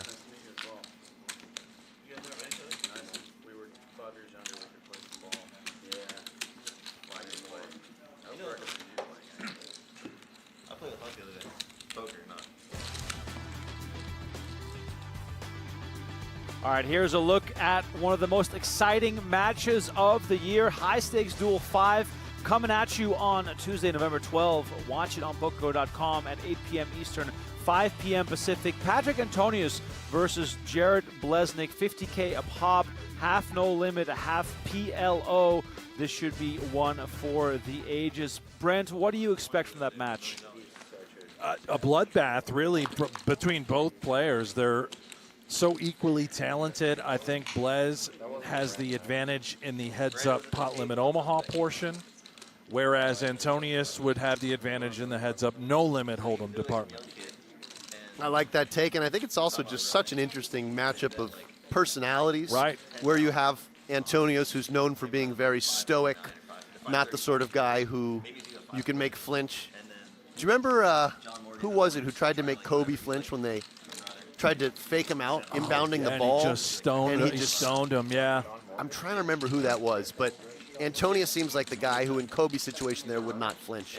And then you have a guy like Jared who tries to make people flinch. There was a little history between Blez and Antonius. It dates back years and years ago on one of the largest poker after dark cash game sessions where they played high stakes PLO.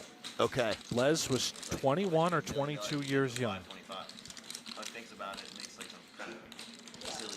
And Antonius was getting buried in the session. They were playing cap, by the way.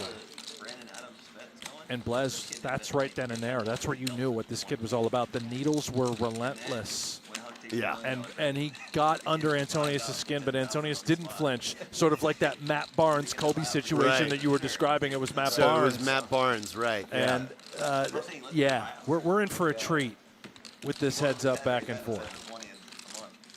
Man, back when the cap games were all the rage, that was a whole online era that also transpired or spilled over into the live realm. As we see 3-3-5 here, Kuhn limped under the gun. Tollerene made a 32K, and then Kuhn made the call 9-8-8-7. Have not had a look at Tollerene's cards just yet. Slight discount here from Tollerene if he made it 32. He could have made it 36. He did it by 15 seconds. And a quick bet of 22K will get this thing done. Like 2 years ago, I was outrun. Like limp calling raises out of position to me just feels like such a slippery slope and perhaps a bit of an expensive hobby at times. It can be. The reason we do it in PLO, equities run so close. And of course, you're at a huge positional disadvantage when you're out of position, so sometimes you're incentivized to keep pots smaller. Because of the ante, you want to be able to play more hands, so you do just end up with a lot of these mid-strength hands that make for good limp calls, but of course, post-flop can be very difficult to navigate out of position, so you have to be careful the types of hands you do it against, or do it with, I should say.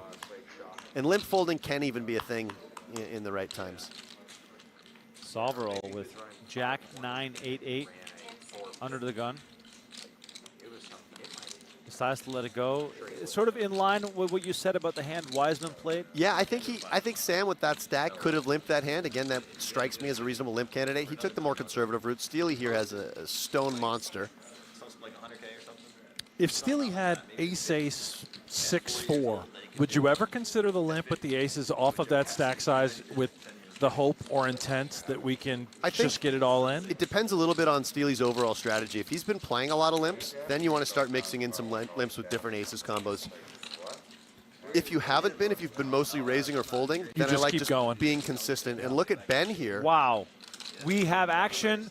Steely picking up one of the best hands, starting hands, I should say, with ace-ace, king-king double suited. Tollerene 3-betting with ace-10 double suited. Yeah, this is a little bit out there from Tollerene if we think that Steely's been playing pretty in line in early position. And look at this, Steely moves all in, and it looks like Tollerene came with the snap call. But this is the beauty of PLO. He's still only a 2-to-1 dog, despite being up against double suited ace-ace, king-queen. Absolutely remarkable to be 35% here.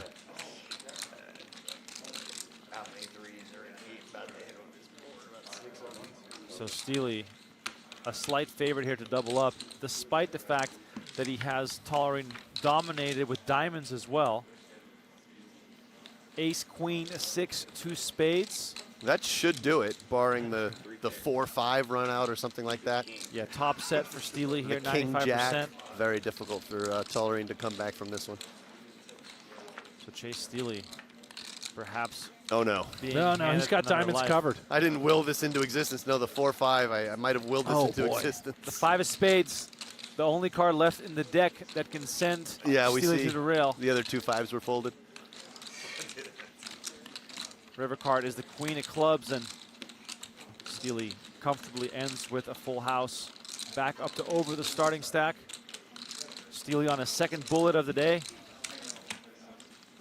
Dylan Wiseman now the shortest stack at the table with 75K. He's going to need some help real soon. Below 10 big blinds. Steely, startup investor from Fort Lauderdale, Florida. Regular in the high stakes cash arena. Don't see him too often at the studio, Brent. Love the fact that some of these players pick and choose and show up for these big ones. I think it's Pot Limit Omaha that brought out Steely. Otherwise, we would have seen him for a lot of the no-limit hold'em events.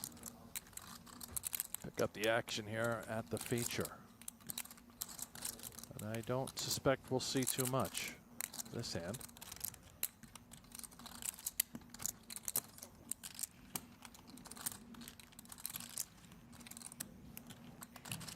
$42. 42. Or perhaps we will. Or Foxen just bluffs it off. Does have now if queen and the gutter. Yeah, I guess, if Yoni were to outs. call here, a 7 would be an absolute disaster for Foxen. I'm not sure exactly how the rest of the hand went, but it looks like Foxen bet the flop and turn. It was a limped pot, small blind versus big blind. So a 7 would just spell the end for Alex Foxen, as I think he almost certainly would just go for value. Or it would at least spell a lot of his chips.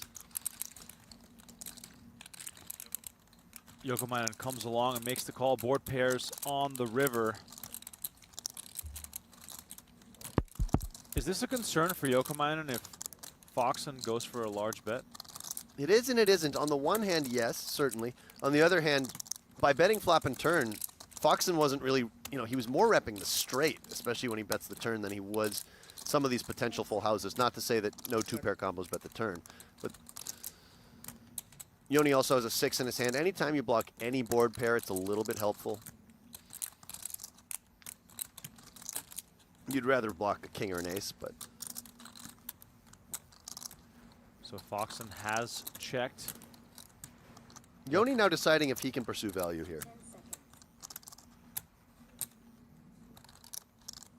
Is there a world in which we're hoping to maybe fold out a chop? I don't think it's going to happen here. It was just a blind battle where it was bet, bet, check. I just don't think a straight's going to fold. Foxen's never folding queen jack, Very even unlikely. with the board pairing. I think what Yoni's hoping is that Foxen has some sort of hand that was bluffing, but that now picked up trip 10s. Right. Something like that. Maybe ace king gets stubborn.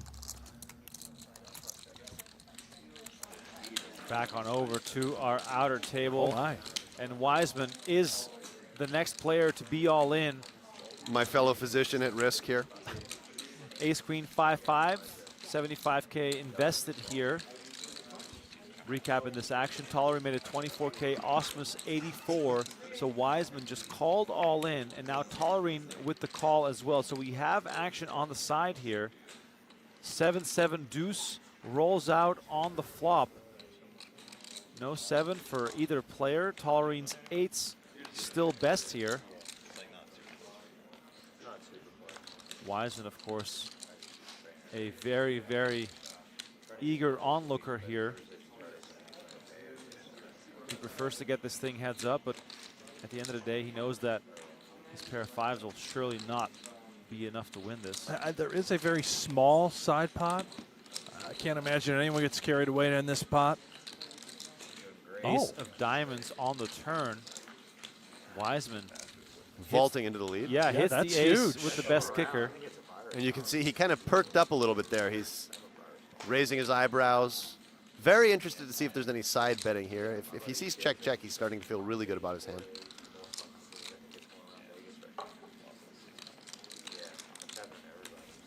If he can hold, what a huge triple up for Wiseman. Wiseman's just thinking to himself, no diamond. It's the 8 of spades on the river, and Tollerene hits a full house. Wow. Dylan Wiseman will be eliminated. And kind of a sad way for Dylan to lose this hand.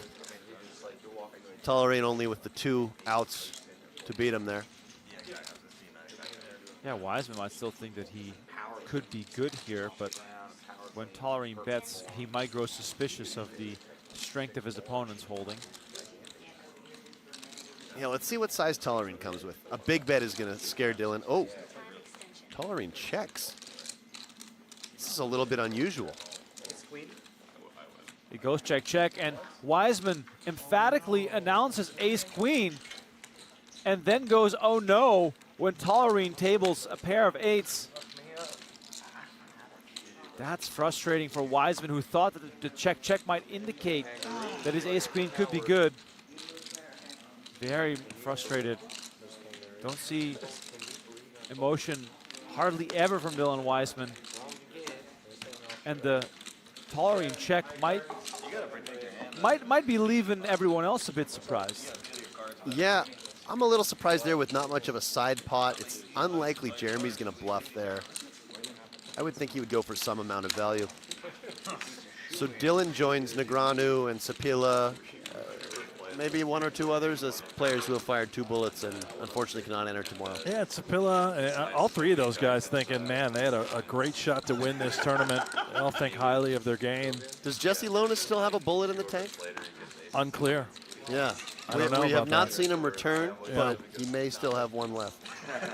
That spot, by the way, on the river with the check, is there any merit for Tollerene to check and thinking that he's allowing Ausmus to go for a little thin value where he can then check raise, where he'd essentially, had he bet, maybe Ausmus would fold a hand like he had.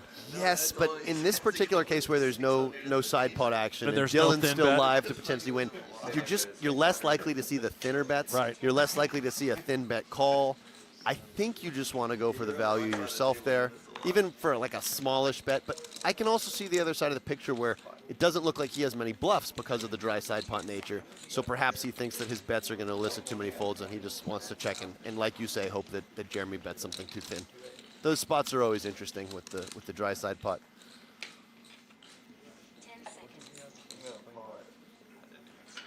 Jeremy rainbow here, but as far as rainbow hands go, quite a good one.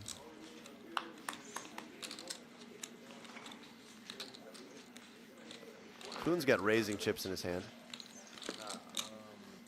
It's 96. 96. 84 plus 12. I don't see how it's 96 unless I'm missing something. If the raise was really to 18. Yes, I do need to. Oh, the raise was to 28. Okay, so that was just a graphics error. It's going around. Sometimes when it's too good, you got too many cards. Are we losing moves? Yes. Kuhn's been steady, approaching $500,000. Tollerene on fire, just doing what he does best, winning table chip leader. Sammy Biscuit's there, pumped up, 830,000 and change. And our guy Steely just sort of hanging around. Jason Kuhn from Weston, West Virginia, married with 2 children, 4th on the all-time money list, one of the few players part of that illustrious $50 million club, 5 PokerGO Tour titles under his belt, and like I said before, doesn't show up unless the buy-in is big enough, and of course, came out to play today for this 100K. Absolutely love to see it. And the double suited aces make another appearance here, this time in the hands of Jason Kuhn. And he had aces a hand a moment ago as well when he repotted Ausmus. Right. Swinging on over to our main feature table as we have Isaac Haxton all in with I kings. trapped you with the worst kings I've ever seen in my life in the history of this game. Those are the worst kings you could get, ever. All right, let's do a check of diamonds. These guys can You make flop a the world straight. with those kings. And now they can. Before the flop, they could too. It could have been king, king, 7-2. That's 6 boring. pairs the That's board a on the really- turn. That's a very good card. Haxton's kings well out in front here. Yoko Miner looking for the lonely queen of spades. Paint on the river. Jared getting some reps in for the booth. There it is. 4 diamonds on the river. Haxton takes this one down, and last year's runner-up finds himself a double up. All day for king, king, Very king, much four needed, without still below the 300K starting stack. I'm sorry. And we will be going back to our outer table where Kuhn was involved in a very Should I have folded, do you think? big hand with it's some just funny. potential. You haven't played a hand all day. And he just raises. He has you dead. He literally has you dead with king, king, 3, 4 with no suit. You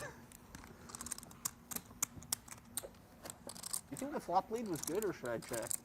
No, I actually thought you played it perfect. You know what you did? For the viewers watching at home, what he did was the stop and go. Stop and go. That's what he did. It's like it worked in 2008, and as Still you can works. see, it Still has good today. Yeah. So the viewers are wondering, why doesn't he just go all in pre-flop? That's the question that I'm not going to answer for them. That's what I'm not going to tell them at home. There's a reason he just called there.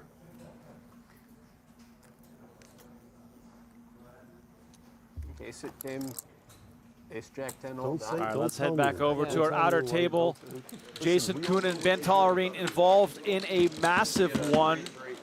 This might be ugly here. Oh, wow. Aces versus aces. Kuhn is double suited. Tollerene has the 10-9 to go along with it. And we have 1,000,000 chips in the middle. And you can see there's actually a high probability of a non-chop here. This is a brutal way to lose if one of them does lose this pot. Oh, this is gut-wrenching. Jason Kuhn at risk here. Definitely likely to end out in a chop, but there are some possibilities here. And the stacks are deep. Kuhn all in for 66 big blinds. All right, here comes the flop. All spades on the flop. Queen, jack, 3. Queens and threes. And an open-ender for Tollerene. Yes. This is not going to be a chop unless a jack hits. So Kuhn now with queens and threes. Tollerene looking for a king or an 8 to make a straight. Jack for a chop. Queen or 3 ends it. A king on the turn. Wow. Boy. The king of spades. Broadway. Gives Broadway to Tollerene. And now Kuhn looking for a queen or a 3 to make a full house, or else he'll be out. Or a 10 for a chop. Wow. What an insane hand here on the outer table. River is the 6 of clubs, and that is it for Jason Kuhn. 1,000,000 chips in the middle, and they all head towards Ben Tollerene, who is up to 1.5 million. That's not a fun way to go out, all in pre-flop double suited aces. At least it's to his buddy Ben, but that's no fun. All right, confirmation there that Jason Kuhn is both leaving right now and also will be back tomorrow for his second bullet. So yeah, you can't go right to the cage after that one. Yeah. Towards the end Too of the painful. night. You need to get a good night's sleep and forget that ever happened. Yeah, and I think when it's this close to the end of the day, usually you see players choosing to come back the we'll next just day. come back the next morning.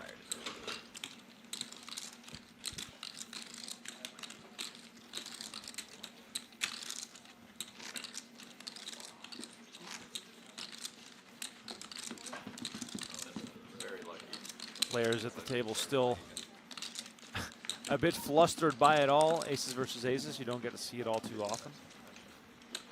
And what a big pot to bust in there for Kuhn. And Tollerene, as we have been saying, Brent, all he does is show up and win. Well, when we were panning over and saw that there was an all-in with 1,000,000 chips in the middle without seeing the cards, I assumed it had to be those suited aces versus really good suited kings, but not the aces versus aces. Ugh.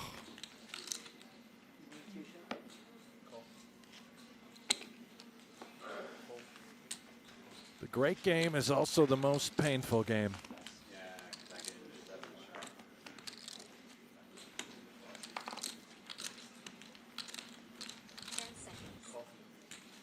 And how about B-Tech, Ben Tollerene, fresh off his victory in the 25K. All he does is win. This guy is a machine, and he is doing it again here in the Super High Roller Bowl. Deuce 9-7 rainbow flop here.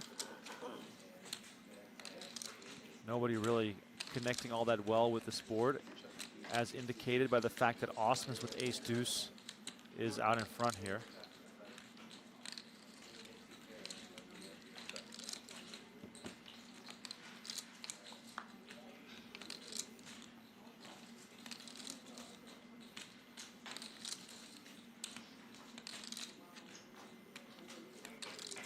I don't think I've seen this before. Not how is Osmus the favorite? What am I missing? He's got a deuce. the It is. Mallard. It's the best Mallard. He's got Mallard nut kicker. 10 of spades completes the board, and you know, as it goes in a tournament with Ben Tollerene, he will come out on top in the end. Rivers a 10 to get the check mark here. Yeah, possible one of these guys bluffs at the pot. If not, Tollerene picks it up. And even if they do, Tollerene has a calling candidate, perhaps. Probably not, to be honest. I think a bluff would work. Savro probably the best hand to bluff with, just has a jack and can do so. Yeah, and I like this from Sam. Probably an underbluff spot. He's got plenty of straights.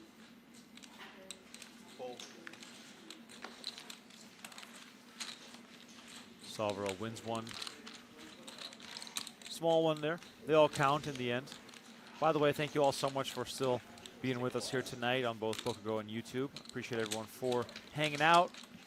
If you're on YouTube with us, please smash that like button, subscribe to the channel. Always something we appreciate. Tomorrow's stream schedule can be found on PokerGO.com/schedule. It's going to be a long one tomorrow, playing down to the final 5. Start is slated for 2 p.m. Pacific time, but keep your eyes peeled on any changes that might happen.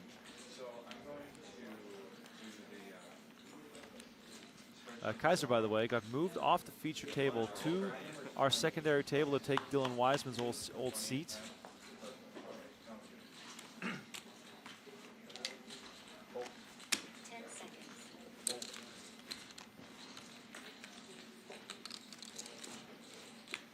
Ben's got a lot of chips now. I think we might see him open it up a bit.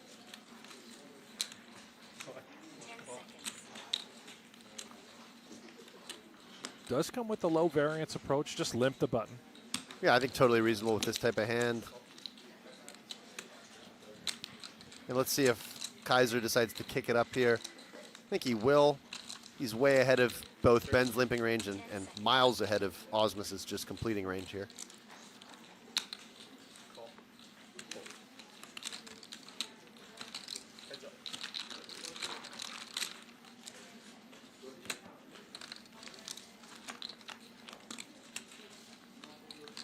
King 5 deuce rainbow flop comes out.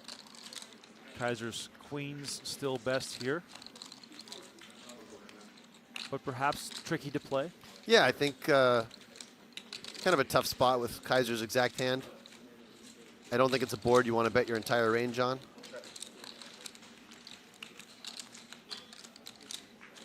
Tollerene has kind of a nice hand to start bluffing with. Both because he can turn a straight and he can turn straight blockers on a 6 or an ace. He also picks up a double gutter on a 7. But perhaps he wanted a little more equity to run think that play. the backdoor diamonds, if he had that, he's Exactly, for sure yeah, bet. something like that. It's not so much equity that he's worried about wasting it as a bet fold, but it just gives him a few more turns to barrel on. Interesting card. Yeah, Kaiser picks up the nut flush draw, royal flush draw, if you will. Indeed. 10 seconds.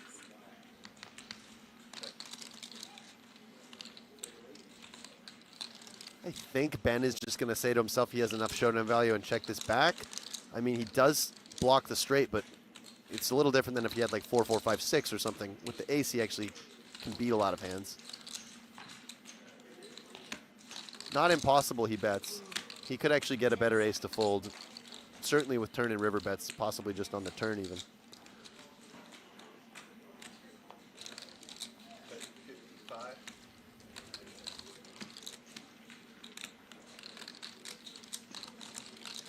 And as we can see, he's also just getting max value. Yeah, absolutely. Against Ronnie's hand, he's definitely getting max value. Kaiser's probably going to call here, and then he can bluff on a 10 with his 2 queen blockers. He obviously makes the straight on the jack. He's got the nut flush draw, but he will turn his hand into a bluff on a 10 as well.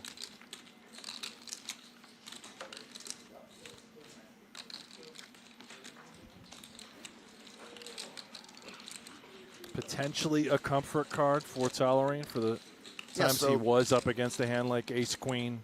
On the turn, Tollerene's bet is a little bit mergy. You can sometimes get a better ace to fold. You can get a little bit of value and protection from hands like Kaiser's. Now his hand turns into a fairly clear value bet, in my opinion. With aces and 8s here, with Kaiser taking this passive line, he should expect to have the best hand here the vast majority of the time, and he also blocks the straight, so he's just not going to get raised as often. And it should be just a quick fold from Kaiser here.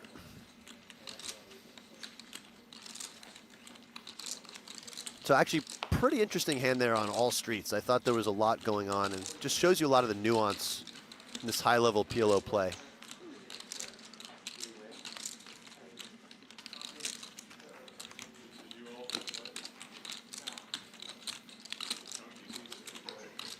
Stakes are getting significant. Just think about that 300K starting stack right now with those 4K, 8K blinds.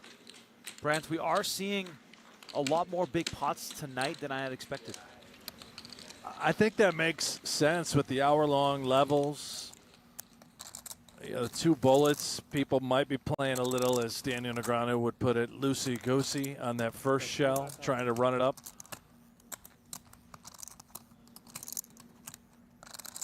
Tomorrow really is the fascinating start, where if you were to max late reg or to fire your second bullet, you're coming in with 30 bigs, and it's an opportunity right away to start moving up the ladder. It is no doubt moving day.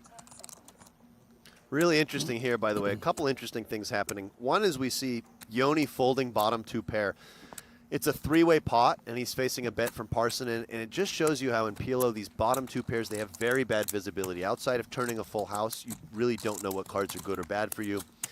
So that was interesting, and I think very reasonable. And then the other thing we see is that Elis bet there with just the 10 high flush draw and a pair of 10s. But what he did have was 3 hearts. And one concept you'll see in PLO is that when you have that extra heart, so basically he has an extra blocker to his opponents having flush draws, you actually get to bet those more often. You have less equity, but you have more removal to your opponent's continues. So it actually ends up making for a more compelling bet. You're not as upset when you have to bet fold because you're folding less equity, but you also, your opponents are less likely to continue given you have that additional heart. He also had those 2 10s, which he could use as future straight blockers on an ace or a jack. So he really actually had a lot going on with his hand, and he made a very good bet and put Yoni in a really difficult decision with just bottom 2 pair. That is fascinating stuff. And I have to ask, did you learn all of that over at Vision, honestly, GTO trainer provided by Run It Once? They're not paying me anything to say this, but I have learned a lot on Vision. You really get to look at how the different combinations play hands, and I started to notice patterns that I wasn't thinking about as much before, like where you have maybe a continuation bet if you have this combo where you have one of the suit on board, but then you check back if you don't have any of the suit, and just how much that matters, every card in your hand mattering. And at the highest levels, you really have to think about all of this stuff. These guys, no doubt, do. I don't know why the hell you're in the booth here with us. You should be out there playing. A lot of people asked me if I was going to play this tournament. I don't know. I'm sure I'll play it one day. Honestly, I have a lot of fun in the booth. These guys are all very good. Speaking of very good, I think we could have a decent one here. Yeah, we have Haxton with the nut flush draw, a pair, some other things perhaps clicking on turn and river, as Parson has queen 10, 9, 8. He's got the open-ended straight draw. So I think Parsonen opened and Haxton is leading out on this board that is favorable for his range, with a hand that is also doing very well against a lot of Illis's hands. I expect Illis just to play a call here in position. Does come along and make the call. Illis's hand is also, I don't want to say it's super deceptive, but he's going to be opening so many big card hands. Like, this card is probably better for the hands Ike's playing than the hands Illis is playing. Illis has a lot of pair plus flush draw, like overpair kind of hands. Yeah, the turn brings out a second diamond, and Parsonen now with the 10 high straight. Very interesting spot for Ike. If he was a little bit shallower, I wouldn't be shocked to just see him pop this turn, thinking he has a lot of fold equity against those types of overpairs. But at this depth, I think he probably just wants to take a more cautious approach. And Illis, of course, is just going to bet and hope to get all the money in right now. 90K in the middle. Haxton about 2 pot sizes remaining here. And Parsonen bets 50K, opening the door to Haxton. Yeah, now if you're ever going to have a semi-bluff candidate, maybe Haxton thinks I could check shove here.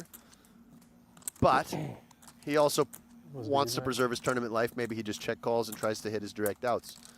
It's scary because if Illis does have the value hands he's repping, well, now you're just getting called and you know you're getting it in behind. Yeah, we'll watch.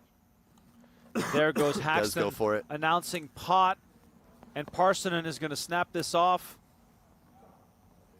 All in. Moves all in just in case. And here we go. Haxton looking for the queen 10, 9, 8, 6 of spades or the 2 remaining nines. As you can see, some of these outs have already been removed from his options due to other players folding those cards. We've got $500,000 in the middle here. Haxton in a world of trouble. 28% to survive this hand. Otherwise, Elis Parsonen will be approaching 1,000,000 chips himself. Big river card incoming here.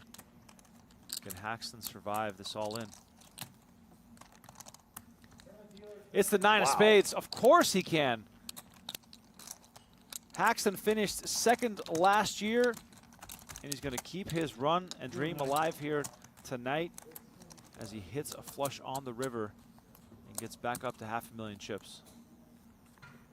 Big river card there for Ike.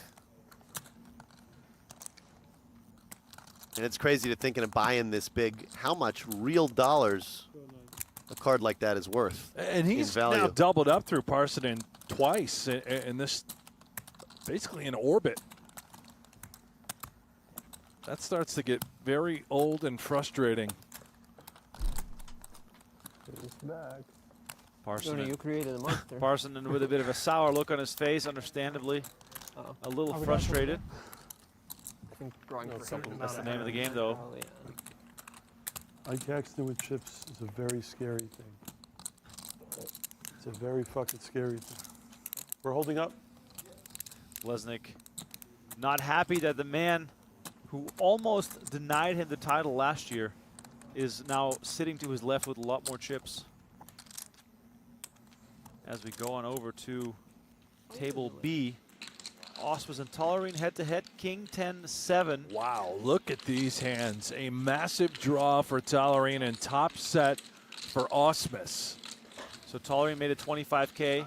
Osmus called, and now Osmus bets 35K, and Tollerene raised to 105. All in announced, call announced, and very quickly we have another absolutely massive hand on our hands here. And look at this, top set for Osmus is behind the massive draw of Tollerene. Again, PLO is weird like that. And Osmus just praying for a board pair. He doesn't want to have to sweat 2 different cards here. Wow. Look at the outs at the top of your screen. We're almost out of real estate here. 778 in the middle. Yeah, full wrap and flush draw, not to mention backdoor flush draw for Tollerene. Osmus just saying 10, end it. It's hard to even name a card that helps. Even the 10 of spades. Well, I was going to say, if it's the 10 of spades. 10 of spades doesn't end it. 7 doesn't even end it. The only thing that ends it is the non-spade 10 or the king. That is very narrow, as the entire field now is showing up. Bleznick is in the house. Alex Foxen is lingering. Big turn card incoming. It's the deuce of hearts on another the turn. flush draw for Tollerene. And Tollerene just went from 58% to 60% without improving. I mean, Brent, this is the maximum I've outs never we seen can display. anything like this. This is PLO at its finest. 24 outs for Ben Tollerene. Is this a case of too many outs? I don't think so. I think this is just where you bury the biscuits. River card. The 6 Wow, of he clubs holds on on. the river. And the entire room is watching as Jeremy Osmus pulls off the upset. That's a big brick. Even though he had a set. Imagine pulling off the upset when you have top set. Yeah, that's a wild one. There's a good TV hand there. I didn't even know you could have 24 outs. That is insane. Is this the most outs you can have without being ahead, or without having a made I hand? think you could. There are some boards where you could have a slightly bigger wrap than the wrap he had and have 2 flush draws, but that's about as big as it gets.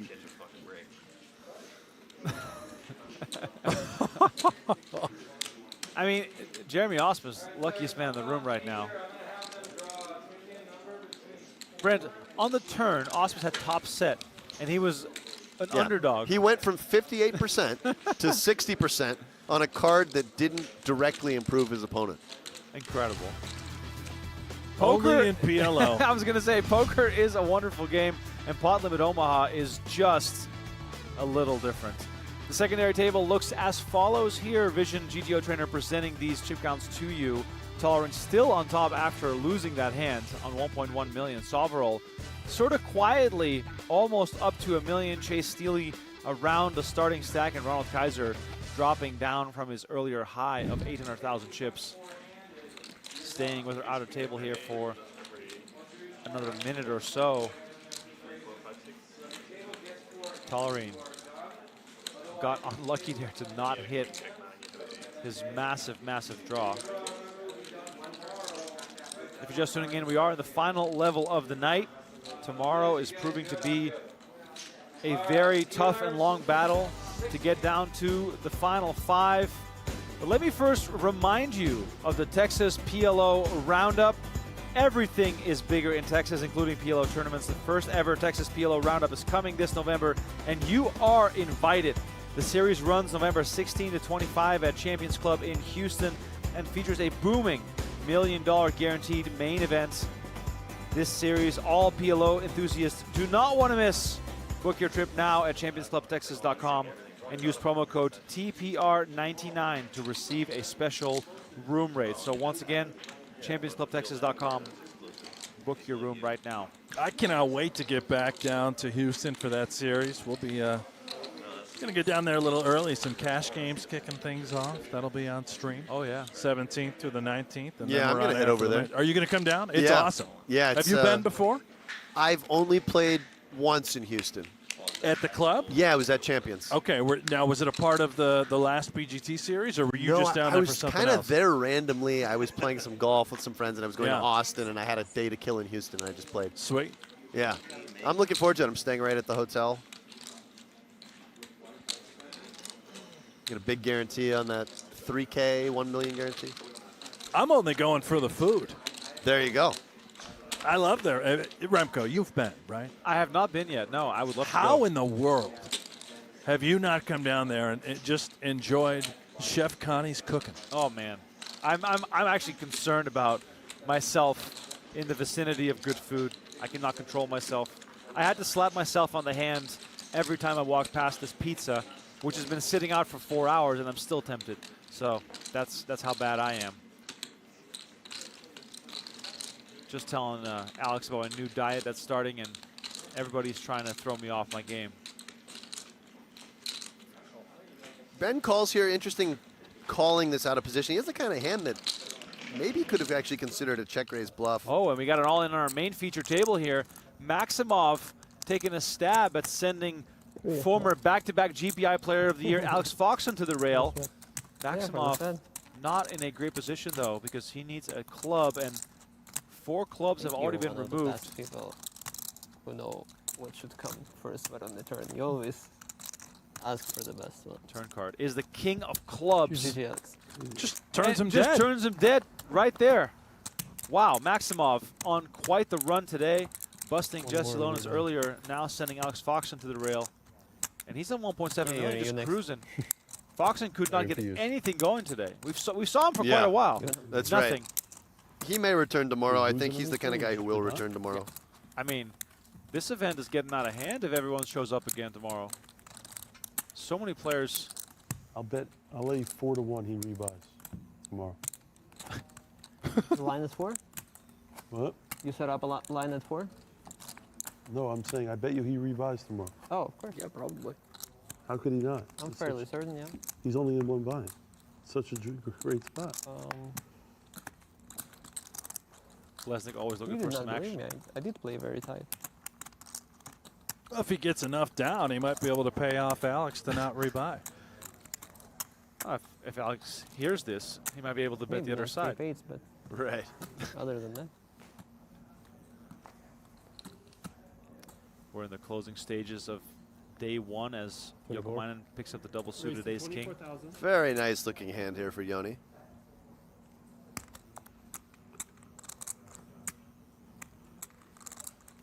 Raise pot. How much? 84. This is interesting to see if Yoni decides that his hand is strong enough to 4-bet here. They're quite deep.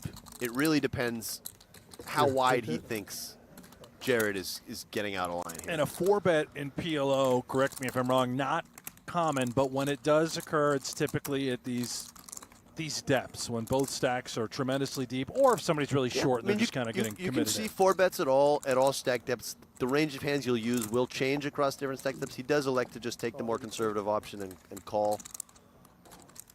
I think 4-bet was a possibility there, but certainly not mandatory. The hand plays perfectly fine in a 3-bet pot as well. All right, so we have 188 in the middle.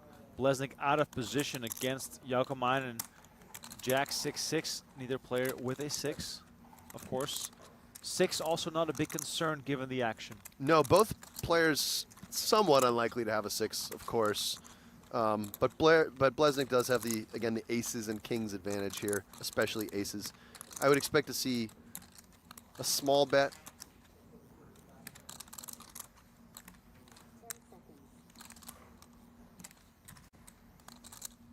And unfortunately for Yoni, I mean, he had a really nice hand that had a lot of potential to flop things, and he really didn't flop much at all. 56,000.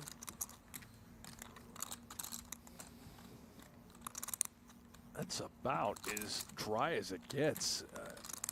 Pretty tough to navigate further streets despite the price being laid. Is he considering anything else here? I think if he's considering anything, it would be check raise. Yeah. He's probably slightly more likely to have a 6 than Jared. He's also more likely to have jacks full than Jared. He's just going to have more combos that raise call jacks than Jared will have 3-betting. But yeah, this is by far the standard option. Big hand. I think he's just a little frustrated. You know, when you get dealt a hand like that and you totally whiff, it's a little bit tilting. And there you see he says he almost 4-bet. Pre-flop, yeah. Jared's saying he would have called the 4-bet. I'm not convinced that's true with just ace-queen 9-8-1 suit. Bleznick, of course, always saying what his opponent wants to hear. You had a pre-flop. I'm trying to think what big hand you had and folded the flop.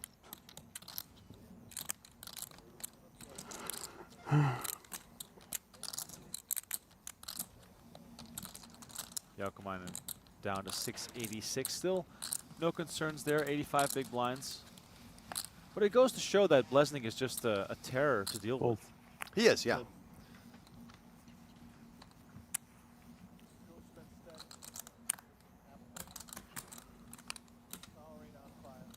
Picking up some slight audio there from our own commentary. Players are trying to stay in the know on some of the cards that are being revealed. Nice looking hand here for Yoni. 24,000. Some fin on fin action here. Yeah, these two know each other's games super well. They talk hands all the time. Yeah. 400. 400. Yep. And look at this, king, deuce, queen. Jaukomainen flopping a set of queens. Parsonen doesn't have anything to write home about here, so this could be done pretty quickly. But how much are we rolling for with the kings? yeah, Jaukomainen's going to bet here, and that should be the end of this one. I think the ace is more. I had 82 after I answered. You don't say? Oh, no. The king was, I had 120. So that was.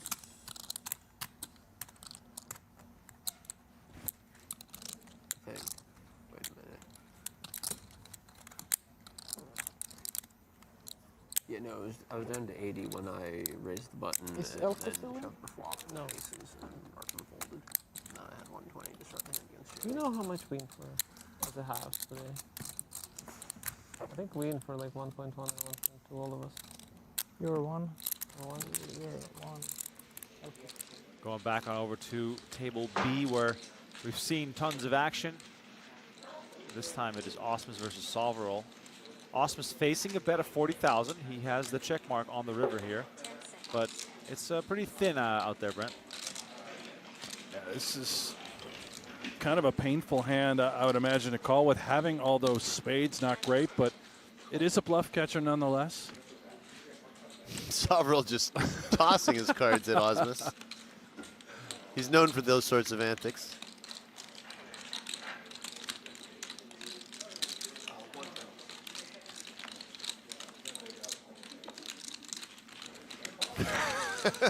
Great reaction there from Jeremy. Not the guy you're going to tilt by doing something like that.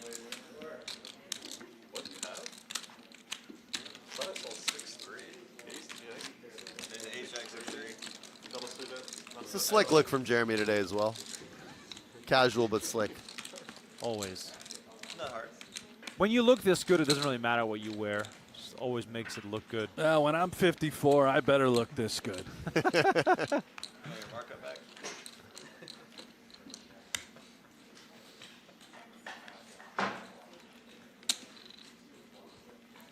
Interesting point made by Donnie Peters, often co-commentator with me, mentioning that last year, day one at 75-minute levels, hence preventing a lot of this rebuy action that we've seen this year. So was it 60-minute levels this year? 60 minutes levels this year.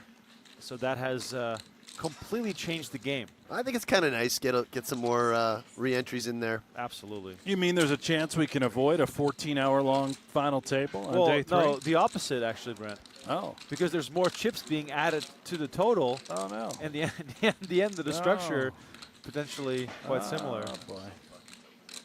What have I done? I've jinxed it all. More money to play for, though. Might be a 4-day event. I mean, it'll go past midnight on Saturday for sure. King, Jack, 6, two clubs on board here as we approach the closing stages of day one. Solver with King, Queen ahead here.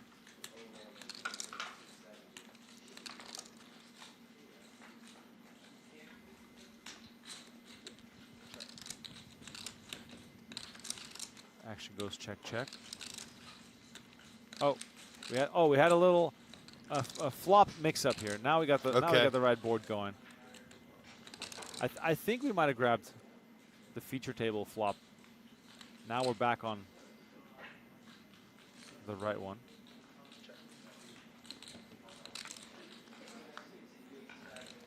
Several wouldn't have minded seeing an offsuit ace there to use those queen blockers to his advantage, but should just go check, check, and Jeremy wins. King, queen. Action goes check, check, and Osmus will show down the winner.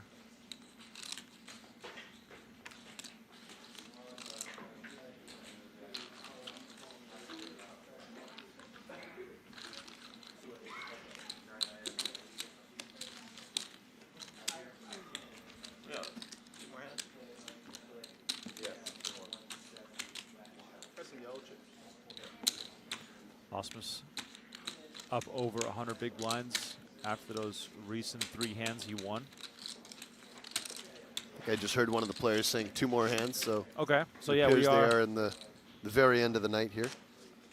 And I mean, what a night it has been. I mean, we've had so many big pots. Yeah, there's been a lot of fireworks, a lot of 3 guys have fired 3 at least have fired 2 shells and out of the tournament. A bunch more that may rebuy tomorrow. You're fucking speechless? That's not good. Did you see the action? He trapped me, dude. Nice looking hand here for Ben, double suited with an ace and the table chip lead.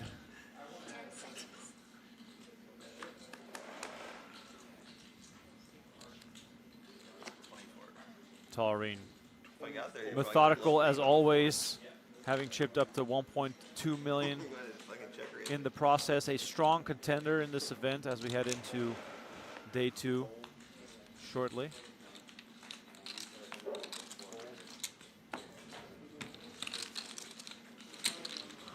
Quick round of folds here.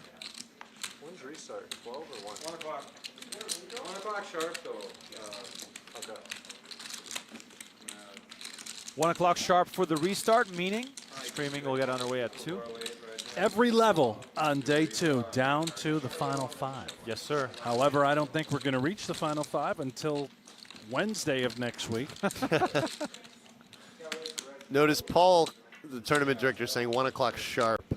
You know, at the WSOP, when you have a restart, it always starts right on time. Sometimes in the studio, you see a little leeway. You see people waiting for people to show up. Paul wanting to make sure everyone gets there in get this party started right on time. Double suited He'll queens deal for him Osmos. out. Yeah. You're not here, you're out. Yeah, I mean, as it should be, really. Sometimes you make an exception if it's the final table and a guy texts you, oh, I'm running 5 minutes late, but.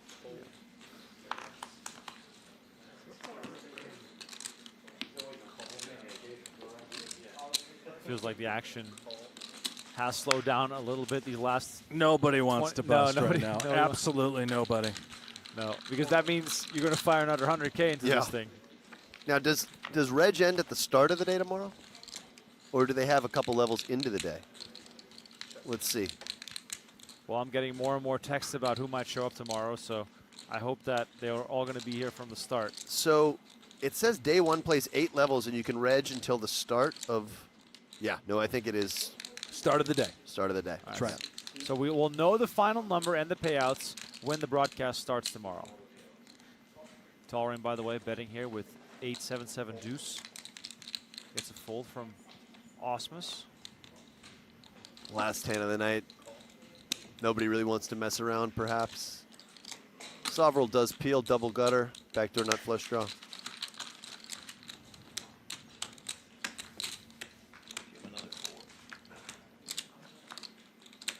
Four. They called that card. He just said that. Give me another 4.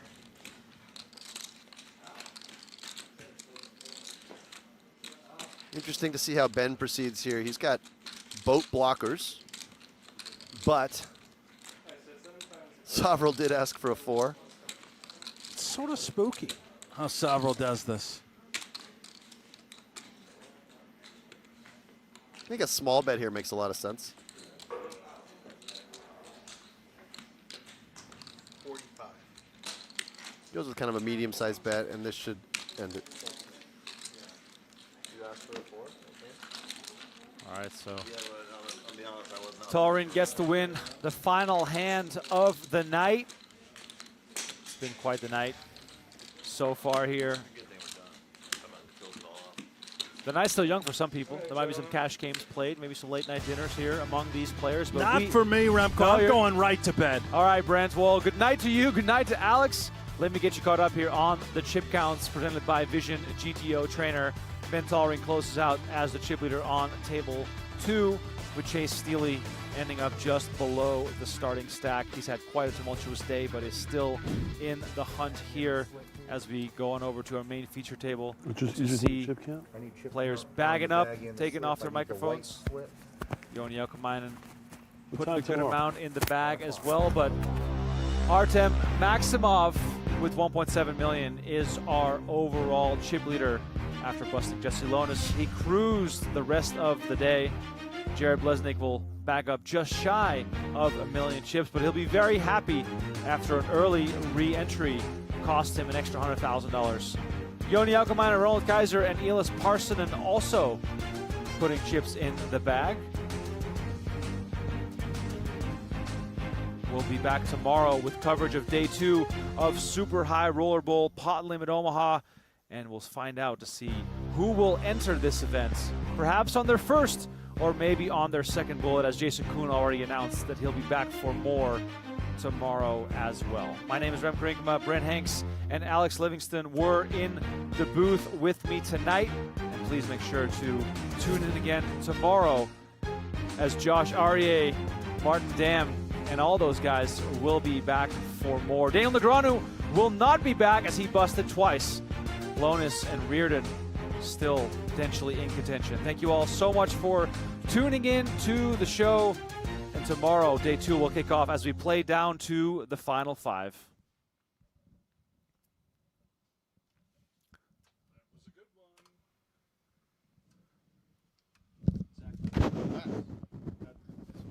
Very hard for me to talk when you talk in my ear. No, yeah, it's just for future reference. I'm looking at the log, and I have what I want to say, and then when I heard you, I got totally off